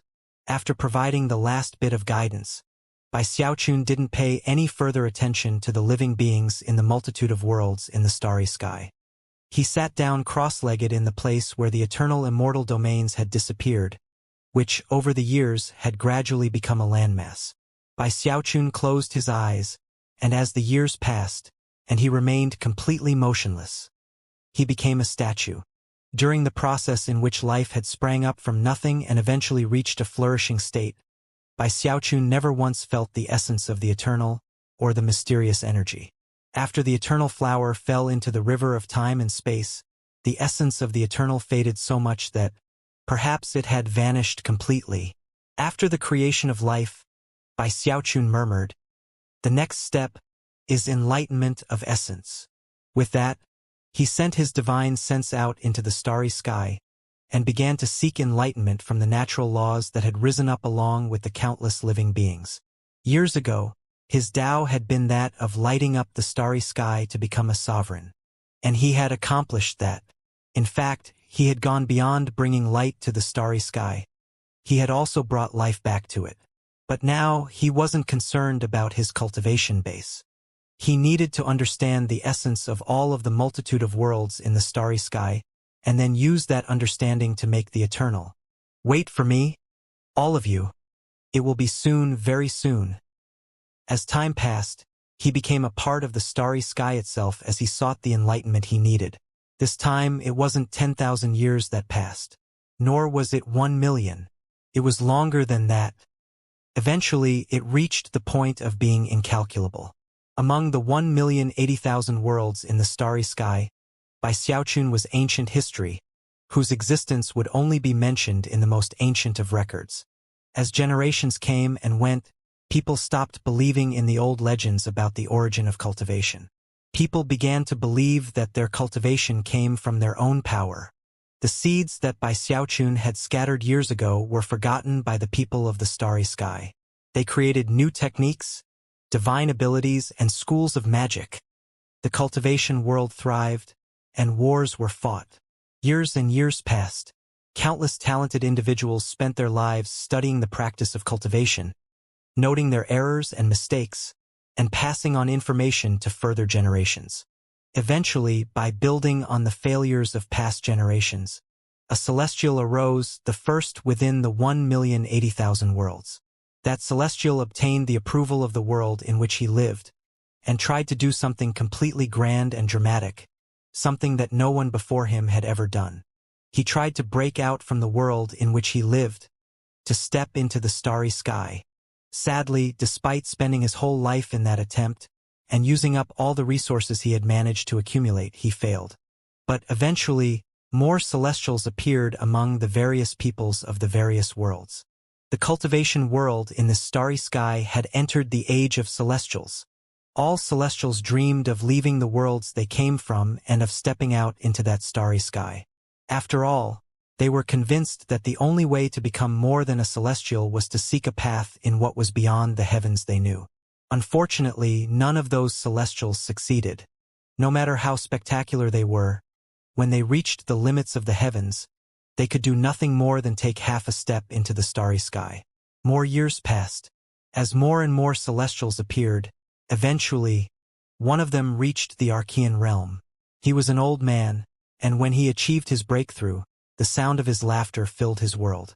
Everyone watched in envy and excitement as he floated up toward the limits of the sky. I, Simanan, have finally broken through. This is the legendary Archean realm. Laughing heartily, he flew up and stepped out into the starry sky. The starry sky, the starry sky. As he hovered there, he looked around, both excited and filled with ambition. His goal: to see the whole starry sky with his own eyes, to search it and find out if other worlds existed. In the years to follow, he would indeed appear in one world after another. The cultivation world had entered the era of the starry sky. As the first Archean in the starry sky, he spent more than 1,000 years traveling amongst worlds. He visited over 10 of them. Considering how powerful his cultivation base was, it was easy for him to conquer them. However, he couldn't take the people of the world away with him, nor could he bring people from his home world there to colonize them. Therefore, he would plunder the worlds he conquered and then move on. The excitement of conquering worlds soon faded.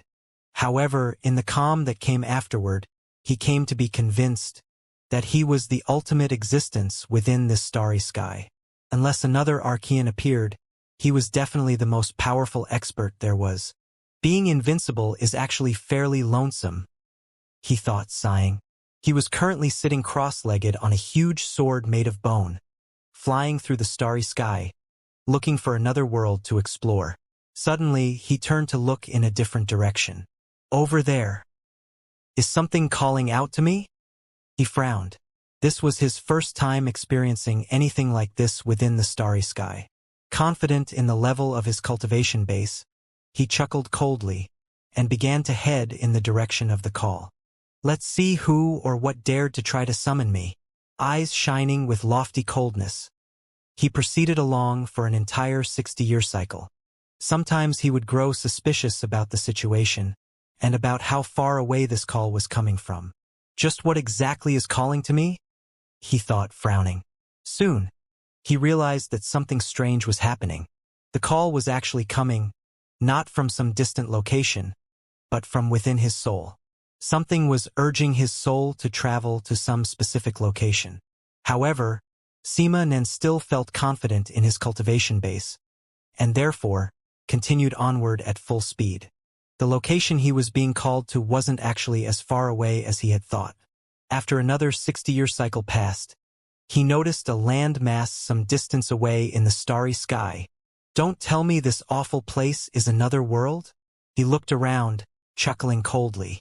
During the past 2 60-year cycles, the urgings of his soul had come to be quite annoying to him. Sending divine sense out, he confirmed that there was nothing dangerous in the area, and then continued on toward the land mass. As Sima Nen landed on the continent, it was to his surprise that he didn't find any life at all. And yet, the thirst within his soul actually grew more intense. He was feeling extremely suspicious about the whole thing, but had spent 2 60-year cycles to get to this place, and knew he couldn't just look around briefly and then leave. After a moment of thought, his eyes turned cold, and he blurred into motion, following the tugging of his soul deep into the land mass. Eventually, he caught sight of a mountain. It was actually the only mountain on the entire land mass, and at its peak was a statue of a person, seated cross-legged in meditation. The instant Sima Nen saw that statue, he shivered, and his mind began to spin. That statue? That statue? His soul was shivering in much the same way that a child would when catching sight of his father. Unable to control himself, Sima Nen flew over to the statue and dropped down to kowtow to it. To his utter shock, he recognized this statue. It was very similar to statues he had seen among his own people, and even in the peoples of the other worlds he had visited. And it was connected to a legend that only a few people knew of. As for those who had heard of the legend, they all assumed it was a fairy tale of some sort. Sima Nen had also believed the same thing. Upon realizing that the gods depicted on numerous worlds, including his own, were all the same, he had felt that something strange was going on, but had eventually dismissed such thoughts. But now, upon seeing this statue, all of those old memories resurfaced. Based on the fluctuations of his soul, he knew that the legends were true. This statue had not been placed here by any group or people. Sima Nen could sense that truth based on his cultivation base and his soul. This statue was alive. When standing in front of it, Sima Nan's cultivation base felt completely insignificant. He could tell that, with a single thought, this statue could destroy not just him but his entire world. Perhaps even the entire starry sky. This statue was the same person who was mentioned in the legends of the world Sima Nan had visited. He was the sun god of ancient times, who was the source of everything that existed. "I've seen God," Sima Nan murmured, trembling.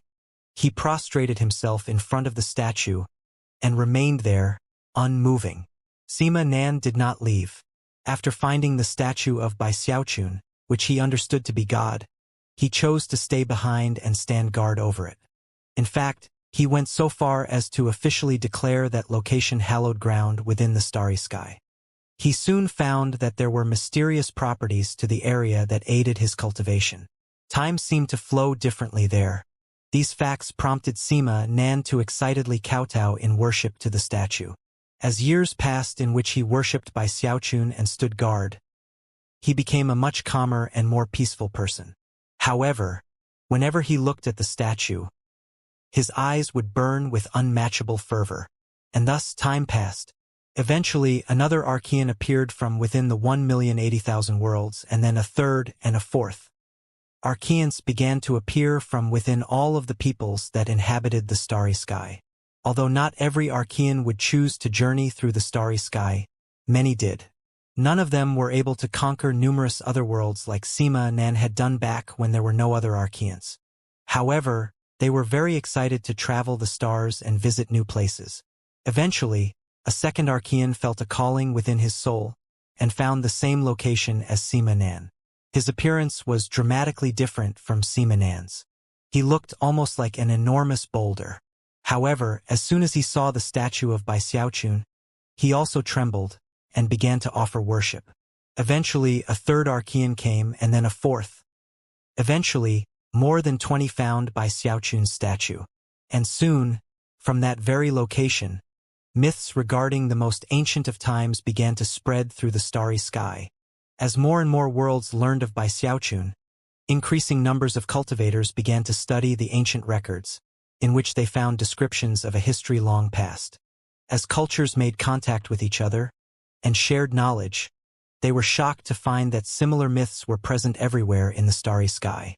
The sun god, the moonlight immortal, the creator, the wind spirit, the stone ancestor, the almighty. As the peoples of the starry sky came to realize the true name behind all of the titles of their deities, it led to a storm of astonishment. God actually exists. He created our world and life itself. It was him. He founded the cultivation world. The legends and myths were turning out to be reality, causing a massive uproar in the cultivation world. More Archean experts began to make the pilgrimage to the statue of Bai Xiaochun, to bask in its light, and to experience the holy aura of the area. Eventually, it was considered a great honor to be able to travel to that land. At the same time, Bai Xiaochun earned a new title, Origin of the Starry Sky. The wonderment of myth becoming reality did not fade with the passage of years. Eventually, Sima Nan passed away, as did all of the original Archeans who had discovered Bai Xiaochun and stood guard over him. A new generation of Archeans came, following the call within their souls, hoping to draw closer to God.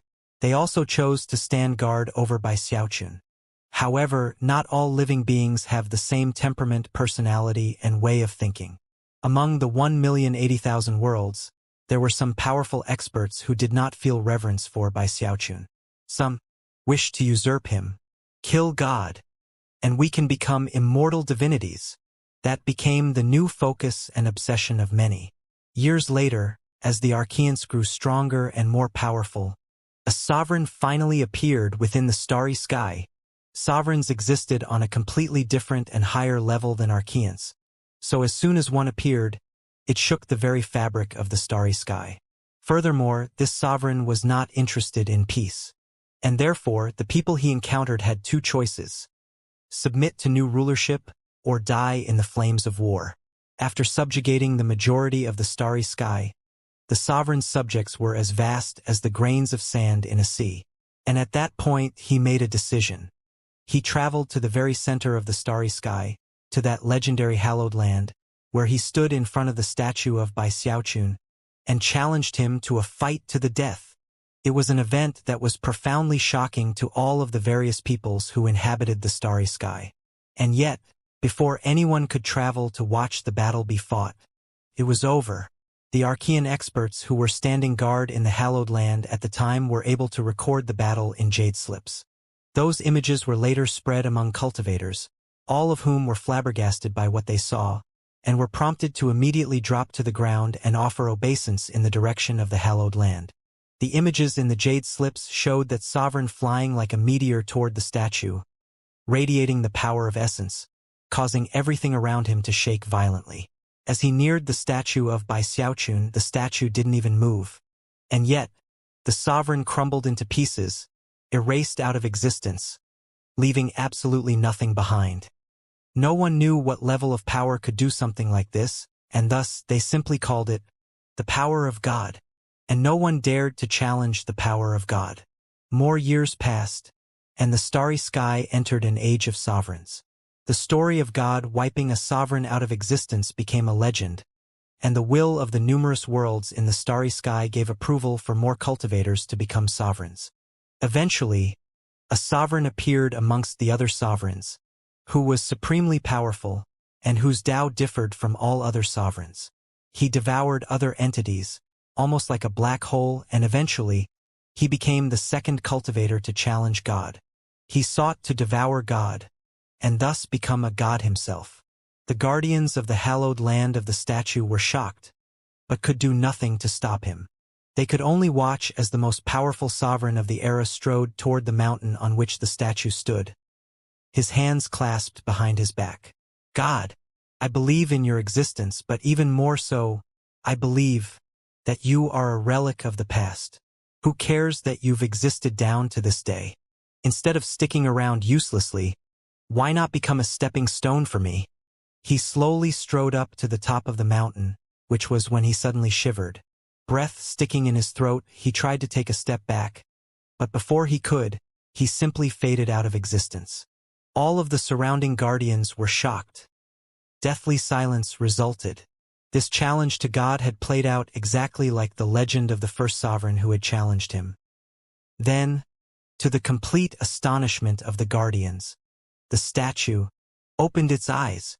Simultaneously, the multitude of suns that filled the starry sky blazed with unheard of radiance, and the moons sparkled more dazzlingly than ever.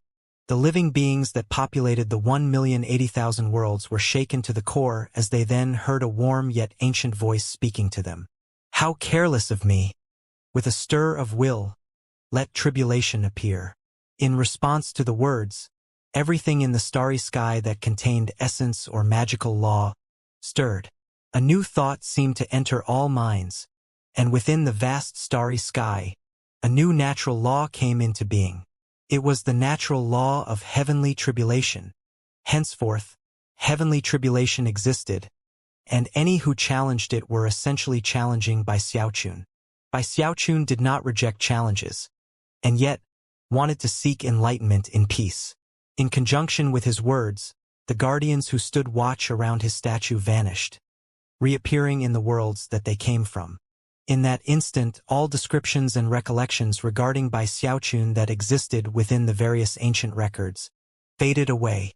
From then on, Bai Xiaochun did not exist within the histories of any of the peoples of the starry sky. The hallowed land of the statue also disappeared, never again to be discovered by any cultivators. From that point on, the peoples of the starry sky developed on their own. People still arose who challenged the heavens, but the legends of Bai Xiaochun and the myths of the origin of the starry sky were eventually forgotten. Time continued to slip by. The disappearance of Bai Xiaochun ushered the peoples of the starry sky into a new age. No one could see him, but he remained where he had always been, in the former location of the eternal immortal domains. His eyes closed as he sought enlightenment of essence. Days passed. Years passed. One day, Bai Xiaochun opened his eyes, only the second time he had done so since he began to meditate. The first time was when he created heavenly tribulation. This time was because he had gained enlightenment of everything. He had witnessed the rise of life. He had created the sun and moon and all living beings. He had observed the darkness and the light of the starry sky. He had been present as living creatures became many, and had sought enlightenment through countless tens upon tens of thousands of years. Now, when he opened his eyes, it was possible to see a boundless calmness and purity deep therein. He was so pure that he seemed untainted by even a speck of dust. In some ways, his eyes were like a newborn child's as he looked out at the stars.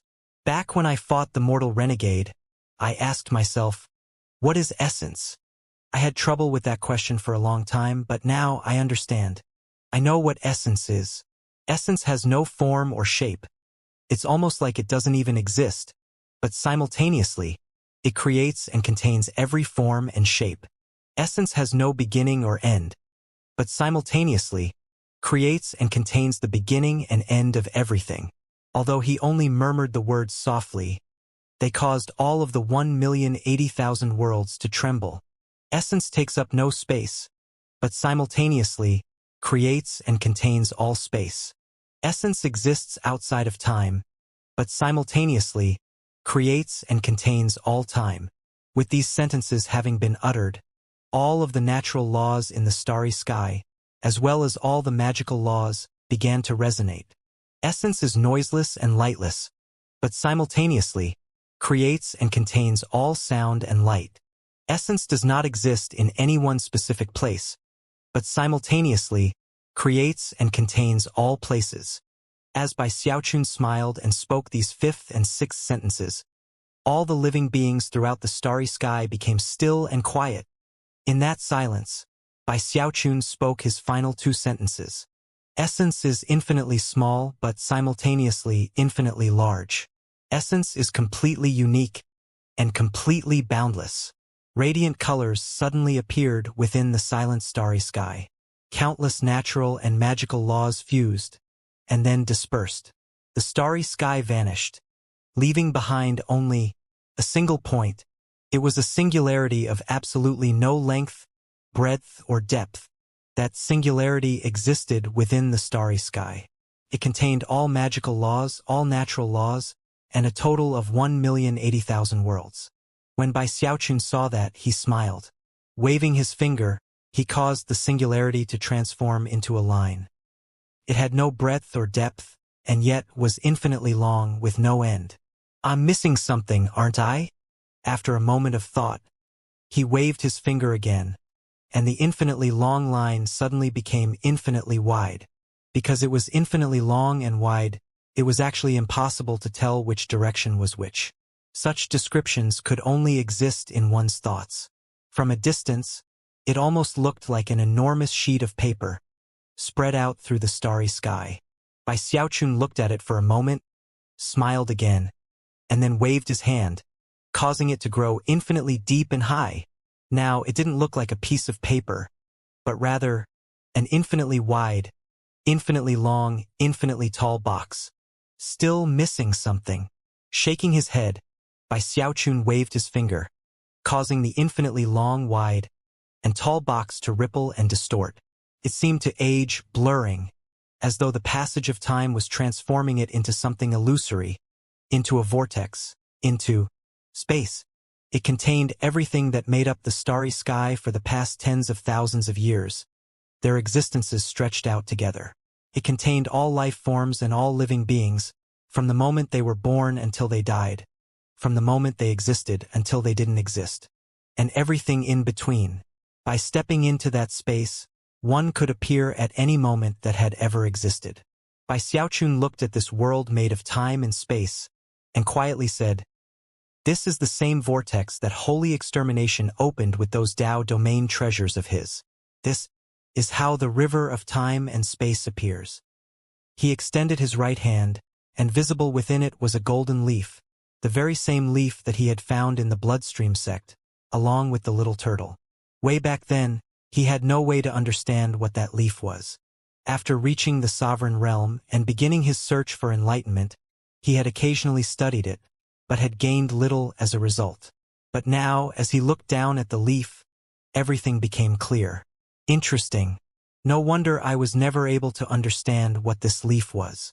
It is actually made of a vast number of unique leaves, all with different overlapping vein patterns. Because the veins are transparent, they are impossible to see. But with my current divine sense, I can see them now, each and every vein. As for the information contained therein, he looked closer, eyes glinting with curiosity, until he finally smiled again. Well, what's this? The cultivation system of the never-ending Tao domain is divided into steps. First step, second step, third step, fourth step. The fourth step is the last. Only by practicing cultivation to that level can an almighty being see the truth about this leaf.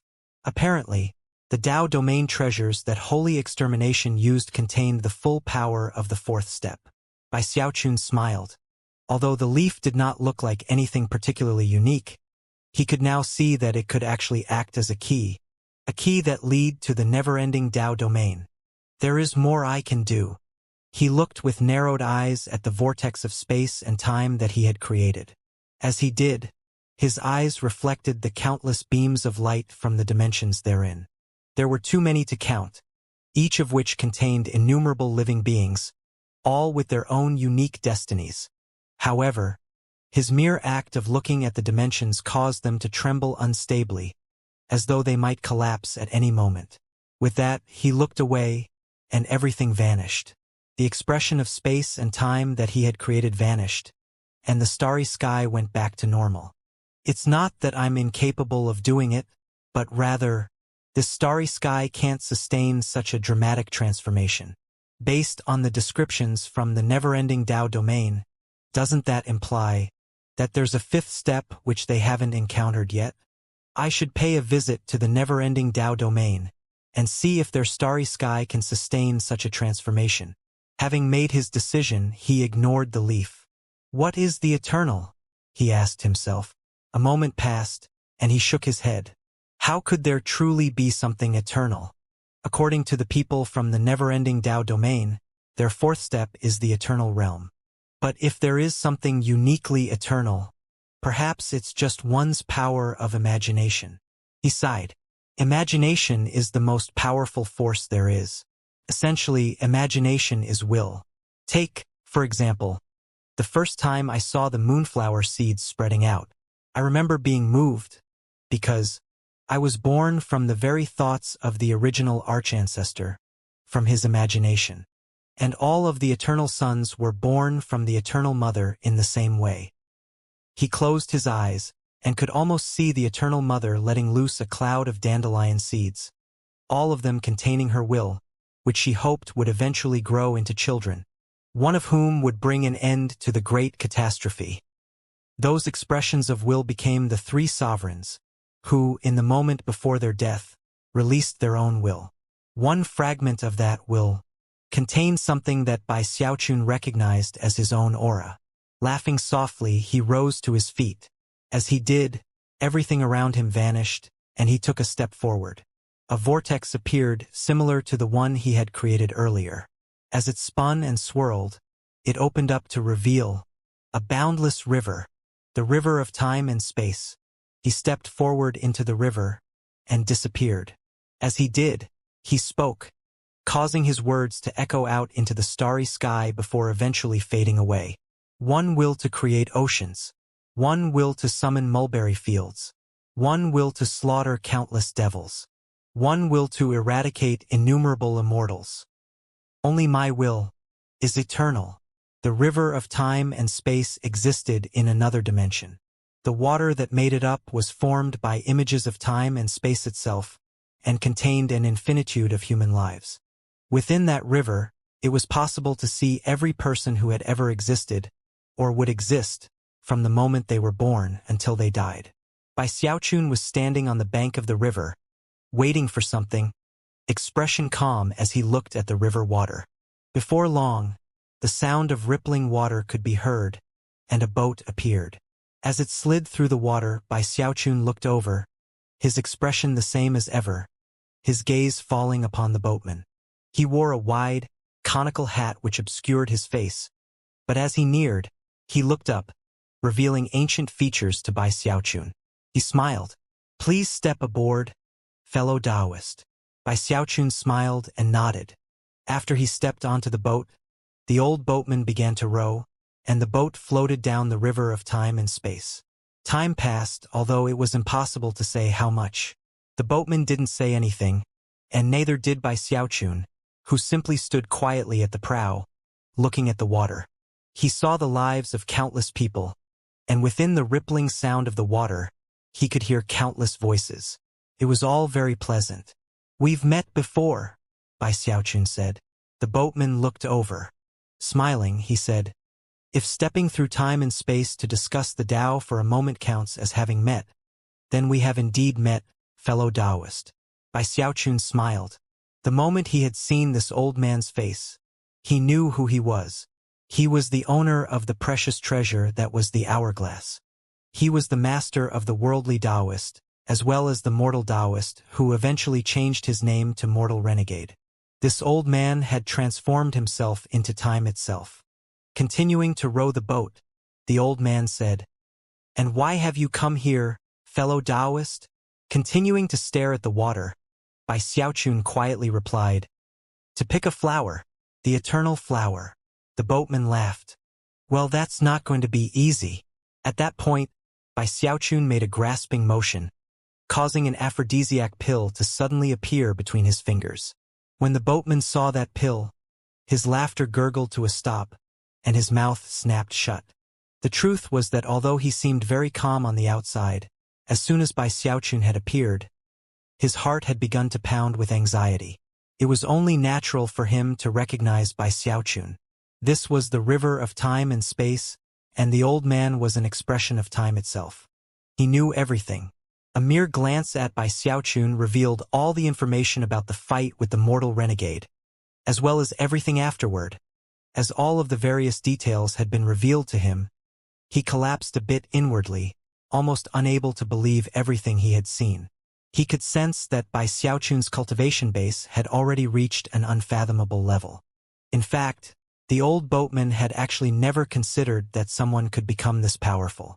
This old boatman had long since reached the fourth step of cultivation, and yet, not even he would dare to consume an aphrodisiac pill created by someone as almighty as Bai Xiaochun. Perhaps with other pills he might have taken a chance.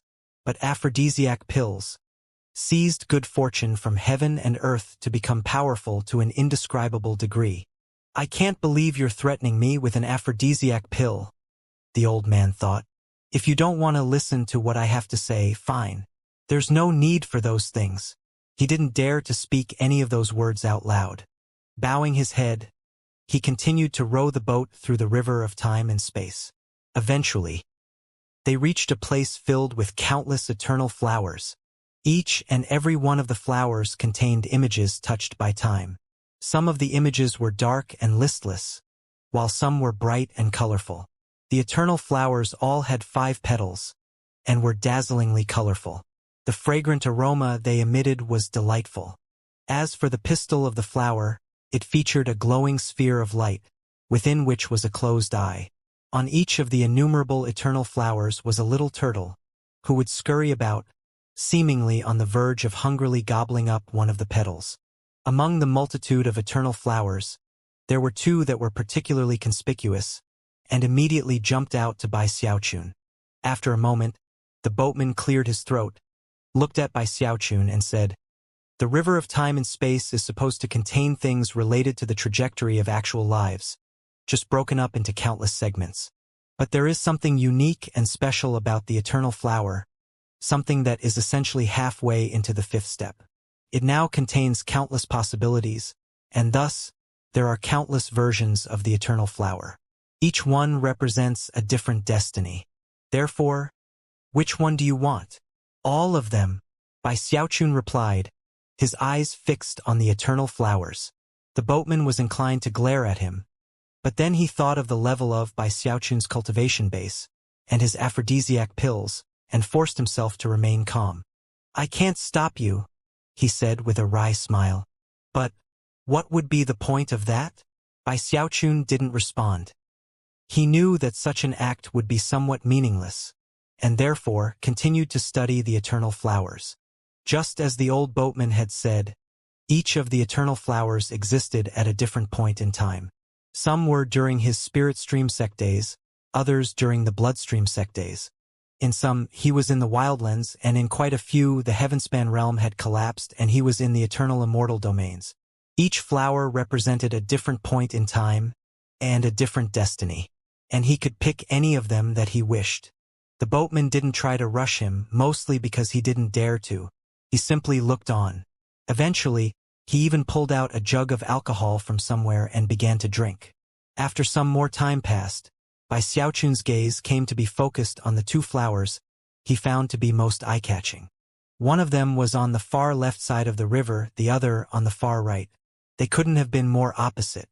After some more thought, he sent some divine sense into the eternal flower on the left. Immediately, images sprang up in his mind. He saw a village at the foot of Mount Hood. The villagers and local elders all stood at the entrance of the village, looking at a young man. The young man had sparkling eyes and fair skin, and was dressed in a homespun robe. He wasn't very tall, and at first glance, seemed very well behaved. However, he had a huge collection of axes and cleavers tucked into his garments in various places, which seemed very out of place. As Bai Xiaochun looked at the young man, the vision he was experiencing overlapped with his own memories, and he realized that if he picked this eternal flower, he would return to the beginning of everything. Dear elders and fellow villagers, I am on my way to learn about immortal cultivation. I shall miss all of you. The young man wore a slightly pained expression, as if he couldn't bear to part with his fellow villagers. A white-haired old man stepped out of the crowd and said, Xiaochun, ever since your dad and mom left us, oh so long ago, you have been, he paused for a moment. Such a good kid. Don't tell me you're not interested in living forever? All you have to do is become an immortal, and then you can live forever. That's a really, really long time. Well, it's time for you to leave now. Even a baby eagle must learn to fly eventually. No matter what situations you run into out there, you have to hang in there and keep moving forward. Once you leave the village, you can't come back, because your path will always lie ahead, not behind. As other villagers offered similar exhortations, the village elder patted the young man on the shoulder and gave him a kind smile. Apparently due to all the encouragement, the young man nodded, determination flickering in his eyes. Taking one last look at his fellow villagers, he turned and walked away. The sight was so moving to the villagers that tears of excitement began to flow down their cheeks. Justice from the heavens. The weasel is finally gone. Who was it that told him they saw an immortal in the area? Whoever it was, I'm going to give you a huge reward on behalf of the village. Today is the beginning of a new era. Even as such cries began to rise up, the young man suddenly turned and trotted back into the village. Looking very determined, he cleared his throat and said, I've made up my mind. I'm not going. I'm serious. I don't want to become an immortal. All of the villagers stared at him in shock. A few of them had pulled out drums or gongs, but were now so taken aback that they dropped them onto the ground with a clattering bang. Bai Xiaochun watched the scene play out, a smile on his face. Eventually, the vision faded away, and he was once again looking at the eternal flower on the left. The starting point. The old boatman took a sip of alcohol and then said, Going back to the beginning would be an excellent choice.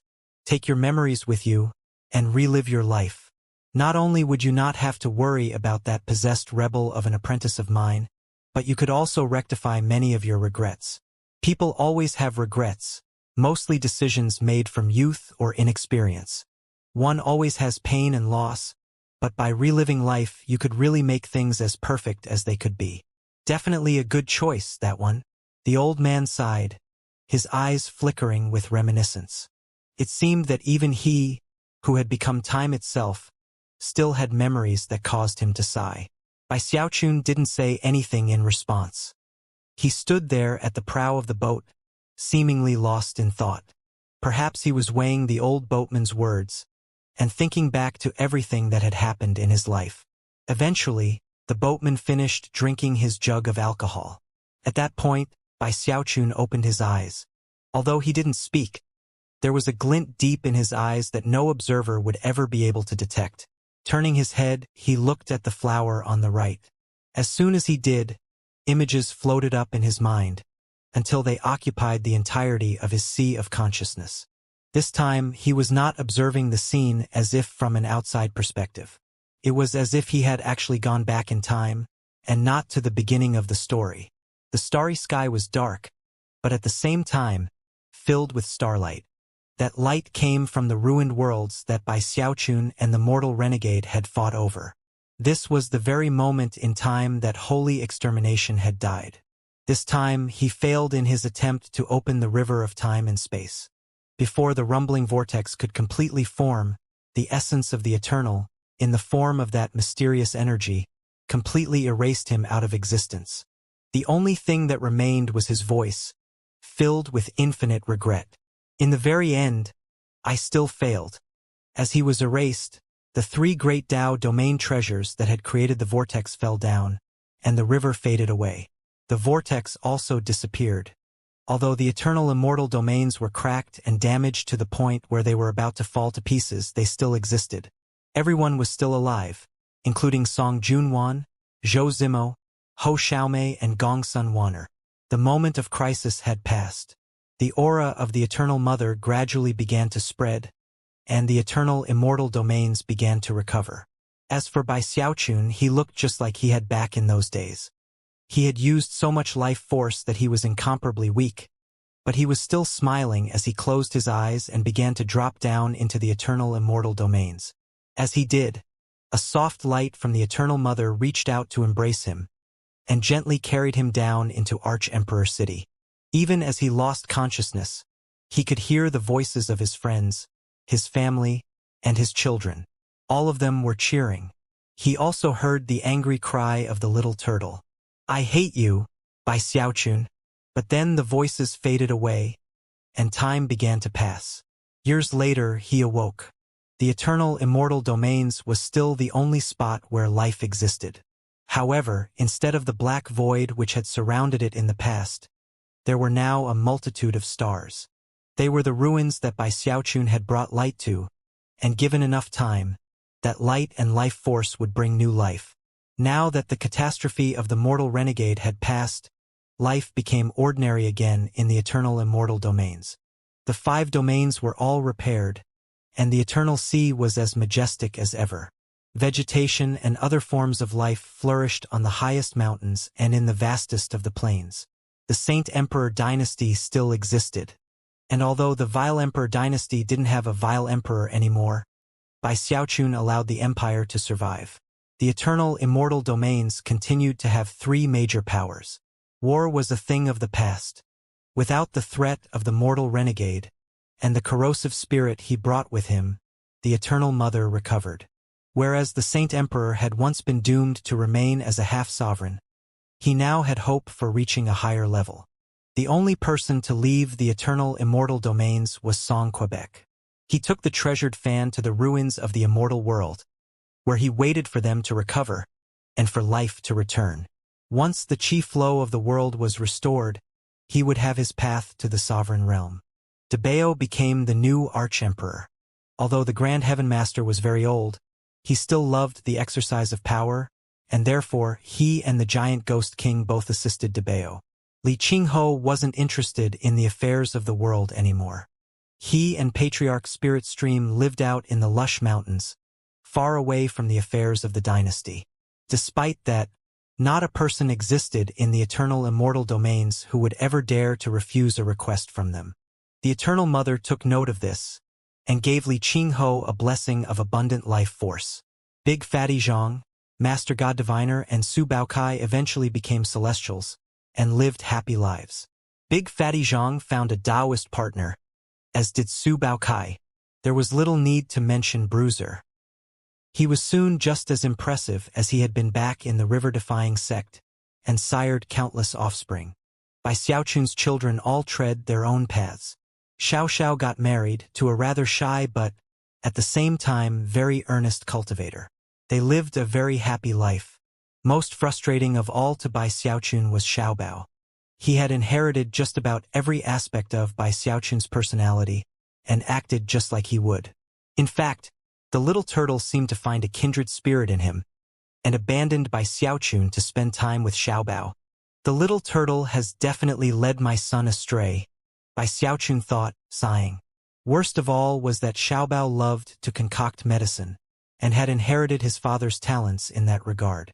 He had long since mastered the aphrodisiac pill and the fantasy pill, and had even improved on them.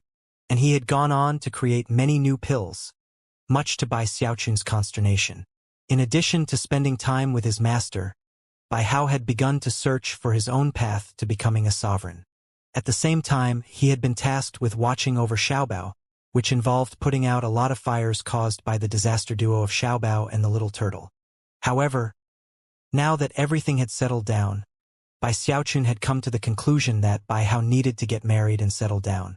Unfortunately, Bai Hao wasn't interested in that, and always used the excuse of having to watch over Xiaobao and the little turtle to push the matter off into the future. After this happened several times, Bai Xiaochun had a very serious and important meeting with Xiaobao, who was his true successor, to give him the responsibility of making sure Bai Hao fell in love and got married. Off to the side, the little turtle listened, and his eyes began to sparkle as he realized that he had found a new goal in life. Peace and serenity reigned. Song Junwan, Ho Xiaomei, Zhou Zimo and Gongsun Waner kept Bai Xiaochun very happy. In the end, the cultivation world had become exactly like he had always imagined it could be, free from fighting and killing. And yet, there was still one last thing he regretted. On one particular day, Bai Xiaochun was standing in a courtyard on a mountain some distance away from Arch-Emperor City, bathed by the glow of the setting sun. Turning his head, he looked off in a certain direction. "That should be the place," he murmured. He took a step forward and vanished. When he reappeared, he was in one of the distant border regions of the Vile Emperor dynasty. There, at the edge of a remote village, was a temple. It was a small temple, with 2 maple trees flanking the entrance, their leaves as red as fire. As the leaves slowly dropped from the trees and drifted to the ground, they made a particularly entrancing scene. It was evening here too, and the fiery red evening cast light onto the tiles and bricks of the temple, making it look like it was very peaceful. And for a long moment, Bai Xiaochun simply stood there in front of the temple with his eyes closed, listening to the sound of scriptures being sung within the temple. The singer was a woman, her voice soft and filled with piety. As soon as he heard that voice, he thought back to memories of the past. As he stood there, he seemed to become one with the crimson evening sunlight. Time slowed as an autumn wind suddenly kicked up, lifting his hair and causing rustling sounds to rise up as the fallen leaves swirled into motion. However, it almost seemed like the leaves and the wind understood that scriptures were being sung in the temple, and did not compete with the woman who was singing them. The scene was perfect. Later, Bai Xiaochun opened his eyes, sighed, and walked toward the temple. Reaching out, he placed his hand on the red-lacquered door of the temple, then pushed it open. Inside, he saw a statue of the Eternal Mother, illuminated by an oil lamp. In front of the statue was a woman, on her knees, head bowed, singing to the statue. She wore simple, homespun garments, and had long black hair that flowed down her shoulders. She almost seemed to be part of the temple around her. Bai Xiaochun stood there quietly, listening to her sing. It was a song about a lifetime devoted to religion, a lifetime spent alone in an ancient temple, with only an oil lamp for company. Everything Bai Xiaochun had just seen faded away, becoming an eternal memory. He opened his eyes, to find himself still standing at the prow of the boat in the river of time and space. After a moment, he looked away from the eternal flower on the right. The old boatman took out another jug of alcohol, took a sip, and then looked at Bai Xiaochun. "That flower really suits you. It's not going back to the beginning, but neither is it the true ending." Bai Xiaochun didn't say anything, and it was impossible to tell what he was thinking. He looked at the flower on the left and then the flower on the right and finally closed his eyes again. "Why don't you take that flower on the right? It seems wonderful to me," although both of them are actually acceptable. Trying to pick between the two seems like a very difficult choice. The old man sighed. Truthfully, not even he would have an easy time making this choice. One of them features a set conclusion. Although it would conform to your desires, everything is already set. The other features endless possibilities, and a future brimming with options. Maybe you could make things more perfect. Maybe you could get rid of all your doubts, and make your future exactly the way you want it. The old man shook his head. How will you pick? Would you like to have a drink while you consider? With that, he held out his jug of alcohol. There's no need, Bai Xiaochun said. Opening his eyes, he looked out at the two flowers. Smiling, he reached out. The end. One life, one lifetime. A will eternal. Years passed. Ages. The eternal spirit world glittered with bright light, and its 1,080,000 worlds glowed radiantly. Generations of powerful experts came and went. Archeans. Sovereigns. As the saying goes, after the rain, the spring bamboo blossoms. These new experts became like shining stars within the eras in which they lived. The eternal immortal domains became the brightest star among all the other stars. Eventually, Bai Xiaochun left the eternal immortal domains, taking his friends and family with him. Afterward, his story became a legend and then a myth. Even years later, people would still talk about the stories, which to some extent was the ultimate explanation of the history of the eternal immortal domains. No one knew where Bai Xiaochun went. All they could do was study the most ancient records in the Archemperor dynasty, where they found only the vaguest of clues. Apparently, whoever left the records behind wanted people to know that Bai Xiaochun, along with his friends and family, had gone to some unknown location, where they would spend their days in complete happiness. People accepted this version of events, and it soon came to be official history in the eternal spirit world. With every generation that came and went, cultivators would attempt to search for Bai Xiaochun, in the hopes of personally meeting the most powerful person to ever exist. And yet, none of them ever succeeded. Outside of the eternal spirit world was a vast starry sky filled with endless mist that made it difficult to see very far in any direction. And yet, it was now possible to see someone flying through that mist at top speed, an emotional expression on his face. I did it! I finally escaped! He looked like a young man, fair and pure, dressed in a white robe. As for the expression on his face, it was one of pure delight, like a caged bird that had just been freed. Those women are too much. I'm the honest one, the sincere one. What gives them the right to bully me? He sighed. From the gleam in his eyes, it could be seen that although he wasn't any sort of villain, he was by no means the honest type. Of course, this young man was none other than Bai Xiaochun. In the ancient records it said that he took his family and friends to some unknown location to live in happiness. Although that was true, after enough time passed, Bai Xiaochun simply couldn't take it any longer. That was just his personality. It was exacerbated by the fact that Song Junwan, Zhou Zimo, Ho Xiaomei and Gong Sun Waner were very strict with him. It eventually reached the point where he bristled with anger. They won't let any other women even talk to me. They don't let me go out alone, and they even have the audacity to say that I cause disasters wherever I go. They're worried that I'll destroy our home. I could deal with that, but then they actually forbid me from concocting medicine. What kind of a person do they think I am? Can't talk to other women? Fine. Can't go out and have fun? Fine. Can't concoct medicine? Whatever. The final straw is their bickering. Even after years of being married, no matter how much I console them, no matter how reasonable I am, we're always fighting. The last fight lasted 1,000 years. What was most maddening was that when he discussed something important with his Taoist partners, they would all look at him and wait to see which of them he looked back at. I finally made a clean escape. They're all busy getting ready for New Year's, so at least I can get out and stretch my legs. And thus, he flew along, determined to finally have some fun. Sighing, he proceeded along, passing through vast stretches of space with each movement. As for his final destination, he had already made his decision. He would go to the home of the little turtle, the never-ending Tao domain. Upon arriving, and just before entering, His expression flickered as he noticed something floating through the vast mist. That's the aura of the fourth step. No, wait. That's the aura of the fifth step. Blinking, he reached out into the mist, causing a blur of light to fly toward his hand. It was a bottle, or more precisely, a message in a bottle. This bottle had floated for who knew how long through the misty, starry sky, until Bai Xiaochun happened across it.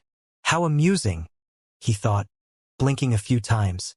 After looking at the bottle for a moment, he opened it and took out the contents, which consisted of a single strip of paper. Curious, he opened the paper and immediately laughed. Who wrote this? He wanted to get rich. However, even as he chuckled, his expression flickered, as streams of karma rose up from the paper, seemingly intent on connecting to Bai Xiaochun. Eyes widening, he quickly performed an incantation gesture with his left hand to sever the karma. What a villain! Who is this guy? His Tao contains karma, and whoever touches this paper will create a promissory note to him. They'll owe him money through karma? He looked at the paper for a moment, then snorted coldly. He's so obsessed with money he's gone crazy. Another moment passed, and he waved his hand, causing a new line of text to appear on the other side of the piece of paper. What's so good about being rich? Living forever is the most important thing. I want to live forever. With that, he prepared to throw the bottle back out again. But then he hesitated, pulled the paper back out, and added another line. Never get more than one Taoist partner. Feeling very satisfied, he hoped that anyone who found the bottle in the future would listen to his advice, which was essentially the accumulation of all his life experience. Flicking his sleeve, he sent the bottle flying out into the mist, and then headed toward the never-ending Tao domain.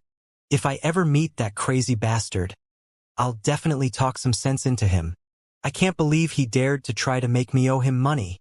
Maybe I should give him a fantasy pill. Or an aphrodisiac pill.